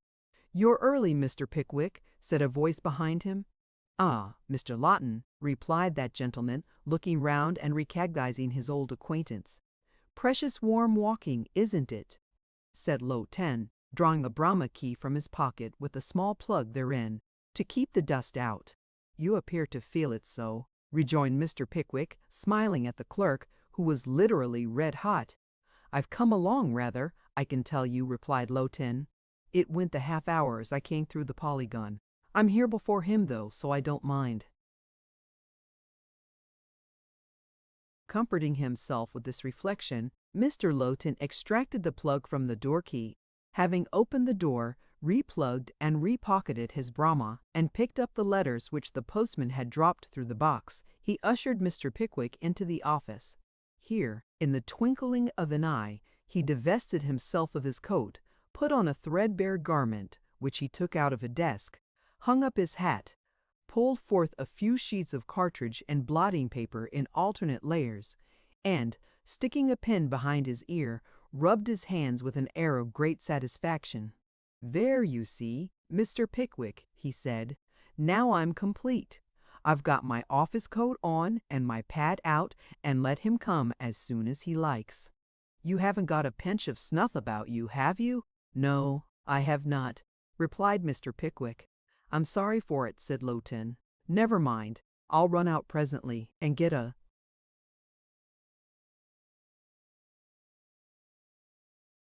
bottle of soda. Don't I look rather queer about the eyes, Mr. Pickwick?"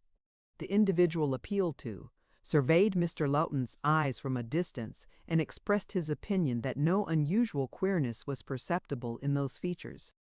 "I'm glad of it," said Lawton. "We were keeping it up pretty tolerably at the stump last night, and I'm rather out of sorts this morning. Perker's been about that business of yours, by the by." "What business?" inquired Mr. Pickwick. "Mrs. Bardell's costs?" "No, I don't mean that," replied Mr. Lawton. "About getting that customer that we paid the 10 shillings in the pound to the bill discounter for on your account to get him out of the fleet. You know about getting him to Demerara." "Oh, Mr. Jingle," said Mr. Pickwick hastily. "Yes. Well?"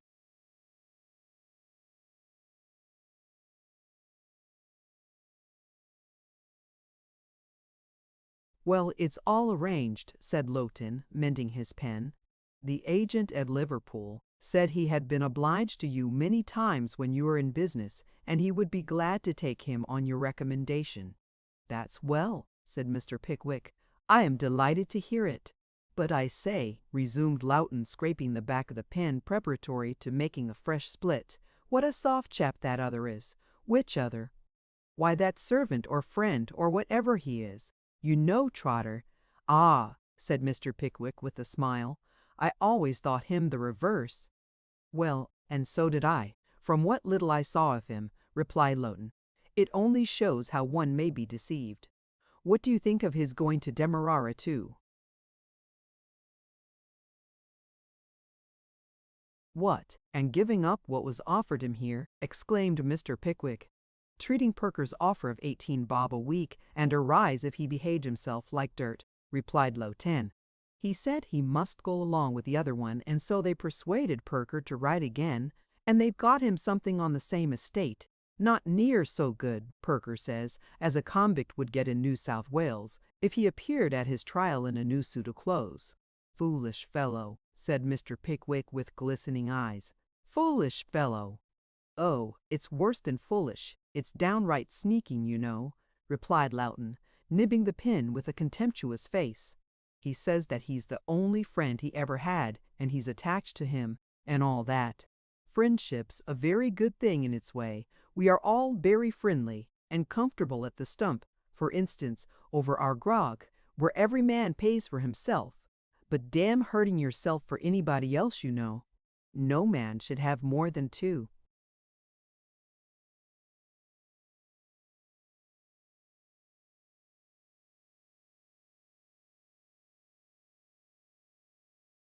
Attachments the first to number one, and the second to the ladies. That's what I say, hey-a-ha-ha. Mr. Loughton concluded with a loud laugh, half in jocularity and half in derision, which was prematurely cut short by the sound of Perker's footsteps on the stairs, at the first approach of which he vaulted on his stool with an agility most remarkable and wrote intensely. The greeting between Mr. Pickwick and his professional adviser was warm and cordial. The client was scarcely ensconced in the attorney's armchair, however, when a knock was heard at the door, and a voice inquired whether Mr. Perker was within. "Hark," said Perker, "that's one of our vagabond friends, Jingle himself, my dear sir. Will you see him? What do you think?" inquired Mr. Pickwick, hesitating. "Yes, I think you had better. Here, you sir, what's your name? Walk in, will you?" In compliance with this unceremonious invitation, Jingle and Job walked into the room, but seeing Mr. Pickwick, stopped short in some confusion. "Well," said Perker, "don't you know that gentleman?" "Good reason to," replied Mr. Jingle, stepping forward. "Mr. Proteker, Pickwick deepest obligations, life preserver, made a man of me. You shall never repent it, sir." "I am happy to hear you say so," said Mr. Pickwick. "You look much better." "Thanks to you, sir. Great change, Majesty's Fleet, unwholesome place very," said Jingle, shaking his head. He was decently and cleanly dressed, and so was Job, who stood bolt upright behind him, staring at Mr. Pickwick with a visage of iron.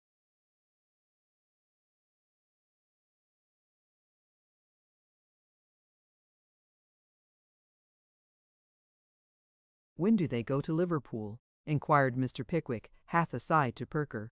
"This evening, sir, at 7 o'clock," said Job, taking one step forward. "By the heavy coach from the city, sir. Are your places taken?" "They are, sir," replied Job. "You have fully made up your mind to go?" "I have, sir," answered Job. "With regard to such an outfit as was indispensable for Jingle," said Parker, addressing Mr. Pickwick aloud, "I have taken upon myself to make an arrangement for the deduction of a small sum from his quarterly salary, which, being made only for 1 year and regularly remitted, will provide for that."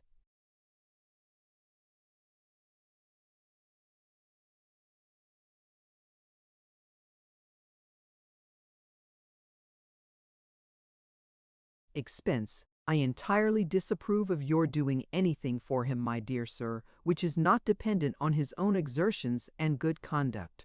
"Certainly," interposed Jingle, with great firmness. "Clear-head man of the world, quite right. Perfectly. By compounding with his creditor, releasing his clothes from the pawnbrokers, relieving him in prison, and paying for his passage," continued Perker, without noticing Jingle's observation, "you have already lost upwards of £50. "Not lost," said Jingle hastily. "Pay it all, stick to business, cash up every farthing. Yellow fever perhaps can't help that. If not—" Here Mr. Jingle paused, and striking the crown of his hat with great violence, passed his hand over his eyes and sat down. "He means to say," said Job, advancing a few paces, "that if he is not carried off by the fever, he will pay the money back again. If he lives, he will, Mr. Pickwick. I will see it done." "I know he will, sir," said Job with energy. "I could undertake to swear it." "Well, well," said Mr. Pickwick, who had been bestowing a score or two of frowns upon Perker, to stop his summary of benefits conferred, which the little attorney obstinately disregarded. "You must be careful not to play any more desperate cricket matches, Mr. Jingle, or to renew your acquaintance with Sir Thomas Blazo, and I have little doubt of your preserving your health." Mr. Jingle smiled at this sally, but looked rather foolish notwithstanding, so Mr. Pickwick changed the subject by saying, "You don't happen to know, do you, what has become of another friend of yours, a more humble one, whom I saw at Rochester?"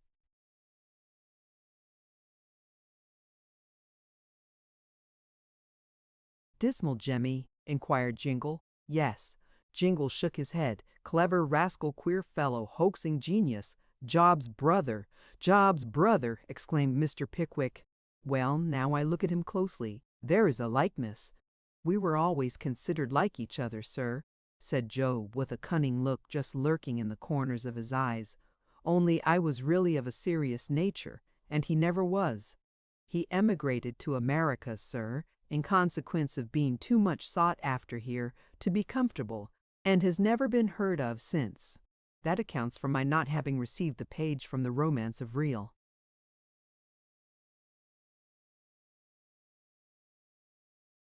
Life, which he promised me one morning when he appeared to be contemplating suicide on Rochester Bridge, I suppose," said Mr. Pickwick, smiling. "I need not inquire whether his dismal behavior was natural or assumed." "He could assume anything, sir," said Job. "You may consider yourself very fortunate in having escaped him so easily. On intimate terms, he would have been even a more dangerous acquaintance than—" Job looked at Jingle, hesitated, and finally added, "than myself, even." "A hopeful family, yours, Mr. Trotter," said Perker, sealing a letter which he had just finished writing. "Yes, sir," replied Job, "very much so." "Well," said the little man, laughing, "I hope you are going to disgrace it. Deliver this letter to the agent when you reach Liverpool, and let me advise you, gentlemen, not to be too knowing in the West Indies. If you throw away this chance, you will both richly deserve to be hanged, as I sincerely trust you will be. And now you had better leave Mr. Pickwick and me alone, for we have other matters to talk over, and time is precious." As Perker said this, he looked towards the door, with an evident desire to render the leave-taking as brief as possible. It was brief enough on Mr. Jingle's part. He thanked the little attorney in a few hurried words for the kindness and promptitude with which he had rendered his assistance, and, turning to his benefactor, stood for a few seconds as if irresolute what to say or how to act. Job Trotter relieved his perplexity, for, with a humble and grateful bow to Mr. Pickwick, he took his friend gently by the arm and led him away. "A worthy couple," said Perker as the door closed behind them. "I hope they may become so," replied Mr. Pickwick. "What do you think? Is there any chance of their permanent reformation?" Perker shrugged his shoulders doubtfully, but observing Mr. Pickwick's anxious and disappointed look, rejoined, "Of course there is a chance. I hope it may prove a good one. They are unquestionably penitent now, but then, you know, they have the recollection of very recent suffering fresh upon them. What they may become when that fades away is a problem that neither you nor I can solve. However, my dear sir," added Perker, laying his hand on Mr. Pickwick's shoulder, "your object is equally honorable, whatever the result is. Whether that species of benevolence which is so very cautious and long-sighted that it is seldom exercised at all, lest its owner should be imposed upon, and so wounded in his self-love, be real charity or a worldly counterfeit, I leave to wiser heads than mine to determine. But if those two fellows were to commit a burglary tomorrow, my opinion of this action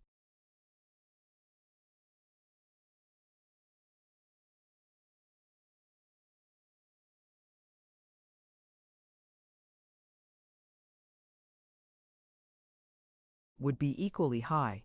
With these remarks, which were delivered in a much more animated and earnest manner than is usual in legal gentlemen, Perker drew his chair to his desk and listened to Mr. Pickwick's recital of old Mr. Winkle's obstinacy. "Give him a week," said Perker, nodding his head prophetically. "Do you think he will come round?" inquired Mr. Pickwick. "I think he will," rejoined Perker. "If not, we must try the young lady's persuasion, and that is what anybody but you would have done at first." Mr. Perker was taking a pinch of snuff with various grotesque contractions of countenance, eulogistic of the persuasive powers appertaining unto young ladies, when the murmur of inquiry and answer was heard in the outer office, and Lowton tapped at the door.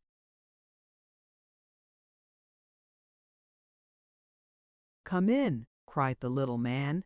The clerk came in and shut the door after him with great mystery. "What's the matter?" inquired Perker. "You're wanted, sir." "Who wants me?"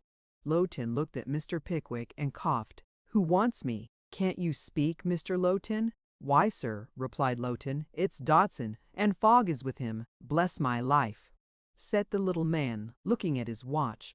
"I appointed them to be here at 11:30, to settle that matter of yours, Pickwick. I gave them an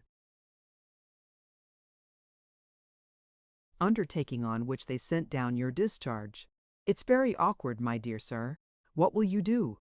Would you like to step into the next room?"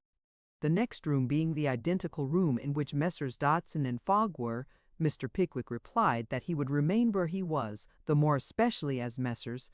Dodson and Fogg ought to be ashamed to look him in the face instead of his being ashamed to see them, which latter circumstance he begged Mr. Perker to note with a glowing countenance and many marks of indignation. "Very well, my dear sir, very well," replied Perker. "I can only say that if you expect either Dodson or Fogg to exhibit any symptom of shame or confusion at having to look you or anybody else in the face, you are the most sanguine man in your expectations that I ever met with. Show them in, Mr. Lowton." Mr. Lowton disappeared with the grin and immediately returned, ushering in the firm, in due form of precedence, Dodson first and Fogg afterwards.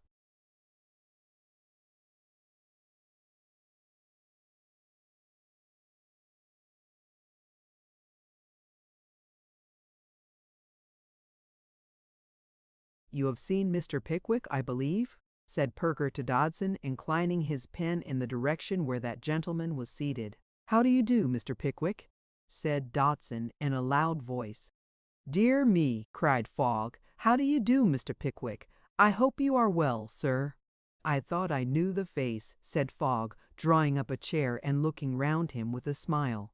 Mr. Pickwick bent his head very slightly in answer to these salutations, and, seeing Fogg pull a bundle of papers from his coat pocket, rose and walked to the window. "There's no occasion for Mr. Pickwick to move, Mr. Perker," said Fogg, untying the red tape which encircled the little bundle, and smiling again more sweetly than before. "Mr. Pickwick is pretty well acquainted with these proceedings."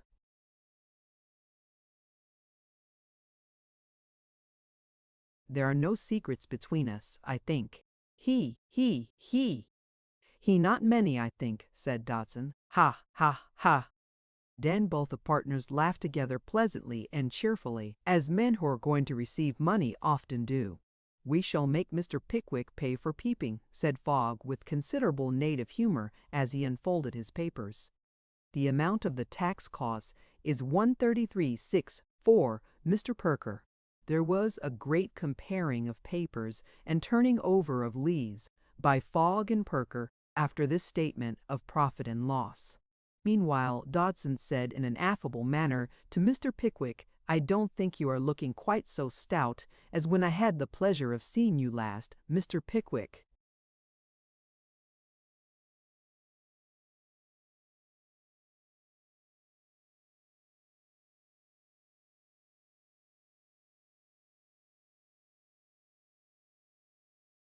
"Possibly not, sir," replied Mr. Pickwick, who had been flashing forth looks of fierce indignation without producing the smallest effect on either of the shocked practitioners. "I believe I am not, sir. I have been persecuted and annoyed by scoundrels of late, sir." Perker coughed violently and asked Mr. Pickwick whether he wouldn't like to look at the morning paper. to which inquiry Mr. Pickwick returned a most decided negative. "True," said Dodson. "I dare say you have been annoyed in the Fleet. There are some odd gentry there. Whereabouts were your apartments, Mr. Pickwick?" "My one room," replied that much injured gentleman, "was on the coffee-room flight." "Oh, indeed," said Dodson. "I believe that is a very pleasant part of the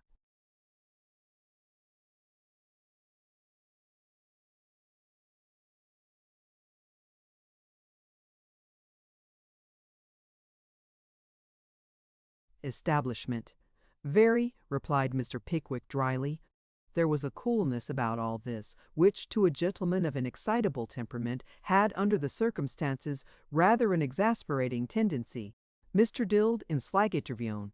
Pickwick restrained his wrath by gigantic efforts, but when Parker wrote a check for the whole amount, and Fogg deposited it in a small pocket-book with a triumphant smile playing over his pimply features, which communicated itself likewise to the stern countenance of Dodson, he felt the blood in his cheeks tingling with indignation. "Now, Mr. Dodson," said Fogg, putting up the pocket-book and drawing on his gloves, "I am at your service." "Very good," said Dodson, rising. "I am quite ready."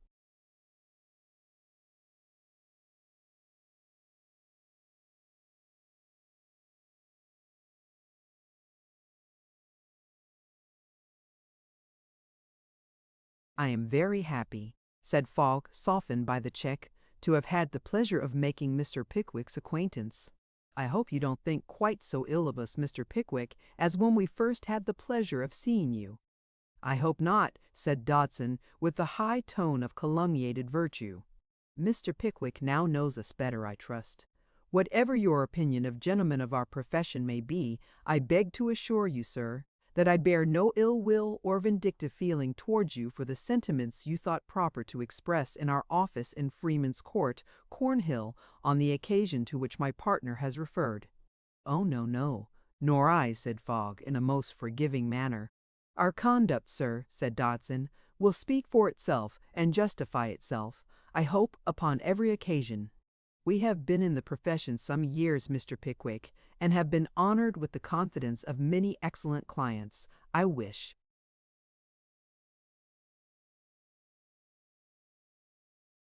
"You good morning, sir. Good morning, Mr. Pickwick," said Fogg. So saying, he put his umbrella under his arm, drew off his right glove, and extended the hand of reconciliation to that most indignant gentleman, who, thereupon, thrust his hands beneath his coat-tails, and eyed the attorney with looks of scornful amazement. "Lowton!" cried Parker at this moment. "Open the door." "Wait one instant," said Mr. Pickwick. "Parker, I will speak." "My dear sir, pray let the matter rest where it is," said the little attorney, who had been in a state of nervous apprehension during the whole interview. "Mr. Pickwick, I beg—" "I will not be put down, sir," replied Mr. Pickwick hastily. "Mr. Dodson, you have addressed some remarks to me."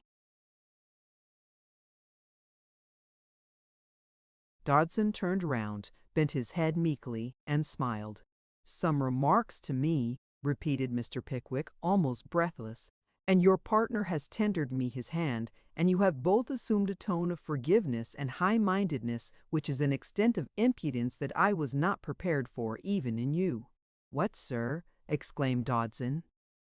"What, sir?" reiterated Fogg. "Do you know that I have been the victim of your plots and conspiracies?" continued Mr. Pickwick.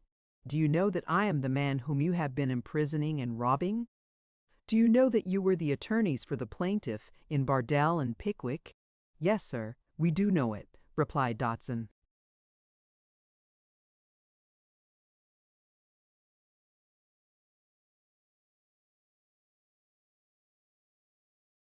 "Of course we know it, sir," rejoined Fogg, slapping his pocket perhaps by accident.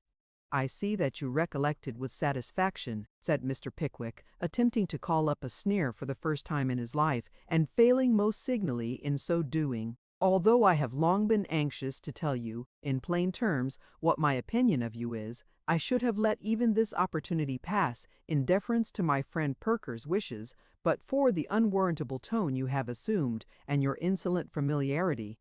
"I say insolent familiarity, sir," said Mr. Pickwick, turning upon Fogg with a fierceness of gesture which caused that person to retreat towards the door with great expedition. "Take care, sir," said Dodson, who, though he was the biggest man of the party, had prudently entrenched himself behind Fogg, and was speaking over his head with a very pale face. "Let him assault you, Mr. Fogg. Don't return it on any."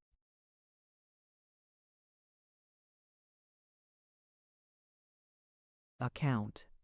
"No, no, I won't return it," said Fogg, falling back a little more as he spoke, to the evident relief of his partner, who by these means was gradually getting into the outer office.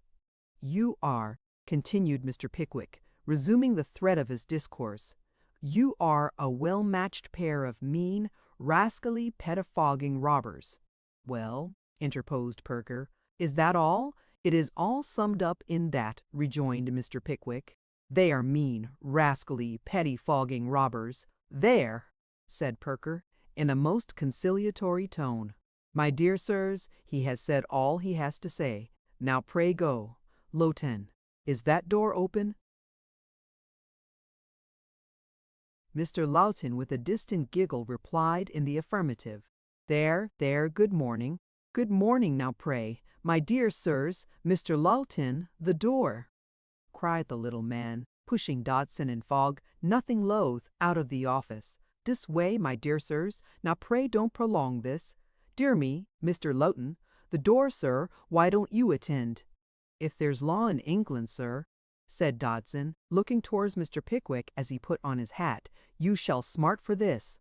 "You are a couple of mean—" "Remember, sir, you pay dearly for this," said Fogg. "Rascally, pettifogging robbers," continued Mr. Pickwick, taking not the least notice of the threats that were addressed to him.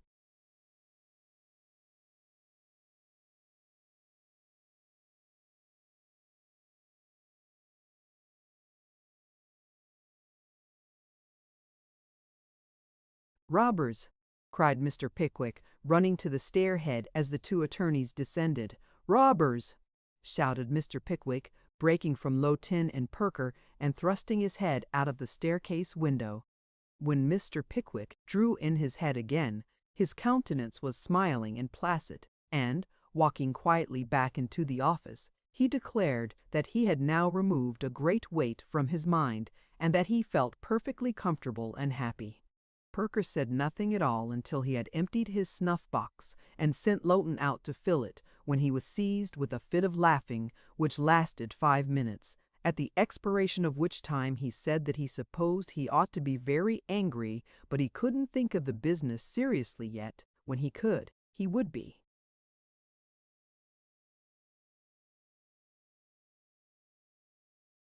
"Well now," said Mr. Pickwick, "let me have a settlement with you." "Of the same kind as the last?" inquired Perker, with another laugh. "Not exactly," rejoined Mr. Pickwick, drawing out his pocket-book and shaking the little man heartily by the hand. "I only mean a pecuniary settlement. You have done me many acts of kindness that I can never repay, and have no wish to repay, for I prefer continuing the obligation." With this preface, the two friends dived into some very complicated accounts and vouchers, which, having been duly displayed and gone through by Perker, were at once discharged by Mr. Pickwick with many professions of esteem and friendship. They had no sooner arrived at this point than a most violent and startling knocking was heard at the door. It was not an ordinary double knock, but a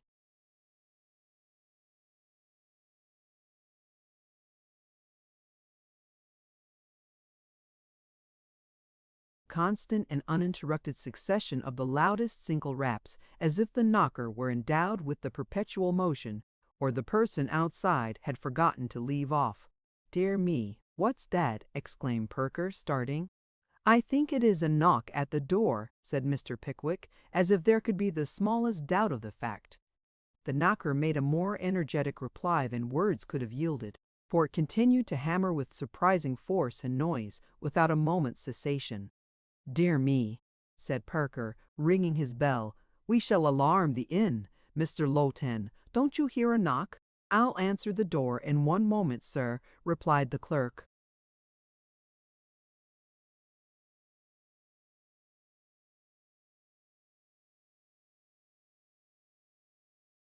The knocker appeared to hear the response and to assert that it was quite impossible he could wait so long. It made a stupendous uproar. "It's quite dreadful," said Mr. Pickwick, stopping his ears. "Make haste, Mr. Lowton," Perker called out. "We shall have the panels beaten in." Mr. Lowton, who was washing his hands in a dark closet, hurried to the door, and turning the handle, beheld the appearance which is described in the next chapter.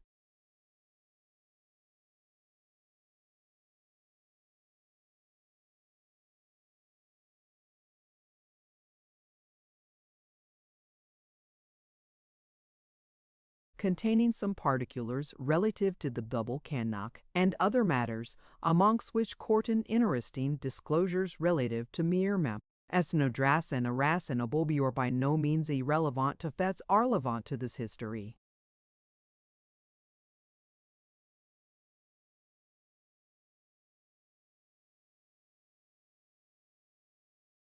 The object that presented itself to the eyes of the astonished clerk was a boy. A wonderfully fat boy, habited as a serving lad, standing upright on the mat, with his eyes closed, as if in sleep. He had never seen such a fat boy, in or out of a traveling caravan, and this, coupled with the calmness and repose of his appearance, so very different from what was reasonably to have been expected of the inflictor of such knocks, smote him with wonder. "What's the matter?" inquired the clerk. The extraordinary boy replied not a word, but he nodded once and seemed, to the clerk's imagination, to snore feebly. "Where do you come from?" inquired the clerk. The boy made no sign. He breathed heavily, but in all other respects was motionless.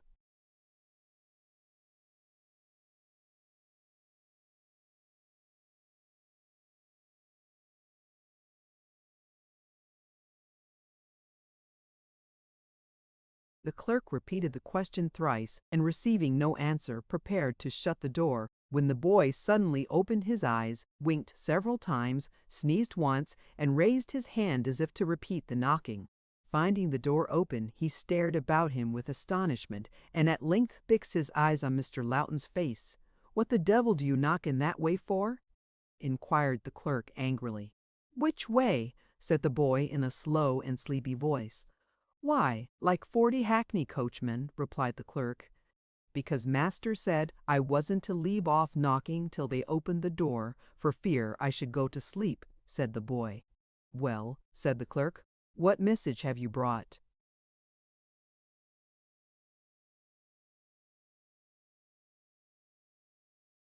"He's downstairs," rejoined the boy. "Who?" "Master. He wants to know whether you're at home." Mr. Lowton bethought himself at this juncture of looking out of the window. Seeing an open carriage with a hearty old gentleman in it, looking up very anxiously, he ventured to beckon him, on which the old gentleman jumped out directly. "That's your master in the carriage, I suppose?" said Lowton. The boy nodded. All further inquiries were superseded by the appearance of old Wardle, who, running upstairs and just recognizing Lowton, passed at once into Mr. Perker's room. "Pickwick," said the old gentleman, "your hand, my boy. Why have I never heard until the day before yesterday of your suffering yourself to be cooped up in jail? And why did you let him do it, Perker?" "I couldn't help it, my dear sir," replied Perker with a smile and a pinch of snuff. "You know how obstinate he is." "Of course I do. Of course I do," replied the old gentleman. "I am heartily glad to see him notwithstanding. I will not lose sight of him again in a hurry." With these words, Wardle shook Mr. Pickwick's hand once more, and, having done the same by Perker, threw himself into an armchair, his jolly red face shining again with smiles and health. "Well," said Wardle, "here are pretty goings on a pinch of your snuff, Perker."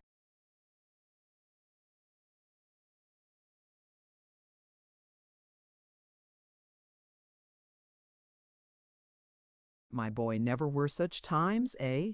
What do you mean?" inquired Mr. Pickwick. "Mean?" replied Wardle. "Why, I think the girls are all running mad. That's no news, you'll say? Perhaps it's not, but it's true for all that. You have not come up to London of all places in the world to tell us that, my dear sir, have you?" inquired Perker.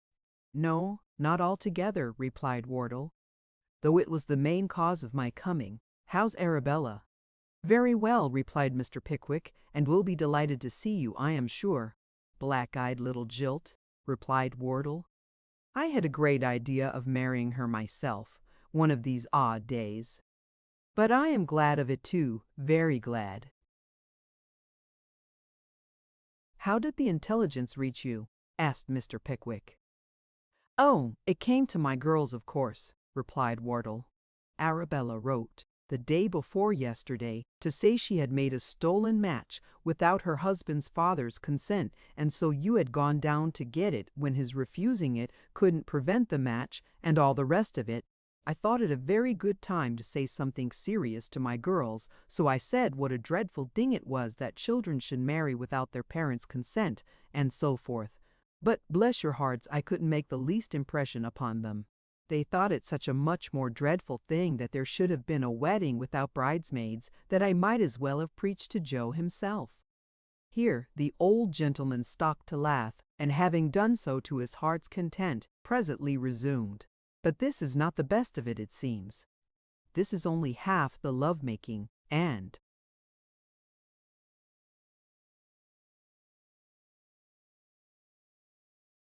plotting that had been going forward. We had been walking on mines for the last 6 months, and they're sprung at last." "What do you mean?" exclaimed Mr. Pickwick, turning pale. "No other secret marriage, I hope?" "No, no," replied old Wardle. "Not so bad as that. No." "What then?" inquired Mr. Pickwick. "Am I interested in it?" "Shall I answer that question, Perker?" said Wardle. "If you don't commit yourself by doing so, my dear sir." "Well, then, you are," said Wardle. "How?" asked Mr. Pickwick anxiously. "In what way?"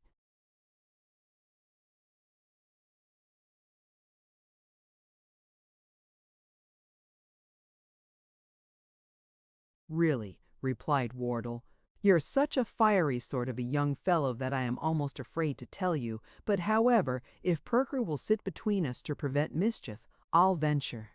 Having closed the room door, and fortified himself with another application to Perker's snuff-box, the old gentleman proceeded with his great disclosure in these words: "The fact is, that my daughter Bella, who married young Trundle, you know." "Yes, yes, we know," said Mr. Pickwick impatiently. "Don't alarm me at the very beginning." "My daughter Bella, Emily, having gone to bed with a headache after she had read Arabella's letter to me, sat herself down by my side the other evening and began to talk over this marriage affair."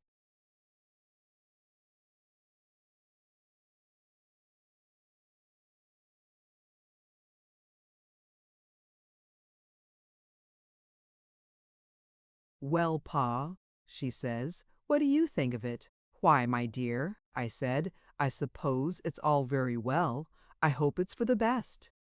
I answered in this way because I was sitting before the fire at the time, drinking my grog rather thoughtfully, and I knew my throwing in an undecided word now and then would induce her to continue talking.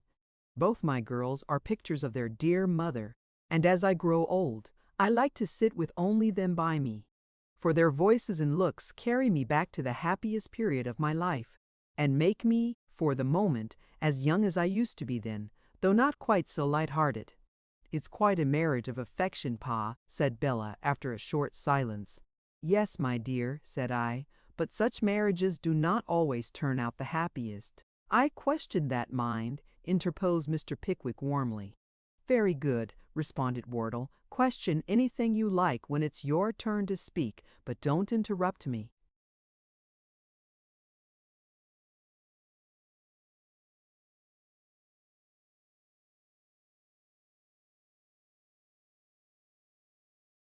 "I beg your pardon," said Mr. Pickwick. "Granted," replied Wardle. "I am sorry to hear you express your opinion against marriages of affection, Pa," said Bella, coloring a little. "I was wrong. I ought not to have said so, my dear." "Either," said I, patting her cheek as kindly as a rough old fellow like me could pat it, "for your mother's was one, and so was yours." "It's not that I meant, Pa," said Bella. "The fact is, Pa, I wanted to speak to you about Emily." Mr. Pickwick started.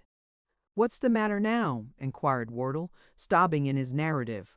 "Nothing," replied Mr. Pickwick. "Pray, go on." "I never could spin out a story," said Wardle abruptly. "It must come out, sooner or later, and it'll save us all a great deal of time if it comes at once. The long and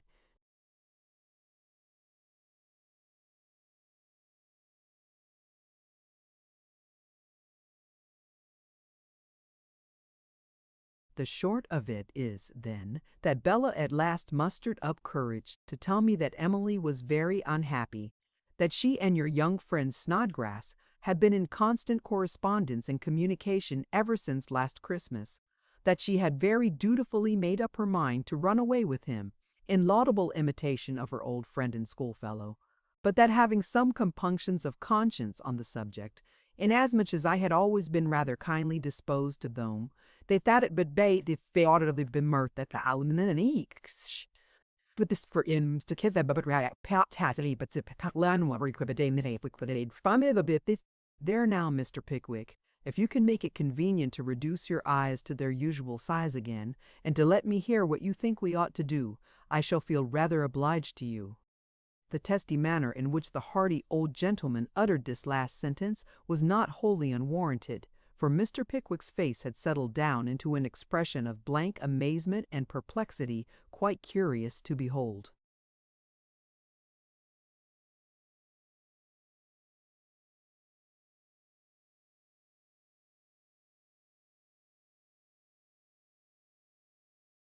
Snodgrass, since last Christmas, were the first broken words that issued from the lips of the confounded gentleman. "Since last Christmas," replied Wardle. "That's plain enough, and very bad spectacles we must have worn, not to have discovered it before." "I don't understand it," said Mr. Pickwick, ruminating. "I cannot really understand it." "It's easy enough to understand it," replied the choleric old gentleman. "If you had been a younger man, you would have been in the secret long ago. And besides," added Wardle after a moment's hesitation, "the truth is that, knowing nothing of this matter, I have rather pressed Emily for 4 or 5 months past to receive favorably if she could. I would never attempt to force a girl's inclinations the addresses of a young gentleman down in our neighborhood. I have no doubt that, girl-like, to enhance her own value and increase the ardor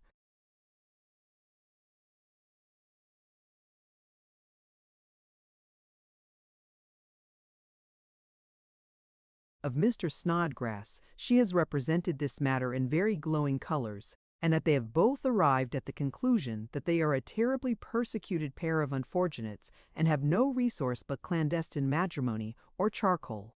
Now the question is, what's to be done?" "What have you done?" inquired Mr. Pickwick. I mean, what did you do when your married daughter told you this?" "Oh, I made a fool of myself, of course," rejoined Wardle. "Just so," interposed Perker, who had accompanied this dialogue with sundry twitchings of his watch chain, vindictive rubbings of his nose, and other symptoms of impatience. "That's very natural. But how?"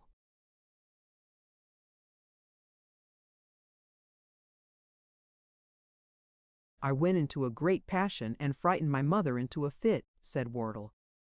"That was judicious," remarked Perker. "And what else?" "I fretted and fumed all next day, and raised a great disturbance," rejoined the old gentleman. "At last I got tired of rendering myself unpleasant and making everybody miserable, so I hired a carriage at Muggleton, and, putting my own horses in it, came up to town under pretense of bringing Emily to see Arabella." "Miss Wardle is with you, then?" said Mr. Pickwick. "To be sure she is," replied Wardle. "She is at Osborne's Hotel in the Adelphi at this moment, unless your enterprising friend has run away with her since I came out this morning." "You are reconciled, then?" said Perker.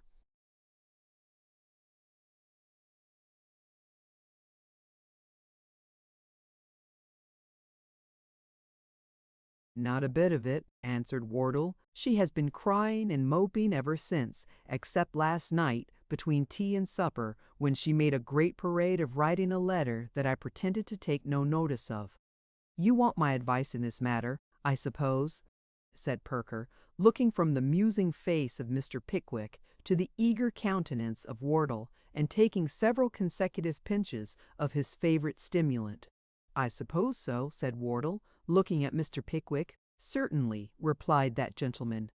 "Well then," said Perker, rising and pushing his chair back, "my advice is that you both walk away together, or ride away, or get away by some means or other, for I'm tired of you, and just talk this matter over between you. If you have not settled it by the next time I see you, I'll tell you what to do."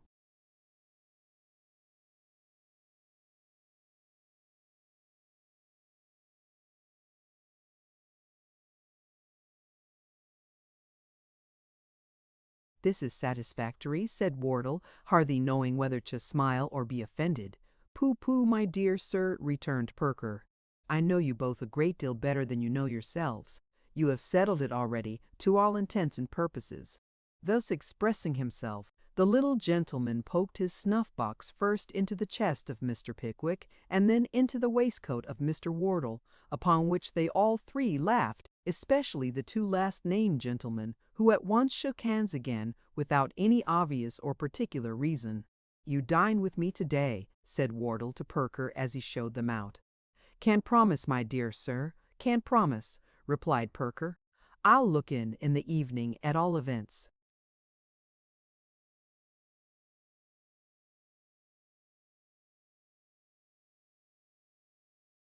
"I shall expect you at 5, said Wardle. "Now, Joe." And Joe having been at length awakened, the two friends departed in Mr. Wardle's carriage, which in common humanity had a dickey behind for the fat boy, who, if there had been a footboard instead, would have rolled off and killed himself in his very first nap.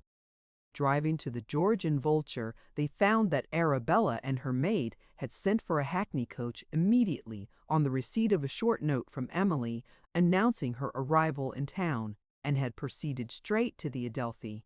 As Wardle had business to transact in the city, they sent the carriage and the fat boy to his hotel, with the information that he and Mr. Pickwick would return together to dinner at 5 o'clock. Charged with this message, the fat boy returned, slumbering as peaceably in his dickey over the stones as if it had been a down bed on Watch Springs. By some extraordinary miracle he awoke of his own accord when the coach stopped, and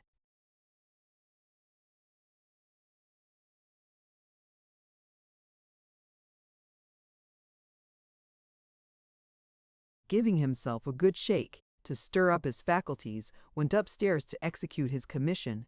Now whether the shake had jumbled the fat boy's faculties together instead of arranging them in proper order, or had roused such a quantity of new ideas within him as to render him oblivious of ordinary forms and ceremonies, or, which is also possible, had proved unsuccessful in preventing his falling asleep as he ascended the stairs, it is an undoubted fact that he walked into the sitting-room without previously knocking at the door, and so beheld a gentleman with his arms clasping his young mistress's waist, sitting civility. At the sight of this phenomenon, the fat boy uttered an interjection, the ladies a scream, and the gentleman an oath, almost simultaneously.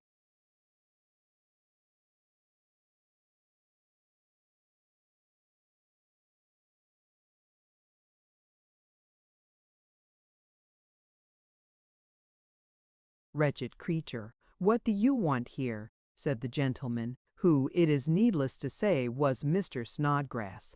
To this the fat boy, considerably terrified, briefly responded, "Mrs."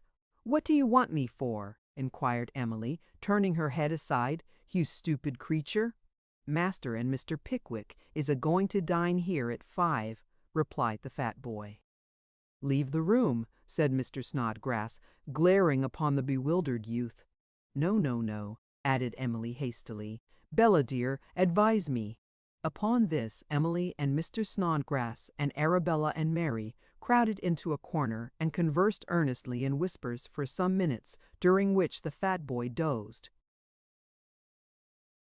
"Joe," said Arabella at length, looking round with a most bewitching smile. "How do you do, Joe?" "Joe," said Emily, "you're a very good boy. I won't forget you, Joe." "Joe," said Mr. Snodgrass, advancing to the astonished youth and seizing his hand. "I didn't know you before. There's 5 shillings for you, Joe."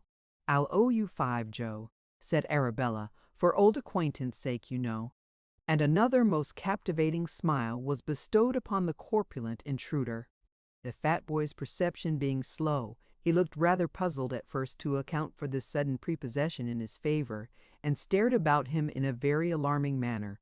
At length his broad face began to show symptoms of a grin of proportionately broad dimensions, and then, thrusting half a crown into each of his pockets and a hand and wrist after it, he burst into a horse laugh, being for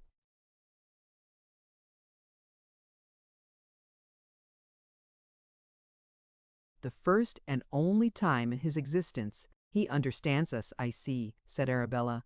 "He had better have something to eat immediately," remarked Emily. The fat boy almost laughed again when he heard the suggestion. Mary, after a little more whispering, tripped forth from the group and said, "I am going to dine with you today, sir, if you have no objection." "This way," said the fat boy eagerly. "There is such a jolly meat pie." With these words, the fat boy led the way downstairs, his pretty companion captivating all the waiters and angering all the chambermaids as she followed him to the eating room. There was the meat pie of which the youth had spoken so feelingly, and there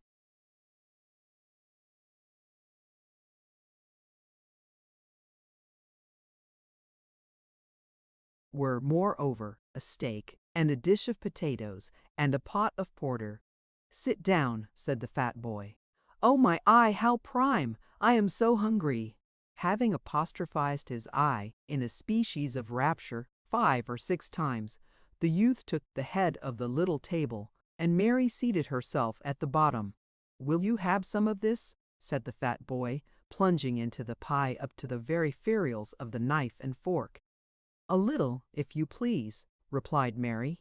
The fat boy assisted Mary to a little, and himself to a great deal, and was just going to begin eating when he suddenly laid down his knife and fork, leaned forward in his chair, and letting his hands, with the knife and fork in them, fall on his knees, said very slowly,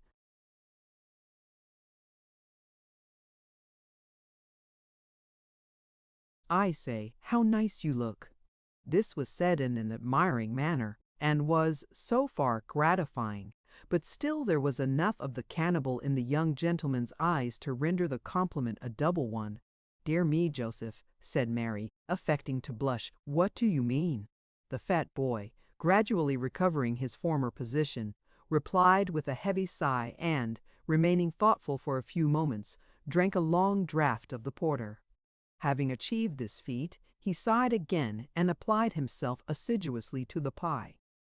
"What a nice young lady Miss Emily is," said Mary after a long silence. The fat boy had by this time finished the pie. He fixed his eyes on Mary and replied, "I knows a nesserer." "Indeed," said Mary. "Yes, indeed," replied the fat boy with unwonted vivacity. "What's her name?" inquired Mary. "What's yours?" "Mary." "So's hers," said the fat boy. "You're her."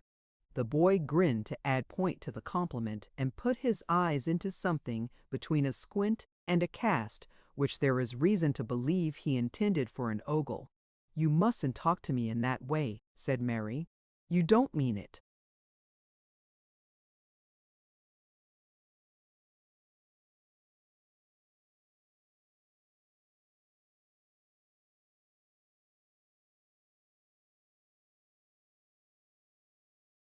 "Don't I, though?" replied the fat boy. "I say, well, are you going to come here regular?" "No," rejoined Mary, shaking her head. "I'm going away again tonight." "Why?"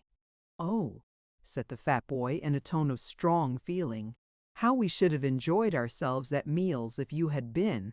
"I might come here sometimes, perhaps to see you," said Mary, plaiting the tablecloth in assumed coyness, "if you would do me a favor."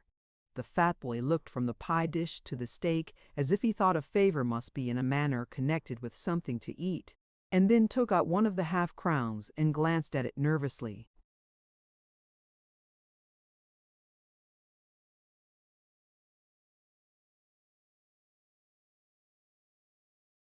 "Don't you understand me?" said Mary, looking slily in his fat face.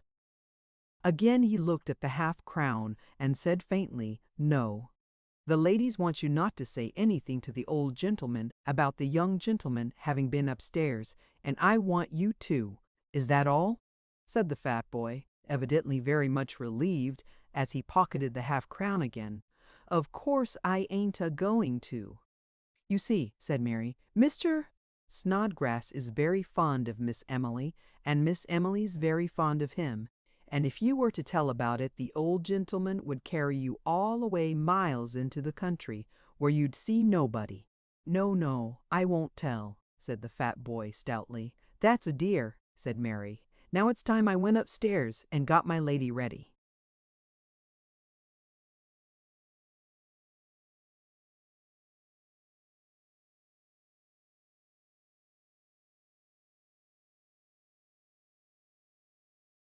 "For dinner? Don't go yet," urged the fat boy. "I must," replied Mary. "Good-bye for the present." The fat boy, with elephantine playfulness, stretched out his arms to ravish a kiss, but as it required no great agility to elude him, his fair enslaver had vanished before he closed them again, upon which the apathetic youth ate a pound or so of steak with a sentimental countenance and fell fast asleep. There was so much to say upstairs, and there were so many plans to concert for elopement and matrimony in the event of old Wardle continuing to be cruel, that it wanted only half an hour of dinner when Mr. Snodgrass took his final adieu. The ladies ran to Emily's bedroom to dress, and the lover, taking up his hat, walked out of the room. He had scarcely got outside the door when he heard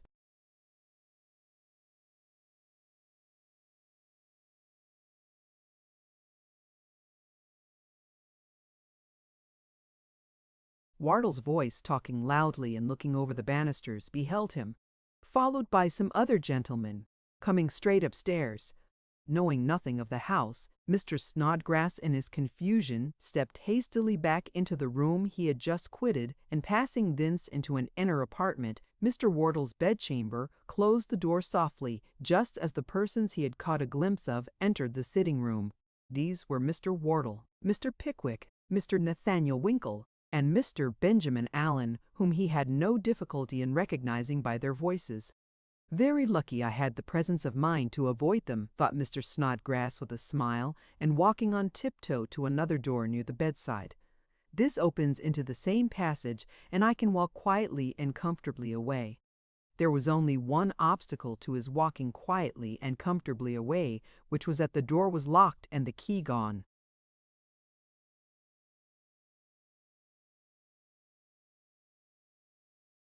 "Let us have some of your best wine today, waiter," said old Wardle, rubbing his hands. "You shall have some of the very best, sir," replied the waiter. "Let the ladies know we have come in." "Yes, sir." Devoutly and ardently did Mr. Snodgrass wish that the ladies could know he had come in. He ventured once to whisper, "Waiter," through the keyhole, but the probability of the wrong waiter coming to his relief flashed upon his mind, together with a sense of the strong resemblance between his own situation and that in which another gentleman had been recently found in a neighboring hotel, an account of whose misfortunes had appeared under the head of "police" in that morning's paper. He sat himself on a portmanteau and trembled violently. "We won't wait a minute for Perker," said Wardle, looking at his watch. "He is always exact. He will be here in time if he means to come, and if he does not, it's of no use waiting." "Ha! Arabella, my sister!" exclaimed Mr. Benjamin Allen, folding her in a most romantic embrace. "Oh, Ben dear, how you do smell of tobacco," said Arabella, rather overcome by this mark of affection. "Do I?" said Mr. Benjamin Allen. "Do I, Bella? Well, perhaps I do." Perhaps he did, having just left the pleasant little smoking party of 12 medical students in a small back parlor with a large fire.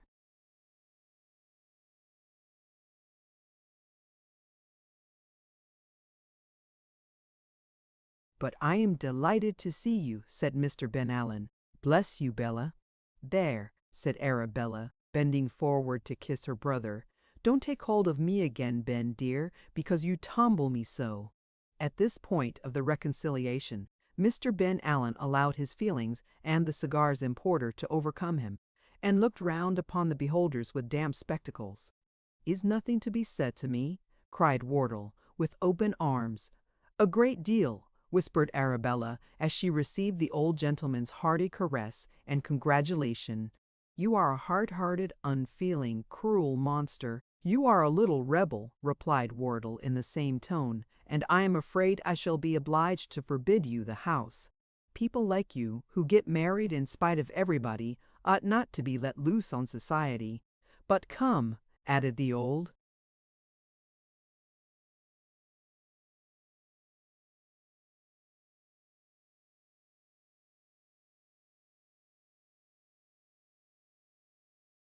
gentleman aloud, "here's the dinner. You shall sit by me. Joe, why, damn the boy, he's awake." To the great distress of his master, the fat boy was indeed in a state of remarkable vigilance, his eyes being wide open and looking as if they intended to remain so. There was an alacrity in his manner, too, which was equally unaccountable. Every time his eyes met those of Emily or Arabella, he smirked and grinned. Once Wardle could have sworn he saw him wink. This alteration in the fat boy's demeanor originated in his increased sense of his own importance, and the dignity he acquired from having been taken into the confidence of the young ladies, and the smirks and grins and winks were so many condescending assurances that they might depend upon his fidelity. As these tokens were rather calculated to awaken suspicion than allay it, and were somewhat embarrassing besides, they were occasionally answered by a frown or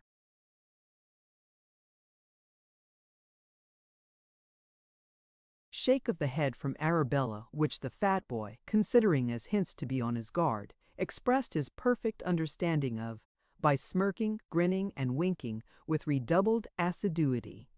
"Joe," said Mr. Wardle, after an unsuccessful search in all his pockets, "is my snuff-box on the sofa?" "No, sir," replied the fat boy.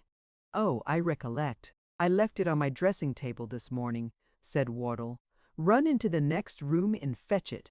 The fat boy went into the next room, and, having been absent about a minute, returned with the snuff-box and the palest face that ever a fat boy wore. "What's the matter with the boy?" exclaimed Wardle.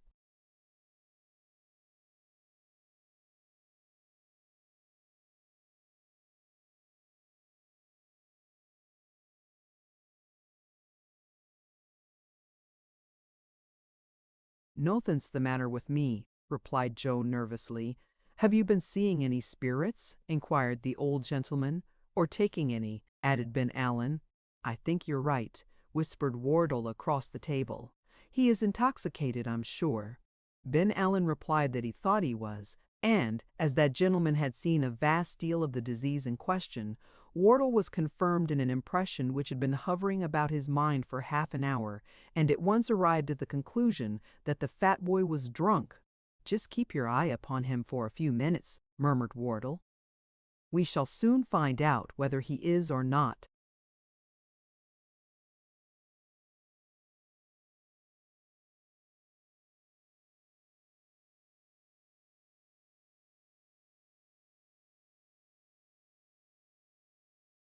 The unfortunate youth had only interchanged a dozen words with Mr. Snodgrass, that gentleman having implored him to make a private appeal to some friend to release him, and then pushed him out with the snuff-box, lest his prolonged absence should lead to a discovery.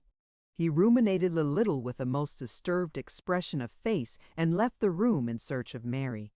But Mary had gone home after dressing her mistress, and the fat boy came back again more disturbed than before. Wardle and Mr. Ben Allen exchanged glances. "Joe," said Wardle.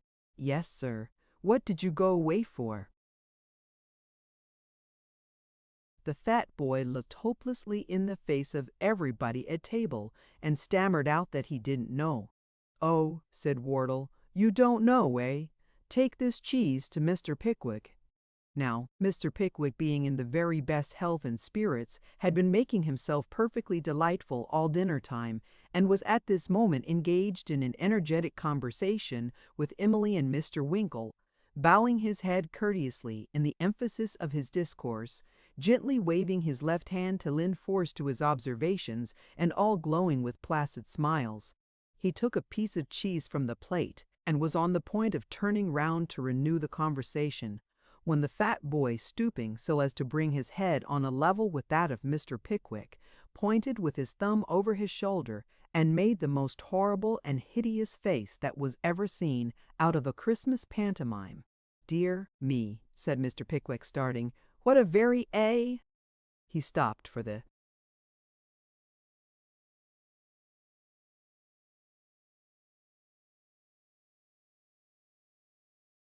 fat boy had drawn himself up and was, or pretended to be, fast asleep. "What's the matter?" inquired Wardle. "This is such an extremely singular lad," replied Mr. Pickwick, looking uneasily at the boy. "It seems an odd thing to say, but upon my word I am afraid that at times he is a little deranged." "Oh, Mr. Pickwick, pray don't say so," cried Emily and Arabella both at once. "I am not certain, of course," said Mr. Pickwick, amidst profound silence and looks of general dismay. "But his manner to me this moment really was very alarming." "Oh!" ejaculated Mr. Pickwick, suddenly jumping up with a short scream. "I beg your pardon, ladies, but at that moment he ran some sharp instrument into my leg. Really, he is not safe." "He's drunk," roared old Wardle passionately. "Ring the bell. Call the waiters."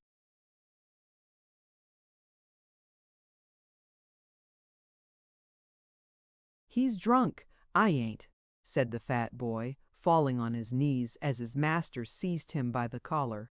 "I ain't drunk. Then you're mad. That's worse." "Call the waiters," said the old gentleman. "I ain't mad. I'm sensible," rejoined the fat boy, beginning to cry. "Then what the devil did you run sharp instruments into Mr. Pickwick's legs for?" inquired Wardle angrily. "He wouldn't look at me," replied the boy. "I wanted to speak to him." "What did you want to say?" asked half a dozen voices at once. The fat boy gasped, looked at the bedroom door, gasped again, and wiped 2 tears away with the knuckle of each of his forefingers.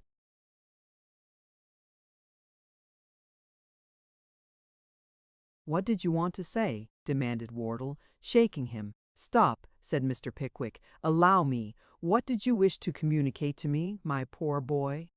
"I want to whisper to you," replied the fat boy. "You want to bite his ear off, I suppose," said Wardle. "Don't come near him. He's vicious. Ring the bell, and let him be taken downstairs." Just as Mr. Winkle caught the bell rope in his hand, it was arrested by a general expression of astonishment. The captive lover, his face burning with confusion, suddenly walked in from the bedroom and made a comprehensive bow to the company. "Hallo!" cried Wardle, releasing the fat boy's collar and staggering back. "What's this?"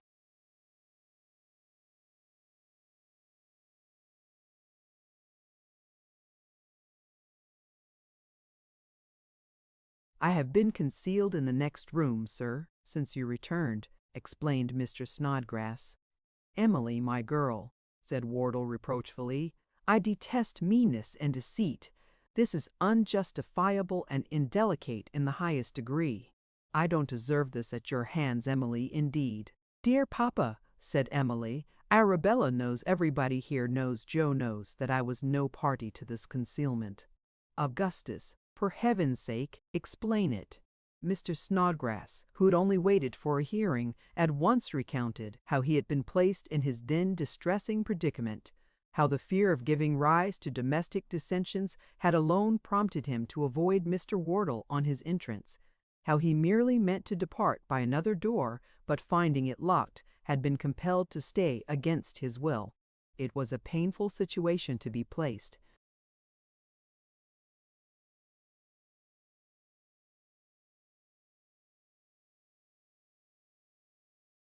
in, but he now regretted it the less, inasmuch as it afforded him an opportunity of acknowledging before their mutual friends that he loved Mr. Wardle's daughter deeply and sincerely. that he was proud to avow that the feeling was mutual, and that if thousands of miles were placed between them or oceans rolled their waters, he could never for an instant forget those happy days, when first, etc., etc. Having delivered himself to this effect, Mr. Snodgrass bowed again, looked into the crown of his hat, and stepped towards the door. "Stop!" shouted Wardle. "Why, in the name of all that's inflammable," mildly suggested Mr. Pickwick, who thought something worse was coming. "Well, that's inflammable," said Wardle, adopting the substitute. "Couldn't you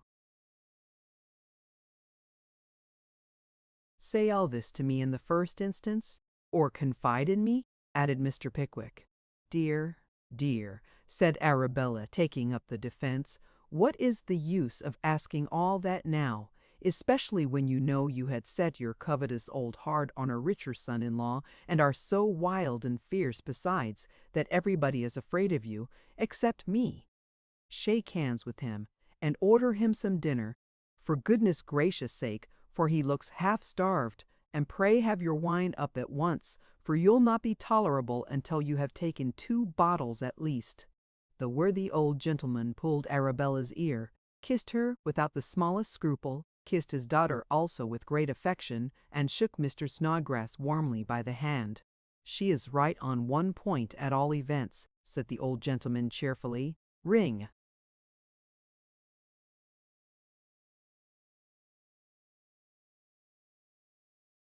For the wine. The wine came, and Perker came upstairs at the same moment. Mr. Snodgrass had dinner at a side table, and, when he had dispatched it, drew his chair next Emily without the smallest opposition on the old gentleman's part. The evening was excellent. Little Mr. Perker came out wonderfully, told various comic stories, and sang a serious song which was almost as funny as the anecdotes. Arabella was very charming, Mr. Wardle very jovial, Mr. Pickwick very harmonious, Mr. Ben Allen very uproarious, the lovers very silent, Mr. Winkle very talkative, and all of them very happy.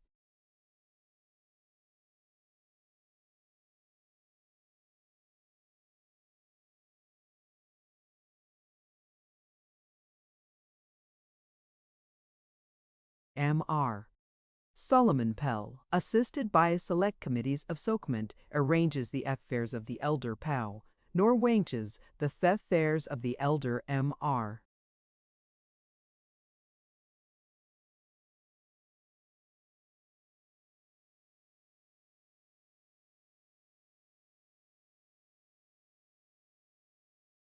"Samivel," said Mr. Weller, accosting his son on the morning after the funeral, "I found it, Sammy. I thought it was there." "Thought what there?" inquired Sam. "Your mother-in-law's will, Sammy," replied Mr. Weller.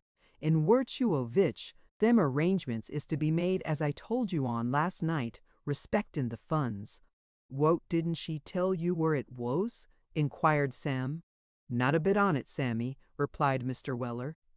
"We wuls adjestin' our little differences, and I wuls a cheerin' her spirits and bearin' her up, so that I forgot to ask anything about it." "I don't know as I should have done it, indeed, if I had remembered it," added Mr. Weller, "for it's a rum sort of thing, Sammy, to go a hankerin' arter anybody's property, ven you're assist 'em in illness. It's like helping an outside passenger up, ven he's been pitched off a coach and puttin'."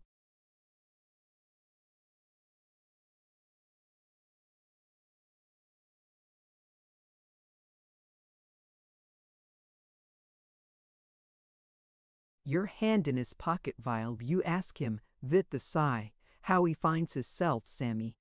With this figurative illustration of his meaning, Mr. Weller unclasped his pocketbook and drew forth a dirty sheet of letter paper, on which were inscribed various characters crowded together in remarkable confusion. "This here is the document, Sammy," said Mr. Weller. "I found it in the little black teapot on the top shelf of the bar closet. She used to keep banknotes there, for she bos married Samivel. I've seen her take the lid off to pay a bill many and many a time. Poor creetur, she might have filled all the teapots in the house with thils, and not have inconvenienced herself neither, for she took wery little of anything in that vay lately, 'cept on the temperance nights, then they just laid a foundation o' tea to put the spirits atop on." "What does it say?" inquired Sam.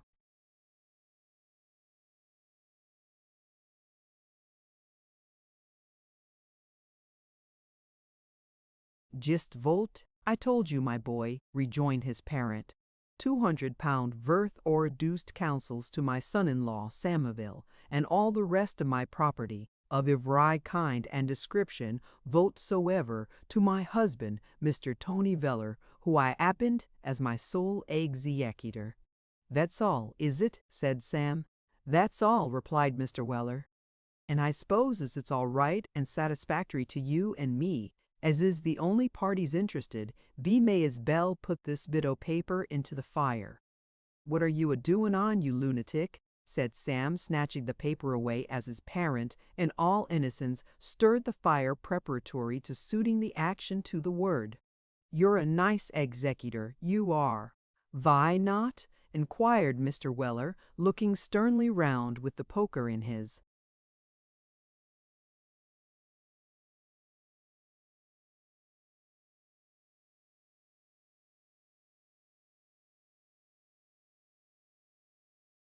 "Hand?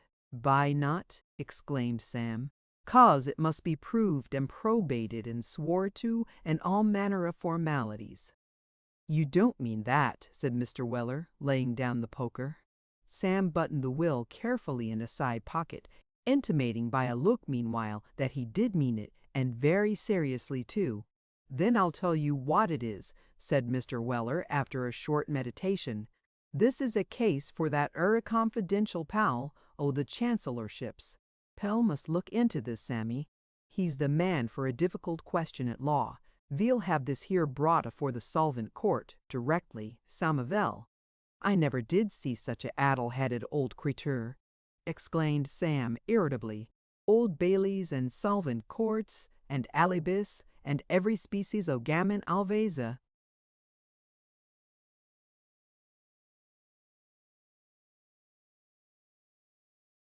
Running through his brain, "You better get your out-o'-door clothes on, and come to town about this business, than stand a-preaching there about what you don't understand nothing on." "Wery good, Sammy," replied Mr. Weller. "I'm quite agreeable to anything as vill hexpedite business, Sammy. But mind this here, my boy, nobody but Pell, as a legal adwiser." "I don't want anybody else," replied Sam. "Now, are you a-comin'?"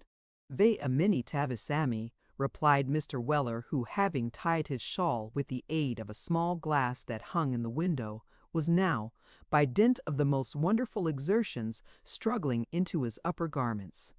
"Vait a minute, Sammy. Then you grow as old as your father. You font get into your vesket quite as easy as you do now, my boy."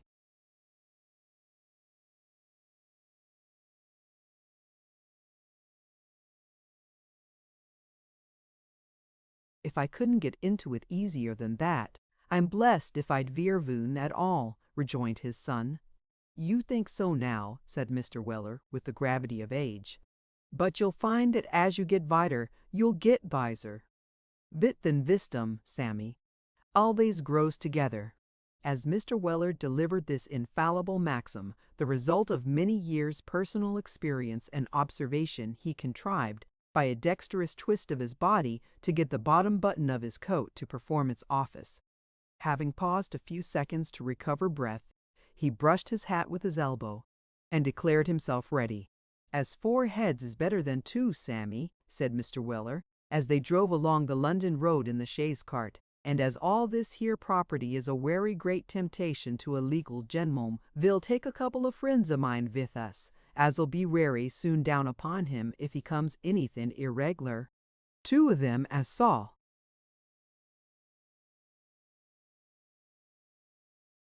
"You to the Fleet that day. They're the wery best judges," added Mr. Weller in a half-whisper, "the wery best judges of a horse you ever knowed." "And of a lawyer too?" inquired Sam. "The man as can form a accurate judgment of a animal can form a accurate judgment of anything," replied his father, so dogmatically that Sam did not attempt to controvert the position. In pursuance of this notable resolution, the services of the mottled-faced gentleman and of two other very fat coachmen selected by Mr. Weller, probably with a view to their width and consequent wisdom, were put into requisition, and this assistance having been secured, the party proceeded to the public house in Portugal Street, whence a messenger was dispatched to the insolvent court over the way, requiring Mr. Solomon Pell's immediate attendance.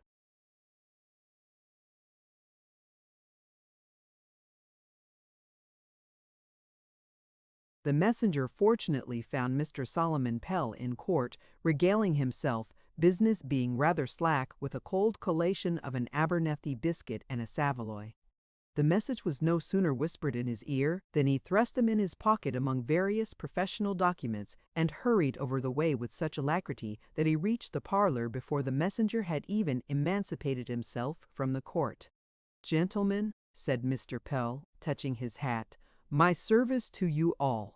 I don't say it to flatter you, gentlemen, but there are not 5 other men in the world that I'd have come out of that court for today." "So busy, eh?" said Sam. "Busy," replied Pell. "I'm completely sewn up, as my friend the late Lord Chancellor many a time used to say to me, gentlemen, when he came out from hearing appeals in the House of Lords. Poor fellow, he was very susceptible to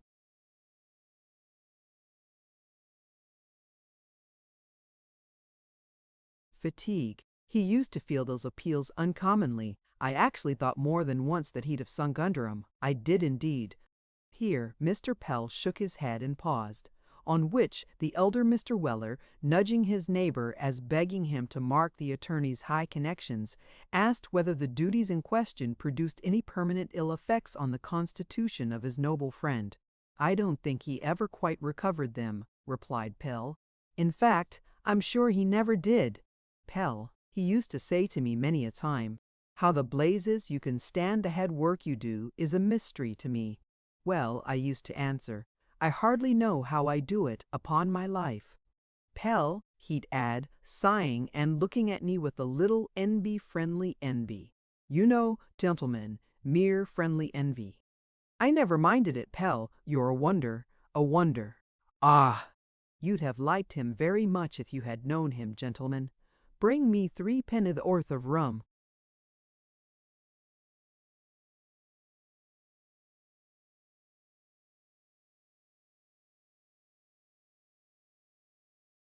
"My dear," addressing this latter remark to the waitress, in a tone of subdued grief, Mr. Pell sighed, looked at his shoes in the ceiling, and, the rum having by that time arrived, drank it up. "However," said Pell, drawing a chair to the table, "a professional man has no right to think of his private friendships when his legal assistance is wanted. By the by, gentlemen, since I saw you here before, we have had to weep over a very melancholy occurrence."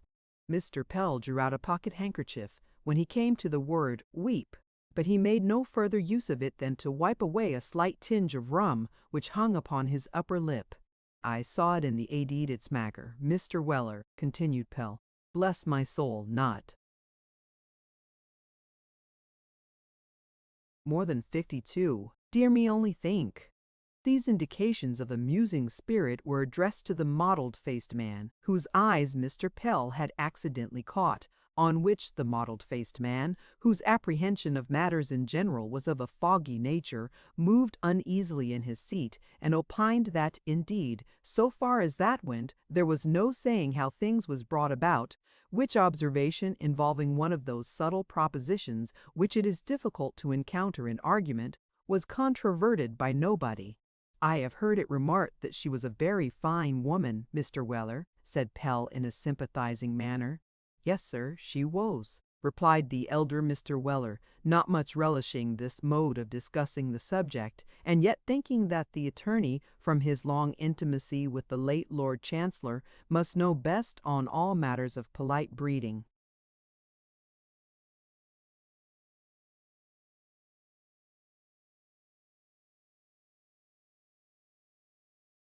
"She was a werry fine 'ooman, sir. Ven I first knowed her, She was a widder, sir, at that time. Now, it's curious, said Pell, looking round with a sorrowful smile. Mrs. Then. Pell was a widow. That's very extraordinary, said the mottled-faced man. Well, it is a curious coincidence, said Pell. Not at all, gruffly remarked the elder Mr. Weller. More widders is married than single women. Very good, said Pell. You're quite right, Mr. Weller. Mrs. Pell was a very elegant and accomplished woman. Her manners were the theme of universal admiration in our neighborhood. I was proud to see that woman dance. There was something so firm and dignified and yet natural in her motion. Her cutting, gentleman, was simplicity itself. Ah, well. Excuse my asking the question, Mr. Samuel, continued the attorney in a lower voice. Was your mother-in-law tall? Not very, replied Sam. Mrs. Pell was a tall figure, said Pell. A splendid woman, with a noble shape, and a nose, gentleman, formed to command and be majestic. She was very much attached to me, very much highly connected, too. Her mother's brother, gentleman, failed for £800 as a law stationer. Vell, said Mr. Weller, who had grown rather restless during this discussion, with regard to business. The word was music to Pell's ears. He had been revolving in his mind whether any business was to be transacted, or whether he had been merely invited to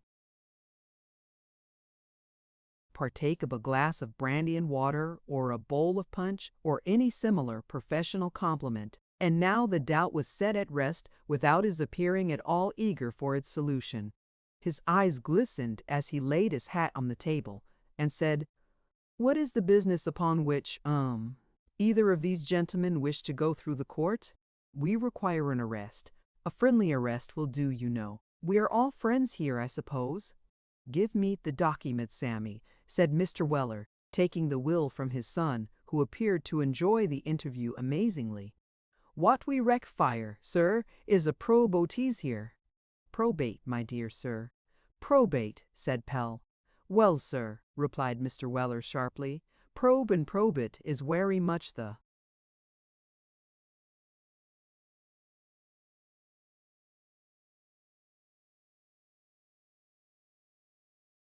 same. If you don't understand what, I mean, sir, I dessay I can find them as does. No offense, I hope, Mr. Weller, said Pell meekly. You are the executor, I see, he added, casting his eyes over the paper. I am, sir, replied Mr. Weller. These other gentlemen, I presume, are legatees, are they? Inquired Pell, with a congratulatory smile. Sammy is a leg at ease, replied Mr. Weller. These other gentlemen is friends o' mine, just come to see fair, a kind of umpires. Oh, said Pell. Very good. I have no objections, I'm sure. I shall want a matter of £5 of you before I begin. Ha ha ha! It being decided by the committee that the £5 might be advanced, Mr. Bat Weller produced that sum, after which a long consultation about nothing particular took place, in the course whereof Mr. Pell demonstrated to the perfect satisfaction of the gentleman who saw fair that unless the management of the business had been entrusted to him, it must all have gone wrong, for reasons not clearly made out, but no doubt sufficient. This important point being dispatched, Mr. Pell refreshed himself with 3 chops, and liquids both malt and spirituous, at the expense of the estate. And then they all went away to Doctors' Commons. The next day there was another visit to Doctors' Commons, and a great to-do with an attesting hostler who, being inebriated, declined swearing anything but profane oaths, to the great scandal of a proctor and surrogate. Next week there were more visits to Doctors' Commons, and there was a visit to the Legacy Duty Office besides, and there were treaties entered into for the disposal of the lease and business, and ratifications of the same, and inventories to be made out, and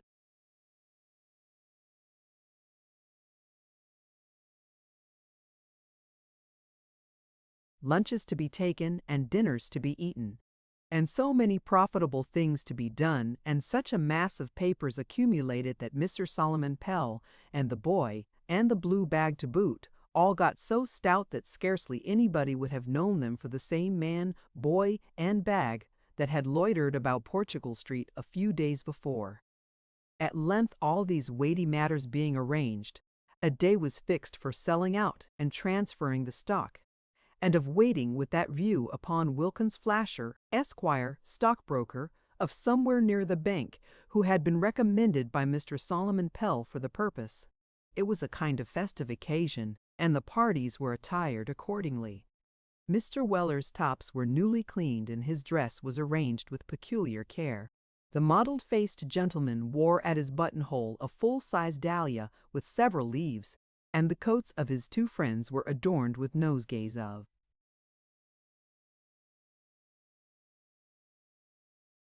laurel and other evergreens. All three were habited in strict holiday costume, that is to say, they were wrapped up to the chins and wore as many clothes as possible, which is, and has been, a stage-coachman's idea of full dress ever since stage-coaches were invented. Mr. Pell was waiting at the usual place of meeting at the appointed time. Even he wore a pair of gloves and a clean shirt, much frayed at the collar and wristbands by frequent washings. 1:45, said Pell, looking at the parlor clock. If we are with Mr. Flasher at 1:15, we shall just hit the best time. What should you say to a drop o' beer, gentlemen? Suggested the mottled-faced man. And a little bit o' cold beef, said the second coachman. Or oyster, added the third, who was a hoarse gentleman, supported by very round legs. Here, here, said Pell. To congratulate Mr. Weller on his coming into possession of his property, eh? Ha, ha, I'm quite agreeable, gentlemen, answered Mr. Weller. Sammy, pull the bell. Sammy complied, and the porter, cold beef, and oysters being promptly produced, the lunch was done ample justice to. Where everybody took so active a part, it is almost invidious to make a distinction. But if one individual evinced greater powers than another, it was the coachman with the hoarse voice who took an imperial pint of vinegar with his oysters, without betraying the least emotion. Mr. Pell, sir, said the elder Mr. Weller, stirring a glass of brandy and water of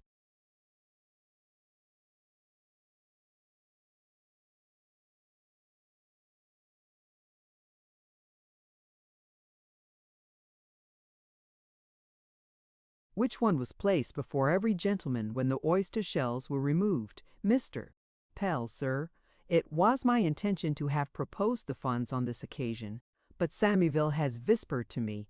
Here Mr. Samuel Weller, who had silently eaten his oysters with tranquil smiles, cried, "Here," in a very loud voice. Has whispered to me, resumed his father, that it will be better to do out the liquor to wishing you success and prosperity, and thanking you for the manner in which you've brought this here business through. Here's your health, sir. Hold hard there, interposed the mottled-faced gentleman with sudden energy.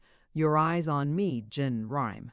Saying this, the mottled-faced gentleman rose, as did the other gentleman. The mottled-faced gentleman reviewed the company and slowly lifted his hand upon which every man, including him of the mottled countenance, drew a long breath and lifted his tumbler to his lips. In one instant, the mottled-faced gentleman depressed his hand again, and every glass was set down empty. It is impossible to describe the thrilling effect produced by this striking ceremony. At once dignified, solemn, and impressive, it combined every element of grandeur. Well, gentlemen, said Mr. Pell, all I can say is that such marks of competence must be very gratifying to a professional man. I don't wish to say anything that might appear egotistical, gentlemen, but I'm very glad, for your own sakes, that you came to me. That's all. If you had gone to any low member of the profession, it's my firm conviction, and I assure you of it as a fact, that you would have found yourselves in Queer Street before this. I could have wished my noble friend had been alive to have seen my management of this case. I don't say it out of pride, but I think, however, gentlemen, I won't trouble you with that. I'm generally to be found here, gentlemen, but if I'm not here or over the way, that's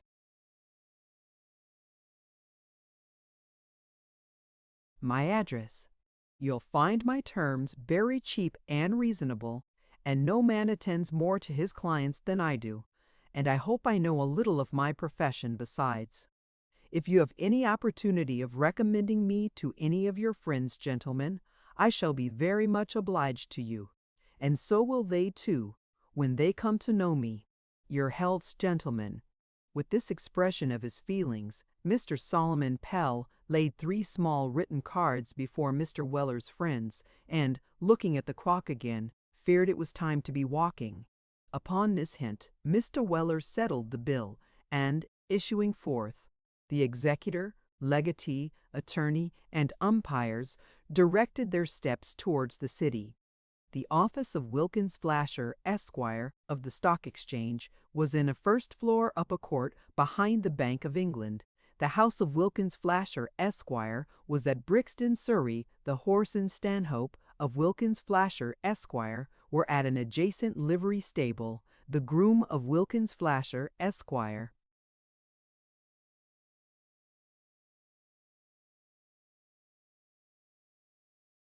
was on his way to the West End to deliver some game.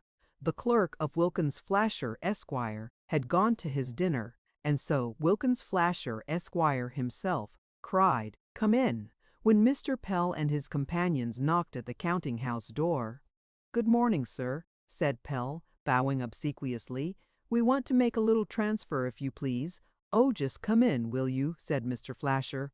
"Sit down a minute. I'll attend to you directly." "Thank you, sir," said Pell. "There's no hurry. Take a chair, Mr. Weller." Mr. Weller took a chair, and Sam took a box, and the umpires took what they could get, and looked at the almanac and 1 or 2 papers which were wafered against the wall with as much open-eyed reverence as if they had been the finest.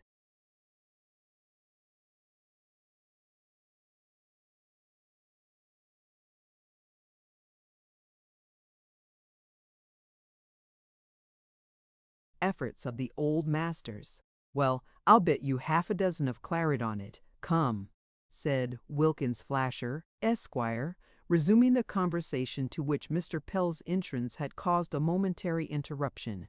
This was addressed to a very smart young gentleman who wore his hat on his right whisker and was lounging over the desk, killing flies with a ruler.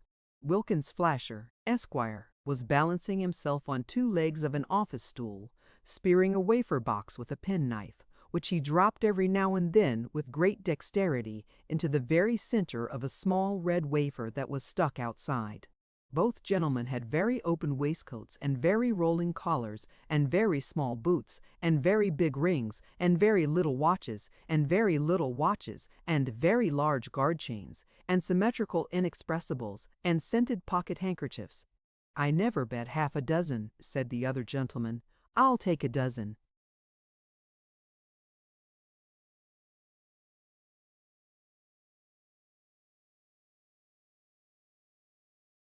"Done, Simmery, done," said Wilkins Flasher, Esquire. "PP, mind," observed the other. "Of course," replied Wilkins Flasher, Esquire. Wilkins Flasher, Esquire, entered it in a little book with a gold pencil case, and the other gentleman entered it also, in another little book with another gold pencil case. "I see there's a notice up this morning about Beepoffer," observed Mr. Simmery. "Poor devil, he's expelled the house." "I'll bet you 10 guineas to 5 he cuts his throat," said Wilkins Flasher, Esquire. "Done," replied Mr. Simmery. "Stop, I bar," said Wilkins Flasher, Esquire, thoughtfully. "Perhaps he may hang himself." "Very good," rejoined Mr. Simmery, pulling out the gold pencil case again. "I'd no objection to take you that way. Say, makes away with himself."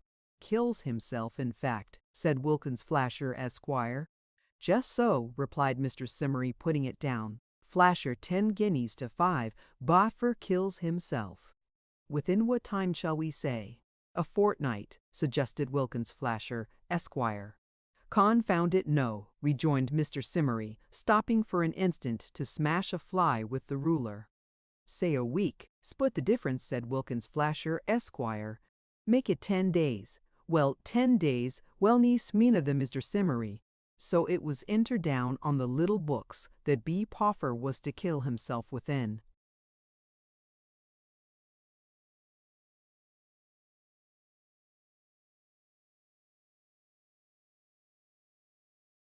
10 days, or Wilkins Flasher, Esquire, was to hand over to Frank Simmery, Esquire, the sum of 10 guineas, and that if Boffer did kill himself within that time, Frank Simmery, Esquire, would pay to Wilkins Flasher, Esquire, 5 guineas instead. "I'm very sorry he has failed," said Wilkins Flasher, Esquire. "Capital dinners he gave." "Fine port he had, too," remarked Mr. Simmery. "We are going to send our butler to the sale tomorrow to pick up some of that 64. "The devil you are," said Wilkins Flasher, Esquire. "My man's going too. 5 guineas. My man outbids your man. Done." Another entry was made in the little books with the gold pencil cases, and Mr. Dutt,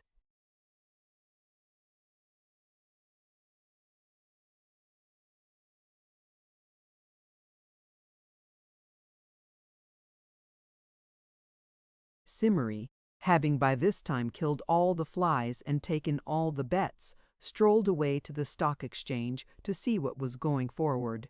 Wilkins Flasher, Esquire, now condescended to receive Mr. Solomon Pell's instructions, and having filled up some printed forms, requested the party to follow him to the bank, which they did, Mr. Weller and his 3 friends staring at all they beheld in unbounded astonishment, and Sam encountering everything with a coolness which nothing could disturb. Crossing a courtyard which was all noise and bustle, and passing a couple of porters who seemed dressed to match the red fire engine which was wheeled away into a corner, they passed into an office where their business was to be transacted, and where Pell and Mr. Flasher left them standing for a few moments, while they went upstairs into the will office.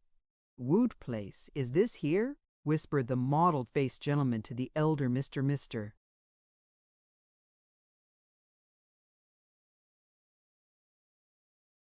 Weller. "Counsel's office," replied the executor in a whisper. "What are them gentlemen a-settin' behind the counters?" asked the horse coachman. "Reduced counsels, I s'pose," replied Mr. Weller. "Ain't they the reduced counsels, Samivel?" "Why, you don't suppose the reduced counsels is alive, do you?" inquired Sam with some disdain. "How should I know?" retorted Mr. Weller. "I thought they looked wary like it." "What are they, then?" "Clerks," replied Sam.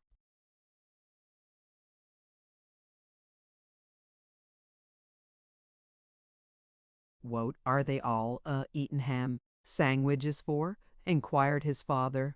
"'Cause it's in their duty, I suppose," replied Sam. "It's a part of the system. They're alvays a-doin' it here all day long."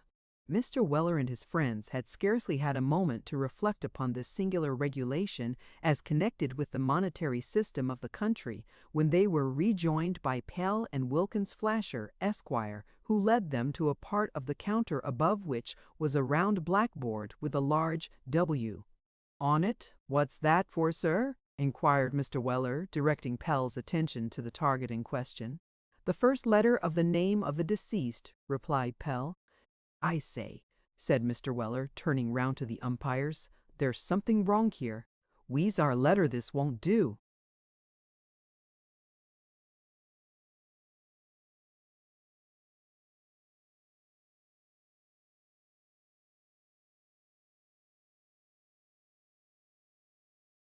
The referees at once gave it as their decided opinion that the business could not be legally proceeded with under the letter W, and in all probability it would have stood over for 1 day at least, had it not been for the prompt, though at first sight undutiful behavior of Sam, who, seizing his father by the skirt of the coat, dragged him to the counter and pinned him there until he had affixed his signature to a couple of instruments, which, from Mr. Weller's habit of printing, was a work of Taine, the Pinistizadials.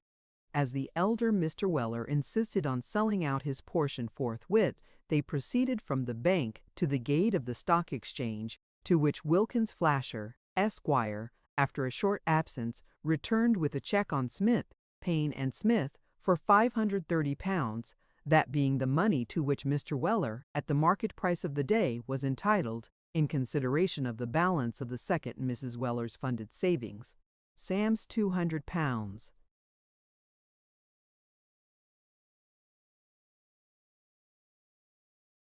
stood transferred to his name, and Wilkins Flasher, Esquire, having been paid his commission, dropped the money carelessly into his coat pocket and lounged back to his office. Mr. Weller was at first obstinately determined on cashing the check in nothing but sovereigns, but it being represented by the umpires that by so doing he must incur the expense of a small sack to carry them home in, he consented to receive the amount in £5 notes. "My son," said Mr. Weller, as they came out of the banking house, "my son and me has a worry particular engagement this arternoon, and I should like to have this here business settled out of hand. So let's just go straight away some veres, vir conhordet the accounts." A quiet room was soon found, and the accounts were produced and audited. Mr. Pell's bill was taxed by Sam, and some charges were disallowed by the limiso.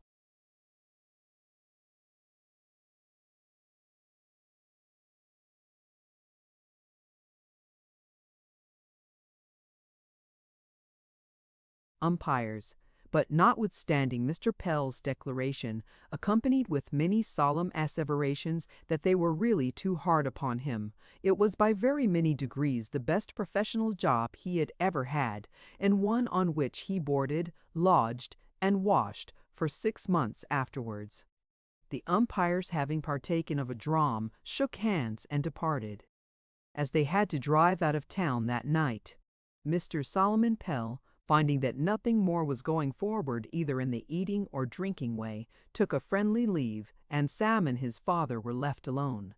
"There," said Mr. Weller, thrusting his pocketbook in his side pocket, "thith the bills for the lease, and that there's £1180 here.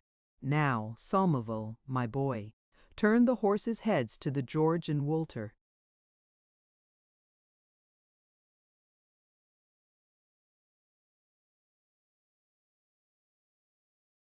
An important conference takes place between Mr.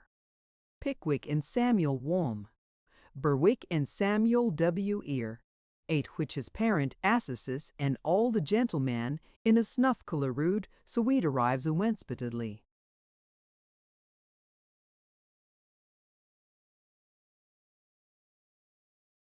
Mr. Pickwick was sitting alone, musing over many things, and thinking among other considerations how he could best provide for the young couple whose present unsettled condition was matter of constant regret and anxiety to him, when Mary stepped lightly into the room, and, advancing to the table, said rather hastily, "Oh, if you please, sir, Samuel is downstairs, and he says, may his father see you." "Surely," replied Mr. Pickwick. "Thank you, sir," said Mary, tripping towards the door again. "Sam has not been here long, has he?" inquired Mr. Pickwick. "Oh, no, sir," replied Mary eagerly. "He has only just come home. He is not going to ask you for any more leave, sir, he says."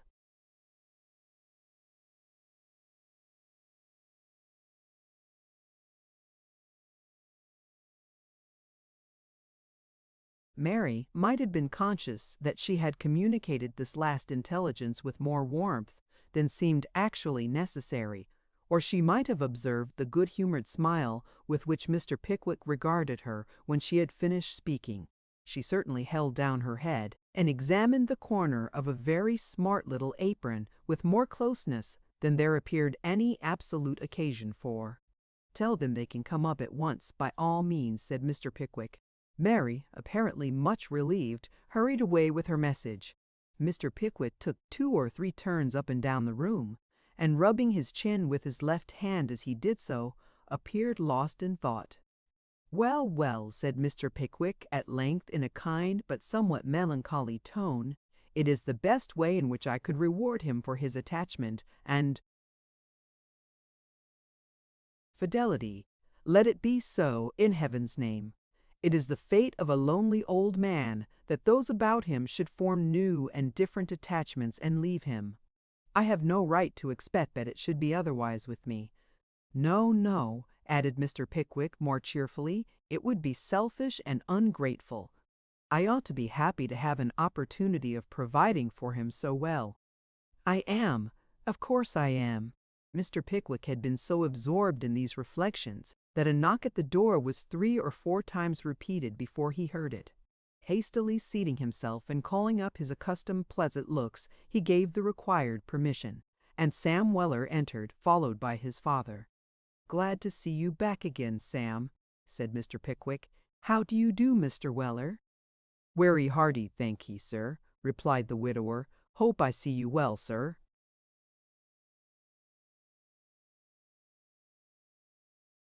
"Quite, I thank you," replied Mr. Pickwick. "I wanted to have a little bit o' conversation with you, sir," said Mr. Weller, "if you could spare me 5 minutes or so, sir." "Certainly," replied Mr. Pickwick. "Sam, give your father a chair." "Thankee, Samivel. I've got a chair here," said Mr. Weller, bringing one forward as he spoke. "Uncommon fine day it's been, sir," added the old gentleman, laying his hat on the floor as he sat himself down. "Remarkably so, indeed," replied Mr. Pickwick. "Very seasonable." "Seasonablest veather I ever see, sir," rejoined Mr. Weller. Here the old gentleman was seized with a violent fit of coughing, which, being terminated, he nodded his head and winked and made several supplicatory and threatening gestures to his son, all of which Sam Weller steadily abstained from seeing.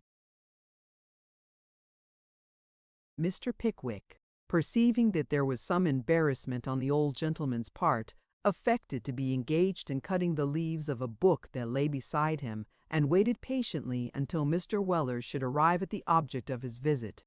"I never see such a aggrawatin' boy as you are, Samivel," said Mr. Weller, looking indignantly at his son. "Never in all my born days." "What is he doing, Mr. Weller?" inquired Mr. Pickwick. "He vont begin, sir," rejoined Mr. Weller. "He knows I ain't got a call to expressin' hisself and there's anythin' particular to be done, and yet he'll stand and see me a-settin' here takin' up your wealable time and makin' a reg'lar spectacle o' myself, rayther than help me out vith a syllable." "It ain't filial conduct, Samivel," said Mr. Weller, wiping his forehead. "Wery far from it."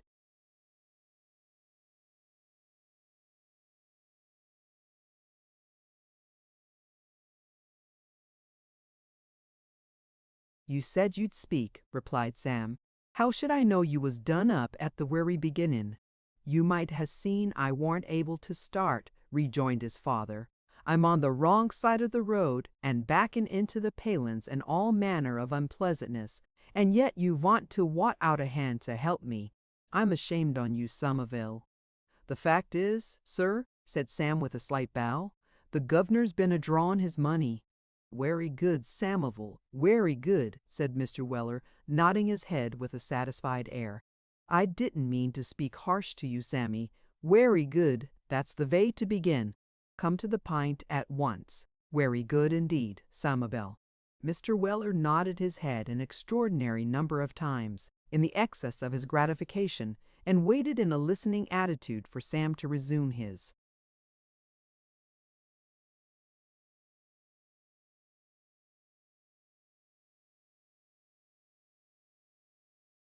Statement.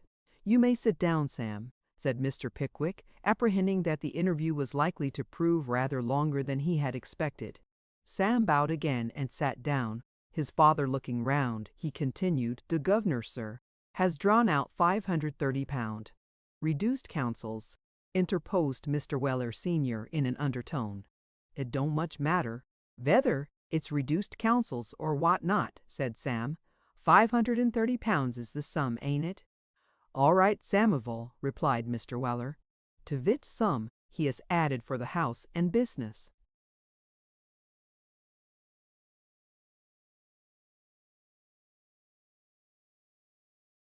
"Lease, goodwill, stock, and fixtures," interposed Mr. Weller. "As much as makes it," continued Sam. "Altogether £1,180." "Indeed," said Mr. Pickwick. "I am delighted to hear it. I congratulate you, Mr. Weller, on having done so well." "Vait a minute, sir," said Mr. Weller, raising his hand in a deprecatory manner. "Get on, Samivel." "This here money," said Sam, with a little hesitation, "he's anxious to put some vayers. Vere he knows it'll be safe, and I'm wery anxious too, for if he keeps it, he'll go a-lending it to somebody, or investin' property in horses, or droppin' his pocketbook down an airy, or makin' Egyptian mummy of hisself in some vay or another."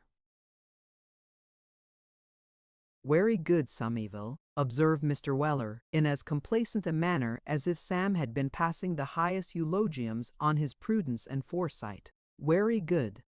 For vish reasons," continued Sam, plucking nervously at the brim of his hat, "for vish reasons he's drawn it out today, and come here vith me to say, leastvays to offer, or in other vords, to say this here," said the elder Mr. Weller impatiently, "that it ain't o' no use to me. I'm a-goin' to vork a coach regular, and han't got no veers to keep it in, unless I vos to pay the guard for taking care on it, or to put it in voin o' the coach pockets, vich be a temptation to the insides. If you will take care on it for me, sir, I shall be wery much obliged to you." "Pay raps," said Mr. Weller, walking up to Mr. Pickwick and whispering in his ear. "P'raps it'll go a little vay towards the expenses of that 'er conviction. All I say is, just you keep it till I ask you for it." Again, with these words, Mr. Weller placed the pocketbook in Mr. Pickwick's hands, caught up his hat, and ran out of the room with a celerity scarcely to be expected from so corpulent a subject. "Stop him, Sam!" exclaimed Mr. Pickwick earnestly. "Overtake him! Bring him back instantly! Mr. Weller here, come back!" Sam saw that his master's injunctions were not to be disobeyed, and, catching his father by the arm as he was descending the stairs, dragged him back by main force. "My good friend," said Mr. Pickwick, taking the old man by the hand, "your honest confidence overpowers me." "I don't see no occasion for nothing of the kind, sir," replied Mr. Weller obstinately.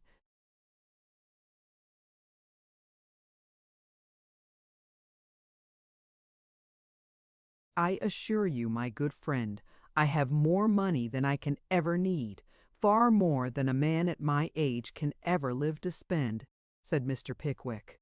"No man knows how much he can spend till he tries," observed Mr. Weller. "Perhaps not," replied Mr. Pickwick, "but as I have no intention of trying any such experiments, I am not likely to come to want. I must beg you to take this back, Mr. Weller." "Wery well," said Mr. Weller with a discontented look. "Mark my words, Sammy, I'll do something desperate vit this here property, something desperate." "You'd better not," replied Sam. Mr. Weller reflected for a short time, and then, buttoning up his coat with great determination, said,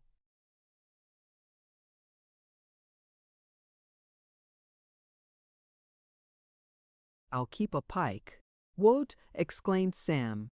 "A pike," rejoined Mr. Weller through his set teeth. "I'll keep a pike. Say good-bye to your father, Samuel. I do owe the remainder of my days to a pike."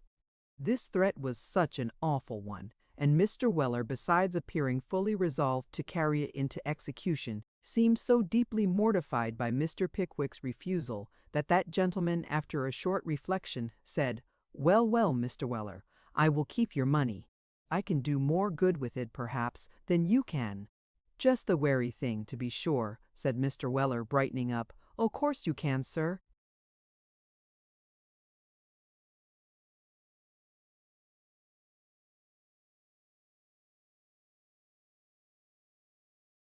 "Say no more about it," said Mr. Pickwick, locking the pocketbook in his desk. "I am heartily obliged to you, my good friend. Now sit down again. I want to ask your advice." The internal laughter occasioned by the triumphant success of his visit, which had convulsed not only Mr. Weller's face, but his arms, legs, and body also, during the locking up of the pocketbook, suddenly gave place to the most dignified gravity as he heard these words. "Wait outside a few minutes, Sam, will you?" said Mr. Pickwick. Sam immediately withdrew.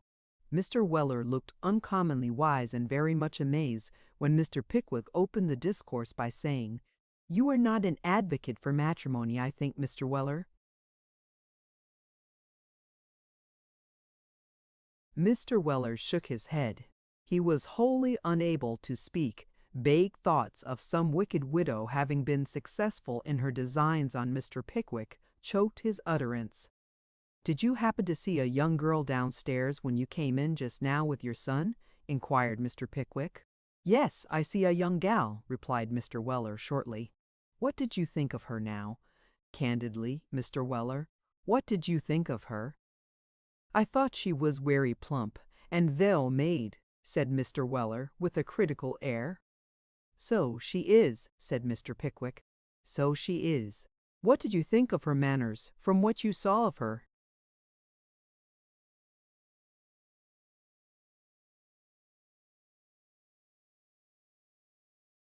"Werry pleasant," rejoined Mr. Weller, "werry pleasant and conformable." The precise meaning which Mr. Weller attached to this last mentioned adjective did not appear, but as it was evident from the tone in which he used it that it was a favorable expression, Mr. Pickwick was as well satisfied as if he had been thoroughly enlightened on the subject. "I take a great interest in her, Mr. Weller," said Mr. Pickwick. Mr. Weller coughed. "I mean an interest in her doing well," resumed Mr. Pickwick. "A desire that she may be comfortable and prosperous. You understand?" "Werry clearly," replied Mr. Weller, who understood nothing yet. "That young person," said Mr. Pickwick, "is attached to your son." "To Samuel Weller," exclaimed the parent. "Yes," said Mr. Pickwick. "It's nat'ral," said Mr. Weller after some consideration. "Nat'ral, but rayther alarmin'. Sammy must be careful." "How do you mean?" inquired Mr. Pickwick. "Werry careful that he don't say nothin' to her," responded Mr. Weller. "Werry careful that he ain't led away, in a innocent moment, to say anythin' as may lead to a conwiction for breach. You're never safe with 'em, Mr. Pickwick. Ven they once has designs on you, there's no knowin' vere to have 'em, and vile you're a considering of it, they have you. I was married fust, that vay myself, sir, and Sammy was the consequence o' the maneuver." "You give me no great encouragement to conclude what I have to say," observed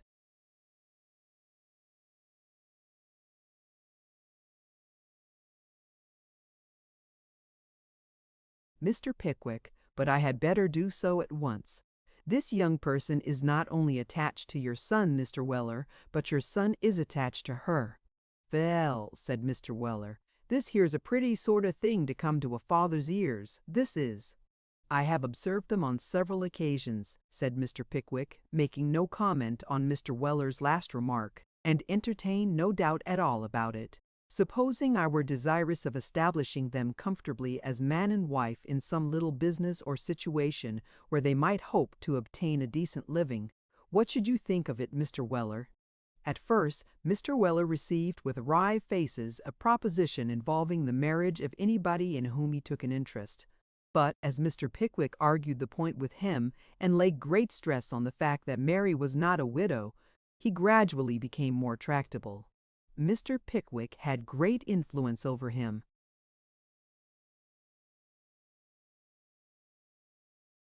And he had been much struck with Mary's appearance, having, in fact, bestowed several very unfatherly winks upon her already. At length he said that it was not for him to oppose Mr. Pickwick's inclination, and that he would be very happy to yield to his advice, upon which Mr. Pickwick joyfully took him at his word, and called Sam back into the room. "Sam," said Mr. Pickwick, clearing his throat, "your father and I have been having some conversation about you." "About you, Samuel," said Mr. Weller, in a patronizing and impressive voice. "I am not so blind, Sam, as not to have seen, a long time since, that you entertain something more than a friendly feeling towards Mrs. Winkle's maid," said Mr. Pickwick. "You hear this, Samuel," said Mr. Weller in the same judicial form of speech as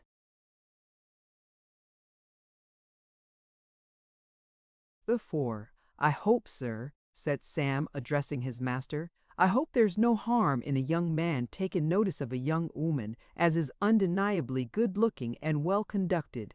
"Certainly not," said Mr. Pickwick. "Not by no means," acquiesced Mr. Weller affably but magisterially. "So far from thinking there is anything wrong in conduct so natural," resumed Mr. Pickwick, "it is my wish to assist and promote your wishes in this respect. With this view, I have had a little conversation with your father, and finding that he is of my opinion, the lady not being a widder, interposed Mr. Weller in explanation.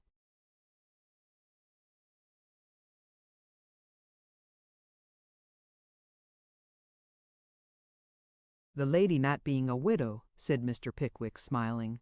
I wish to free you from the restraint which your present position imposes upon you, and to mark my sense of your fidelity and many excellent qualities by enabling you to marry this girl at once and to earn an independent livelihood for yourself and family. I shall be proud, Sam, said Mr. Pickwick, whose voice had faltered a little hitherto, but now resumed its customary tone, proud and happy to make your future prospects in life my grateful and peculiar care.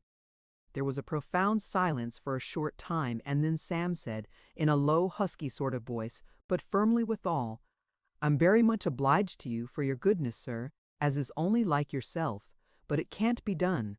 Can't be done, ejaculated Mr. Pickwick in astonishment.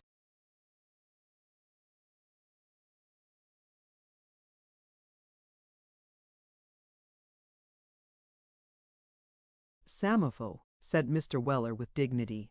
I say it can't be done, repeated Sam in a louder key. What's to become of you, sir? My good fellow, replied Mr. Pickwick, the recent changes among my friends will alter my mode of life in future entirely. Besides, I am growing older and want repose and quiet. My rambles, Sam, are over. How do I know that air, sir? Argued Sam. You think so now? Suppose you woes to change your mind for Shevage is not unlikely, for you've the spirit of 25 in you still. What 'ud become on you without me? It can't be done, sir. It can't be done. Wery good, Somerville. There's a good deal in that, said Mr. Weller encouragingly. I speak after long deliberation, Sam, and with the certainty that I shall keep my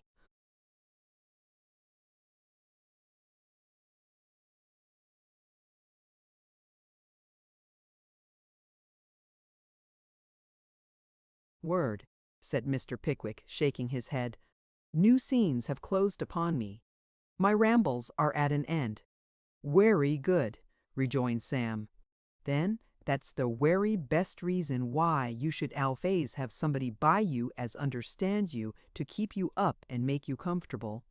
If you vant a more polished sort of feller, they'll and good have him. But vages or no vages, notice or no notice, board or no board, lodgin' or no lodgin', Sam Veller, as you took from the old inn in the Borough, sticks by you, come what may, and let everythin' and everybody do their worry fiercest, nothin's hall ever went it.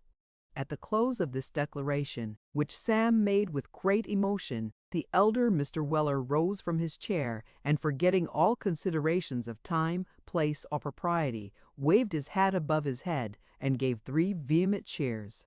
My good fellow, said Mr. Pickwick, when Mr. Weller had sat down again,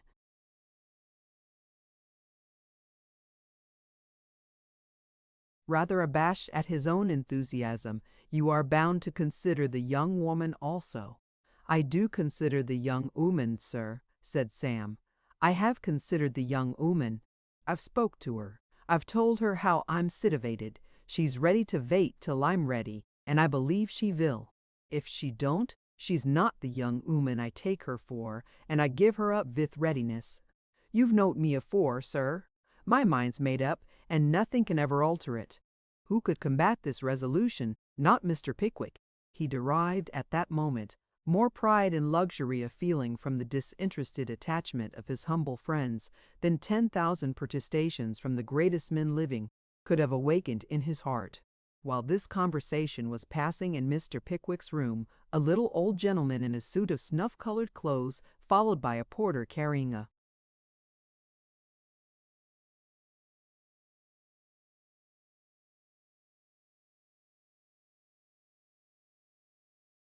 small portmanteau, presented himself below, and, after securing a bed for the night, inquired of the waiter whether one Mrs. Winkle was staying there, to which question the waiter of course responded in the affirmative. Is she alone? inquired the old gentleman. "I believe she is, sir," replied the waiter. "I can call her own maid, sir, if you—" "No, I don't want her," said the old gentleman quickly. "Show me to her room without announcing me." "Eh, sir?" said the waiter. "Are you deaf?" inquired the little old gentleman. "No, sir. Then listen, if you please. Can you hear me now?"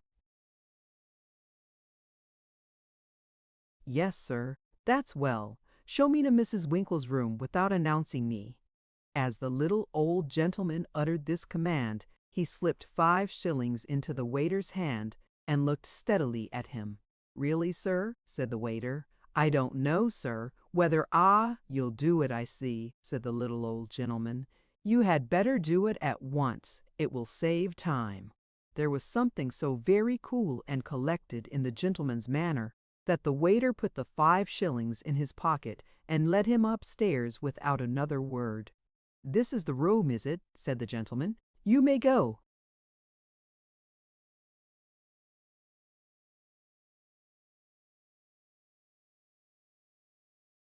The waiter complied, wondering much who the gentleman could be and what he wanted.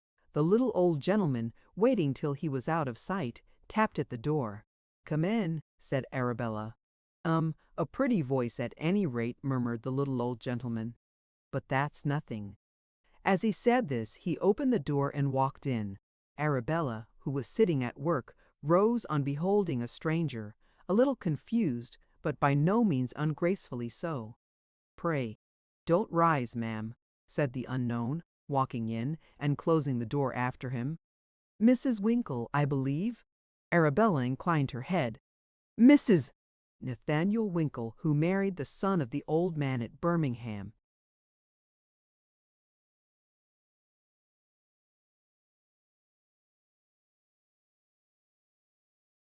said the stranger, eyeing Arabella with visible curiosity. Again, Arabella inclined her head and looked uneasily round, as if uncertain whether to call for assistance. "I surprise you, I see, ma'am," said the old gentleman. "Rather, I confess," replied Arabella, wondering more and more. "I'll take a chair if you'll allow me, ma'am," said the stranger.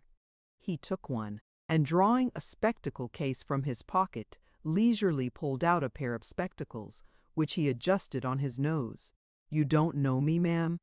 he said, looking so intently at Arabella that she began to feel alarmed. "No, sir," she replied timidly.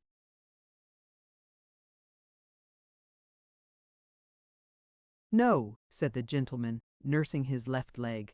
"I don't know how you should. You know my name, though, ma'am." "Do I?" said Arabella, trembling, though she scarcely knew why. "May I ask what it is?"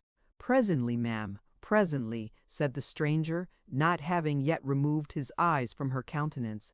"You have been recently married, ma'am."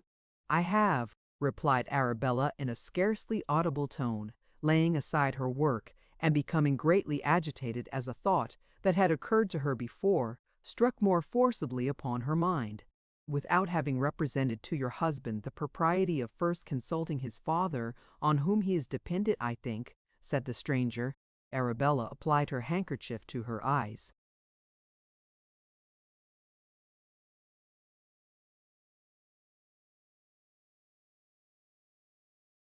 Without an endeavor even to ascertain by some indirect appeal what were the old man's sentiments on a point in which he would naturally feel much interested, said the stranger. "I cannot deny it, sir," said Arabella. "And without having sufficient property of your own to afford your husband any permanent assistance in exchange for the worldly advantages which you knew he would have gained if he had married agreeably to his father's wishes?" said the old gentleman. "This is what boys and girls call disinterested affection, till they have boys and girls of their own, and then they see it in a rougher and very different light." Arabella's tears flowed fast, as she pleaded in extenuation that she was young and inexperienced, that her attachment had alone induced her to take the step to which she had resorted, and that she had been deprived of the counsel and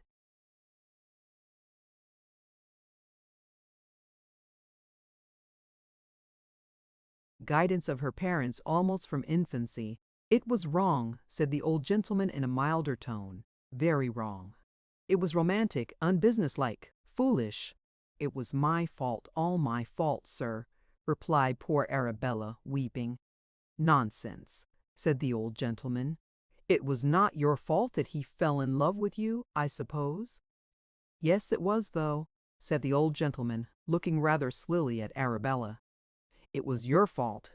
He couldn't help it." This little compliment, or the little gentleman's odd way of paying it, or his altered manner so much kinder than it was, at first, or all three together, forced a smile from Arabella in the midst of her tears. "Where's your husband?" inquired the old gentleman abruptly, stopping a smile which was just coming over his own face.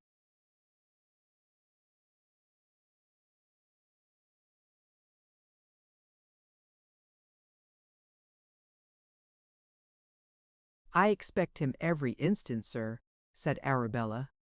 "I persuaded him to take a walk this morning. He is very low and wretched at not having heard from his father." "Low, is he?" said the old gentleman. "Serve him right. He feels it on my account, I am afraid," said Arabella. "And indeed, sir, I feel it deeply on his. I have been the sole means of bringing him to his present condition. Don't mind it on his account, my dear," said the old gentleman. "It serves him right. I am glad of it, actually glad of it as far as he is concerned." The words were scarcely out of the old gentleman's lips when footsteps were heard ascending the stairs, which he and Arabella seemed both to recognize at the same moment. The little gentleman turned pale, and, making a strong effort to appear composed, stood up as Mr. Winkle entered the room.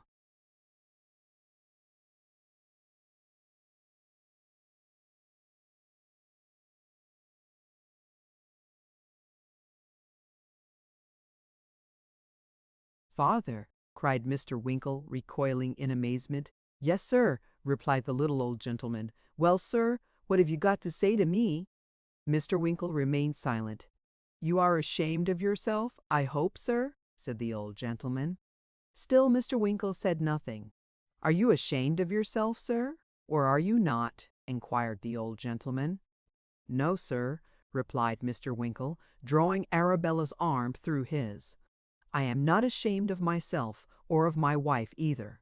Upon my word," cried the old gentleman ironically. "I am very sorry to have done anything which has lessened your affection for me, sir," said Mr. Winkle. "But I will say at the same time that I have no reason to be ashamed of having this lady for my wife, nor you of having her for a daughter." "Give me your hand, Nat," said the old gentleman in an altered voice. "Kiss me, my love. You are a very charming little daughter-in-law after all." In a few minutes' time Mr. Winkle went in search of Mr. Pickwick, and returning with that gentleman, presented him to his father, whereupon they shook hands for 5 minutes incessantly. "Mr. Pickwick, I thank you most heartily for all your kindness to my son," said old Mr. Winkle in a bluff, straightforward way. "I am a hasty fellow, and when I saw you last, I was vexed and taken by surprise. I have judged for myself now, and am more than satisfied. Shall I make any more apologies, Mr. Pickwick?"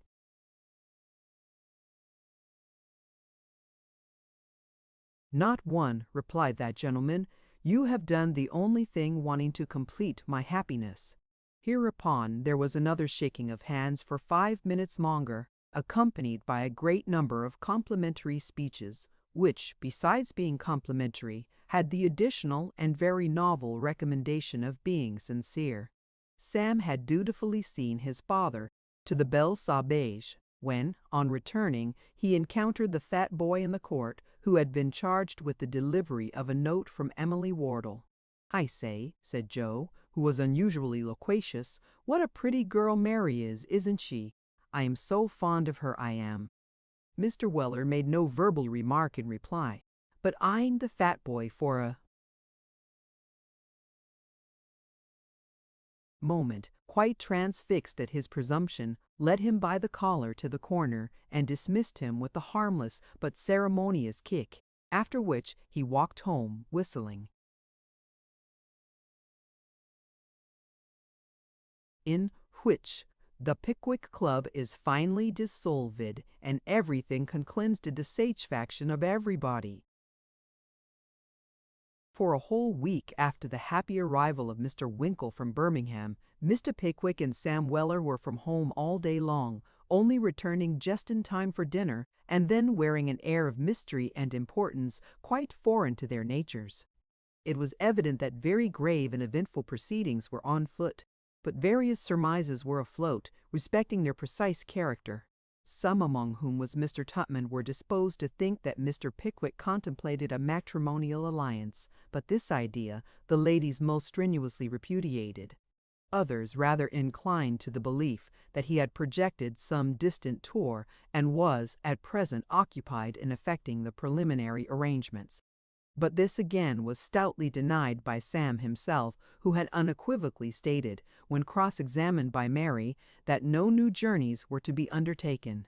At length, when the brains of the whole party had been racked for 6 long days, by unavailing speculation, it was unanimously resolved that Mr. Pickwick should be called upon to explain his conduct, and to state distinctly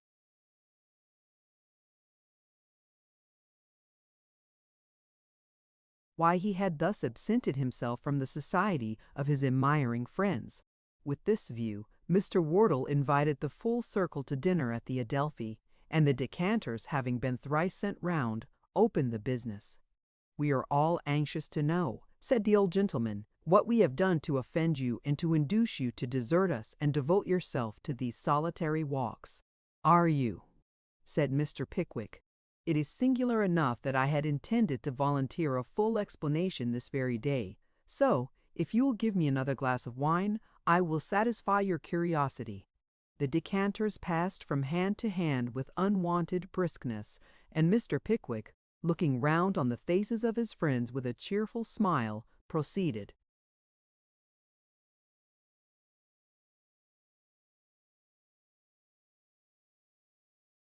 "All the changes that have taken place among us," said Mr. Pickwick, "I mean the marriage that has taken place, and the marriage that will take place, with the changes they involve, rendered it necessary for me to think, soberly and at once, upon my future plans.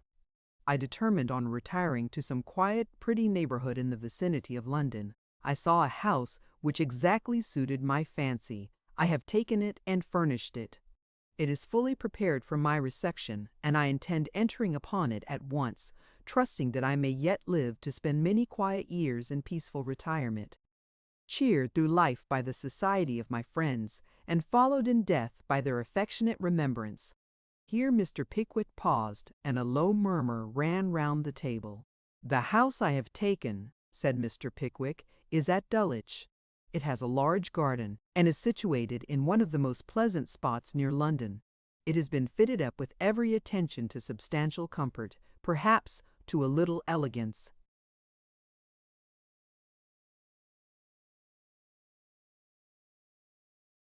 Besides, but of that you shall judge for yourselves. Sam accompanies me there. I have engaged, on Perker's representation, a housekeeper, a very old one, and such other servants as she thinks I shall require. I propose to consecrate this little retreat by having a ceremony in which I take a great interest performed there. I wish, if my friend Wardle entertains no objection, that his daughter should be married from my new house on the day I take possession of it. The happiness of young people," said Mr. Pickwick, a little moved, "has ever been the chief pleasure of my life. It will warm my heart to witness the happiness of those friends who are dearest to me beneath my own roof." Mr. Pickwick paused again. Emily and Arabella sobbed audibly. "I have communicated, both personally and by letter, with the club," resumed Mr. Pickwick, "acquainting them with my intention.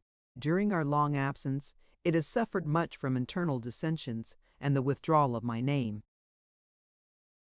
coupled with this and other circumstances, has occasioned its dissolution. The Pickwick Club exists no longer. I shall never regret," said Mr. Pickwick in a low voice, "I shall never regret having devoted the greater part of 2 years to mixing with different varieties and shades of human character, frivolous as my pursuit of novelty may have appeared to many. Nearly the whole of my previous life having been devoted to business and the pursuit of wealth, numerous scenes of which I had no previous conception have dawned upon me. I hope to the enlargement of my mind and the improvement of my understanding. If I have done but little good, I trust I have done less harm, and that none of my adventures will be other than a source of amusing and pleasant recollection to me in the decline of life. God bless you all. With these words, Mr. Pickwick filled and drained a bumper with a trembling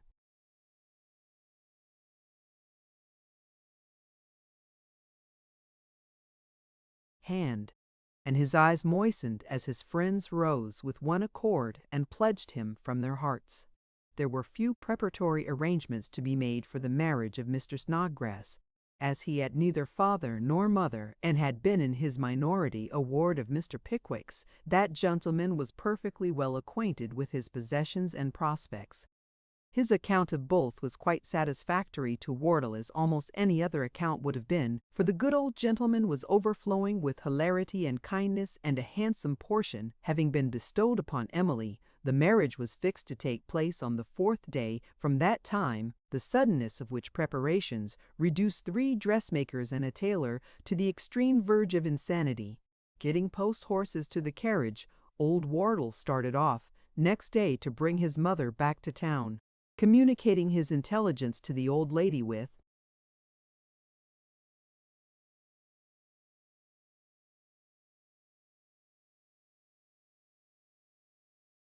characteristic impetuosity. She instantly fainted away, but being promptly revived, ordered the brocaded silk gown to be packed up forthwith, and proceeded to relate some circumstances of a similar nature attending the marriage of the eldest daughter of Lady Tollinglauer, deceased, which occupied 3 hours in the recital, and were not half finished at last. Mrs. Trundle had to be informed of all the mighty preparations that were making in London, and, being in a delicate state of health, was informed thereof through Mr. Trundle, lest the news should be too much for her. But it was not too much for her, inasmuch as she at once rode off to Muggleton to order a new cap and a black satin gown, and moreover avowed her determination of being present at the ceremony. Hereupon Mr. Trundle called in the doctor, and the doctor said Mrs. Trundle ought to know best how she felt herself, to which Mrs. Trundle replied that she felt herself quite equal to it, and that she had made up her mind to go. Upon which the doctor, who was a wise and discreet doctor, and knew what was good for himself as well as for other people, said that perhaps if Mrs. Trundle stopped at home, she might hurt herself more by fretting than by going, so perhaps she had better go. And she did go, the doctor with great attention sending in half a dozen of medicine to be drunk upon the road. In addition to these points of distraction, Wardle was entrusted with 2 small letters to 2 small young ladies who were to act as bridesmaids, upon the receipt of which the 2 young ladies were driven to despair by having no things ready for so important an occasion, and no time to make them in a circumstance which appeared to afford the 2 worthy papas of the 2 small young ladies rather a feeling of satisfaction than otherwise. However, old frocks were trimmed, and new bonnets made, and the young ladies looked as well as could possibly have been expected of them. And as they cried at the subsequent ceremony in the proper places, and trembled at the right times, they acquitted themselves to the admiration of all beholders. How the 2 poor relations ever reached London, whether they walked, or got behind coaches, or procured lifts in wagons, or carried each other by turns, is uncertain, but there they were, before Wardle, and the very first people that knocked at the door of Mr. Pickwick's house on the bridal morning were the 2 poor relations, all smiles and shirt-collar. They were welcomed heartily, though, for riches or poverty had no influence on Mr. Pickwick. The new servants were all alacrity and readiness. Sam was in a most unrivaled state of high spirits and excitement. Mary was glowing with beauty and smart ribands. The bridegroom, who had been staying at the house for 2 or 3 days previous, sallied forth gallantly to Dulwich Church to meet the bride, attended by Mr. Pickwick, Ben Allen, Bob Sawyer, and Mr. Tupman, with Sam Weller.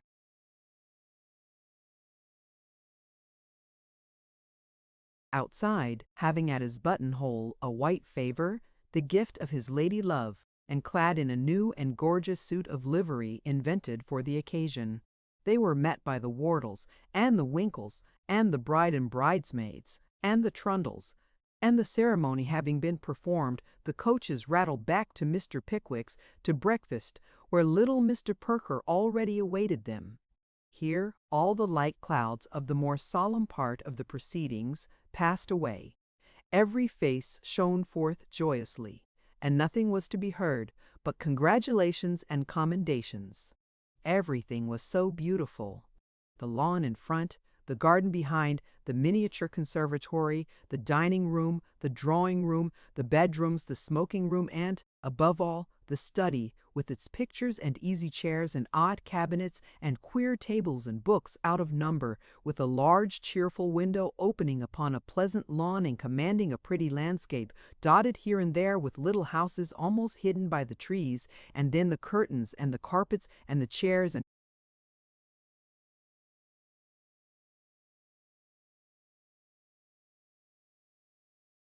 the sofas. Everything was so beautiful, so compact, so neat, and in such exquisite taste, said everybody, that there really was no deciding what to admire most. And in the midst of all this stood Mr. Pickwick, his countenance lighted up with smiles, which the heart of no man, woman, or child could resist, himself the happiest of the group, shaking hands over and over again with the same people, and when his own hands were not so employed, rubbing them with pleasure, turning round in a different direction at every fresh expression of gratification or curiosity, and inspiring everybody with his looks of gladness and delight. Breakfast is announced. Mr. Pickwick leads the old lady, who has been very eloquent on the subject of Lady Tollimglower, to the top of a long table. Wardle takes the bottom. The friends arrange themselves on either side. Sam takes his station behind his master's chair. The laughter and talking cease. Mr. Pickwick,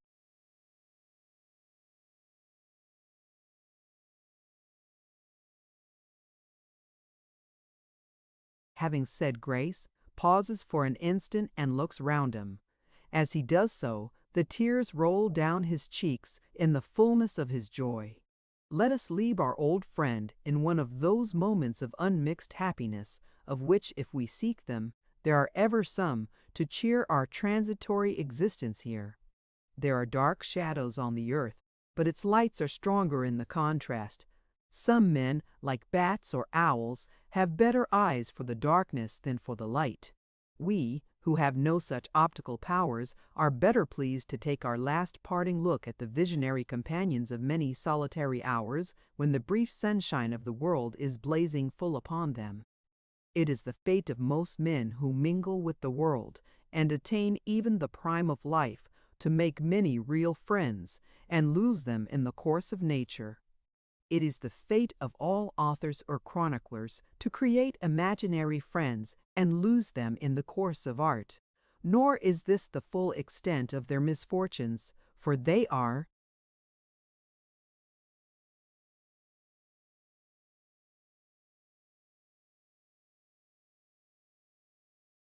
required to furnish an account of them besides.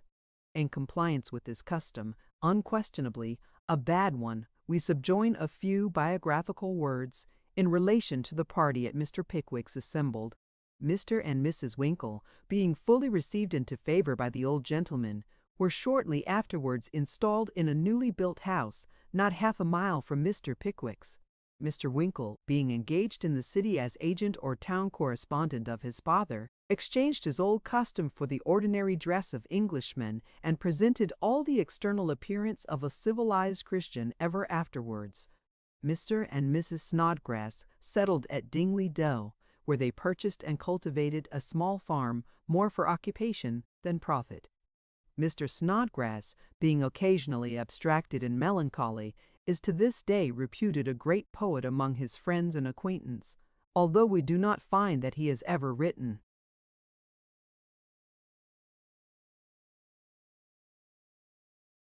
anything to encourage the belief. There are many celebrated characters, literary, philosophical, and otherwise, who hold a high reputation on a similar tenure.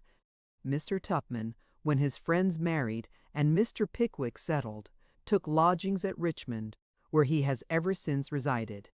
He walks constantly on the terrace during the summer months with a youthful and jaunty air, which has rendered him the admiration of the numerous elderly ladies of single condition who reside in the vicinity. He has never proposed again. Mr. Bob Sawyer, having previously passed through the Gazette, passed over to Bengal, accompanied by Mr. Benjamin Allen, both gentlemen having received surgical appointments from the East India Company. They each had the yellow fever 14 times, and then resolved to try a little abstinence, since which period they have been doing well. Mrs. Bardell let lodgings to many conversable single gentlemen with great profit, but never brought any more actions for.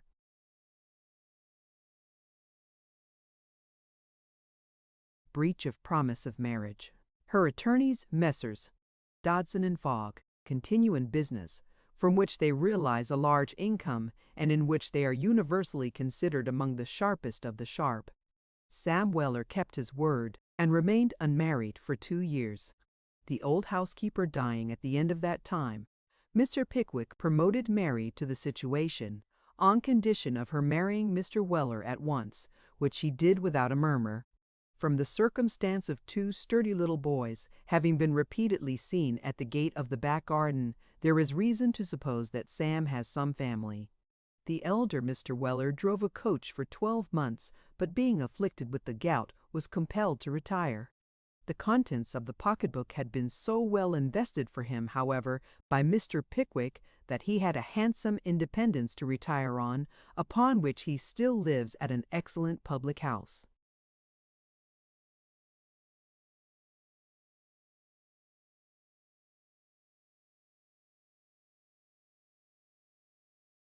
Near Shooter's Hill, where he is quite reverenced as an oracle, boasting very much of his intimacy with Mr. Pickwick, and retaining a most unconquerable aversion to widows.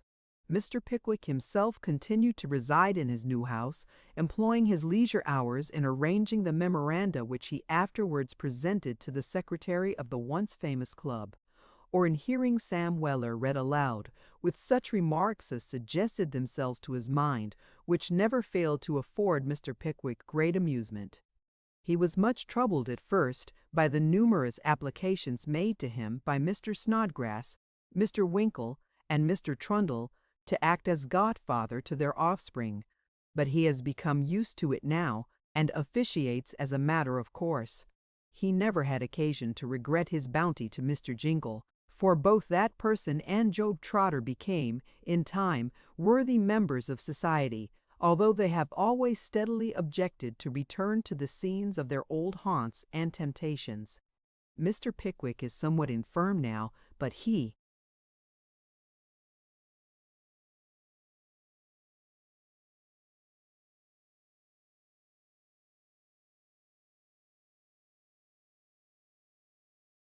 retains all his former juvenility of spirit, and may still be frequently seen contemplating the pictures in the Dulwich Gallery or enjoying a walk about the pleasant neighborhood on a fine day.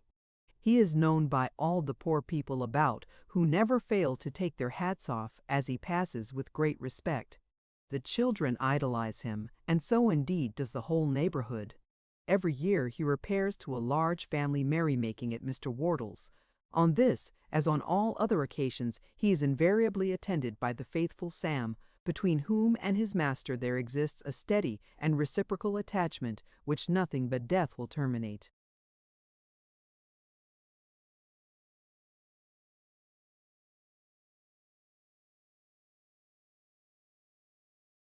The end. Thank you for listening to this story. I hope you enjoyed the journey, the characters, and the world they carried with them. If you enjoyed this audiobook, please subscribe to the channel and leave a comment below. Your support helps keep these stories alive and allows more timeless books to be shared with listeners around the world. Until next time, thank you for listening.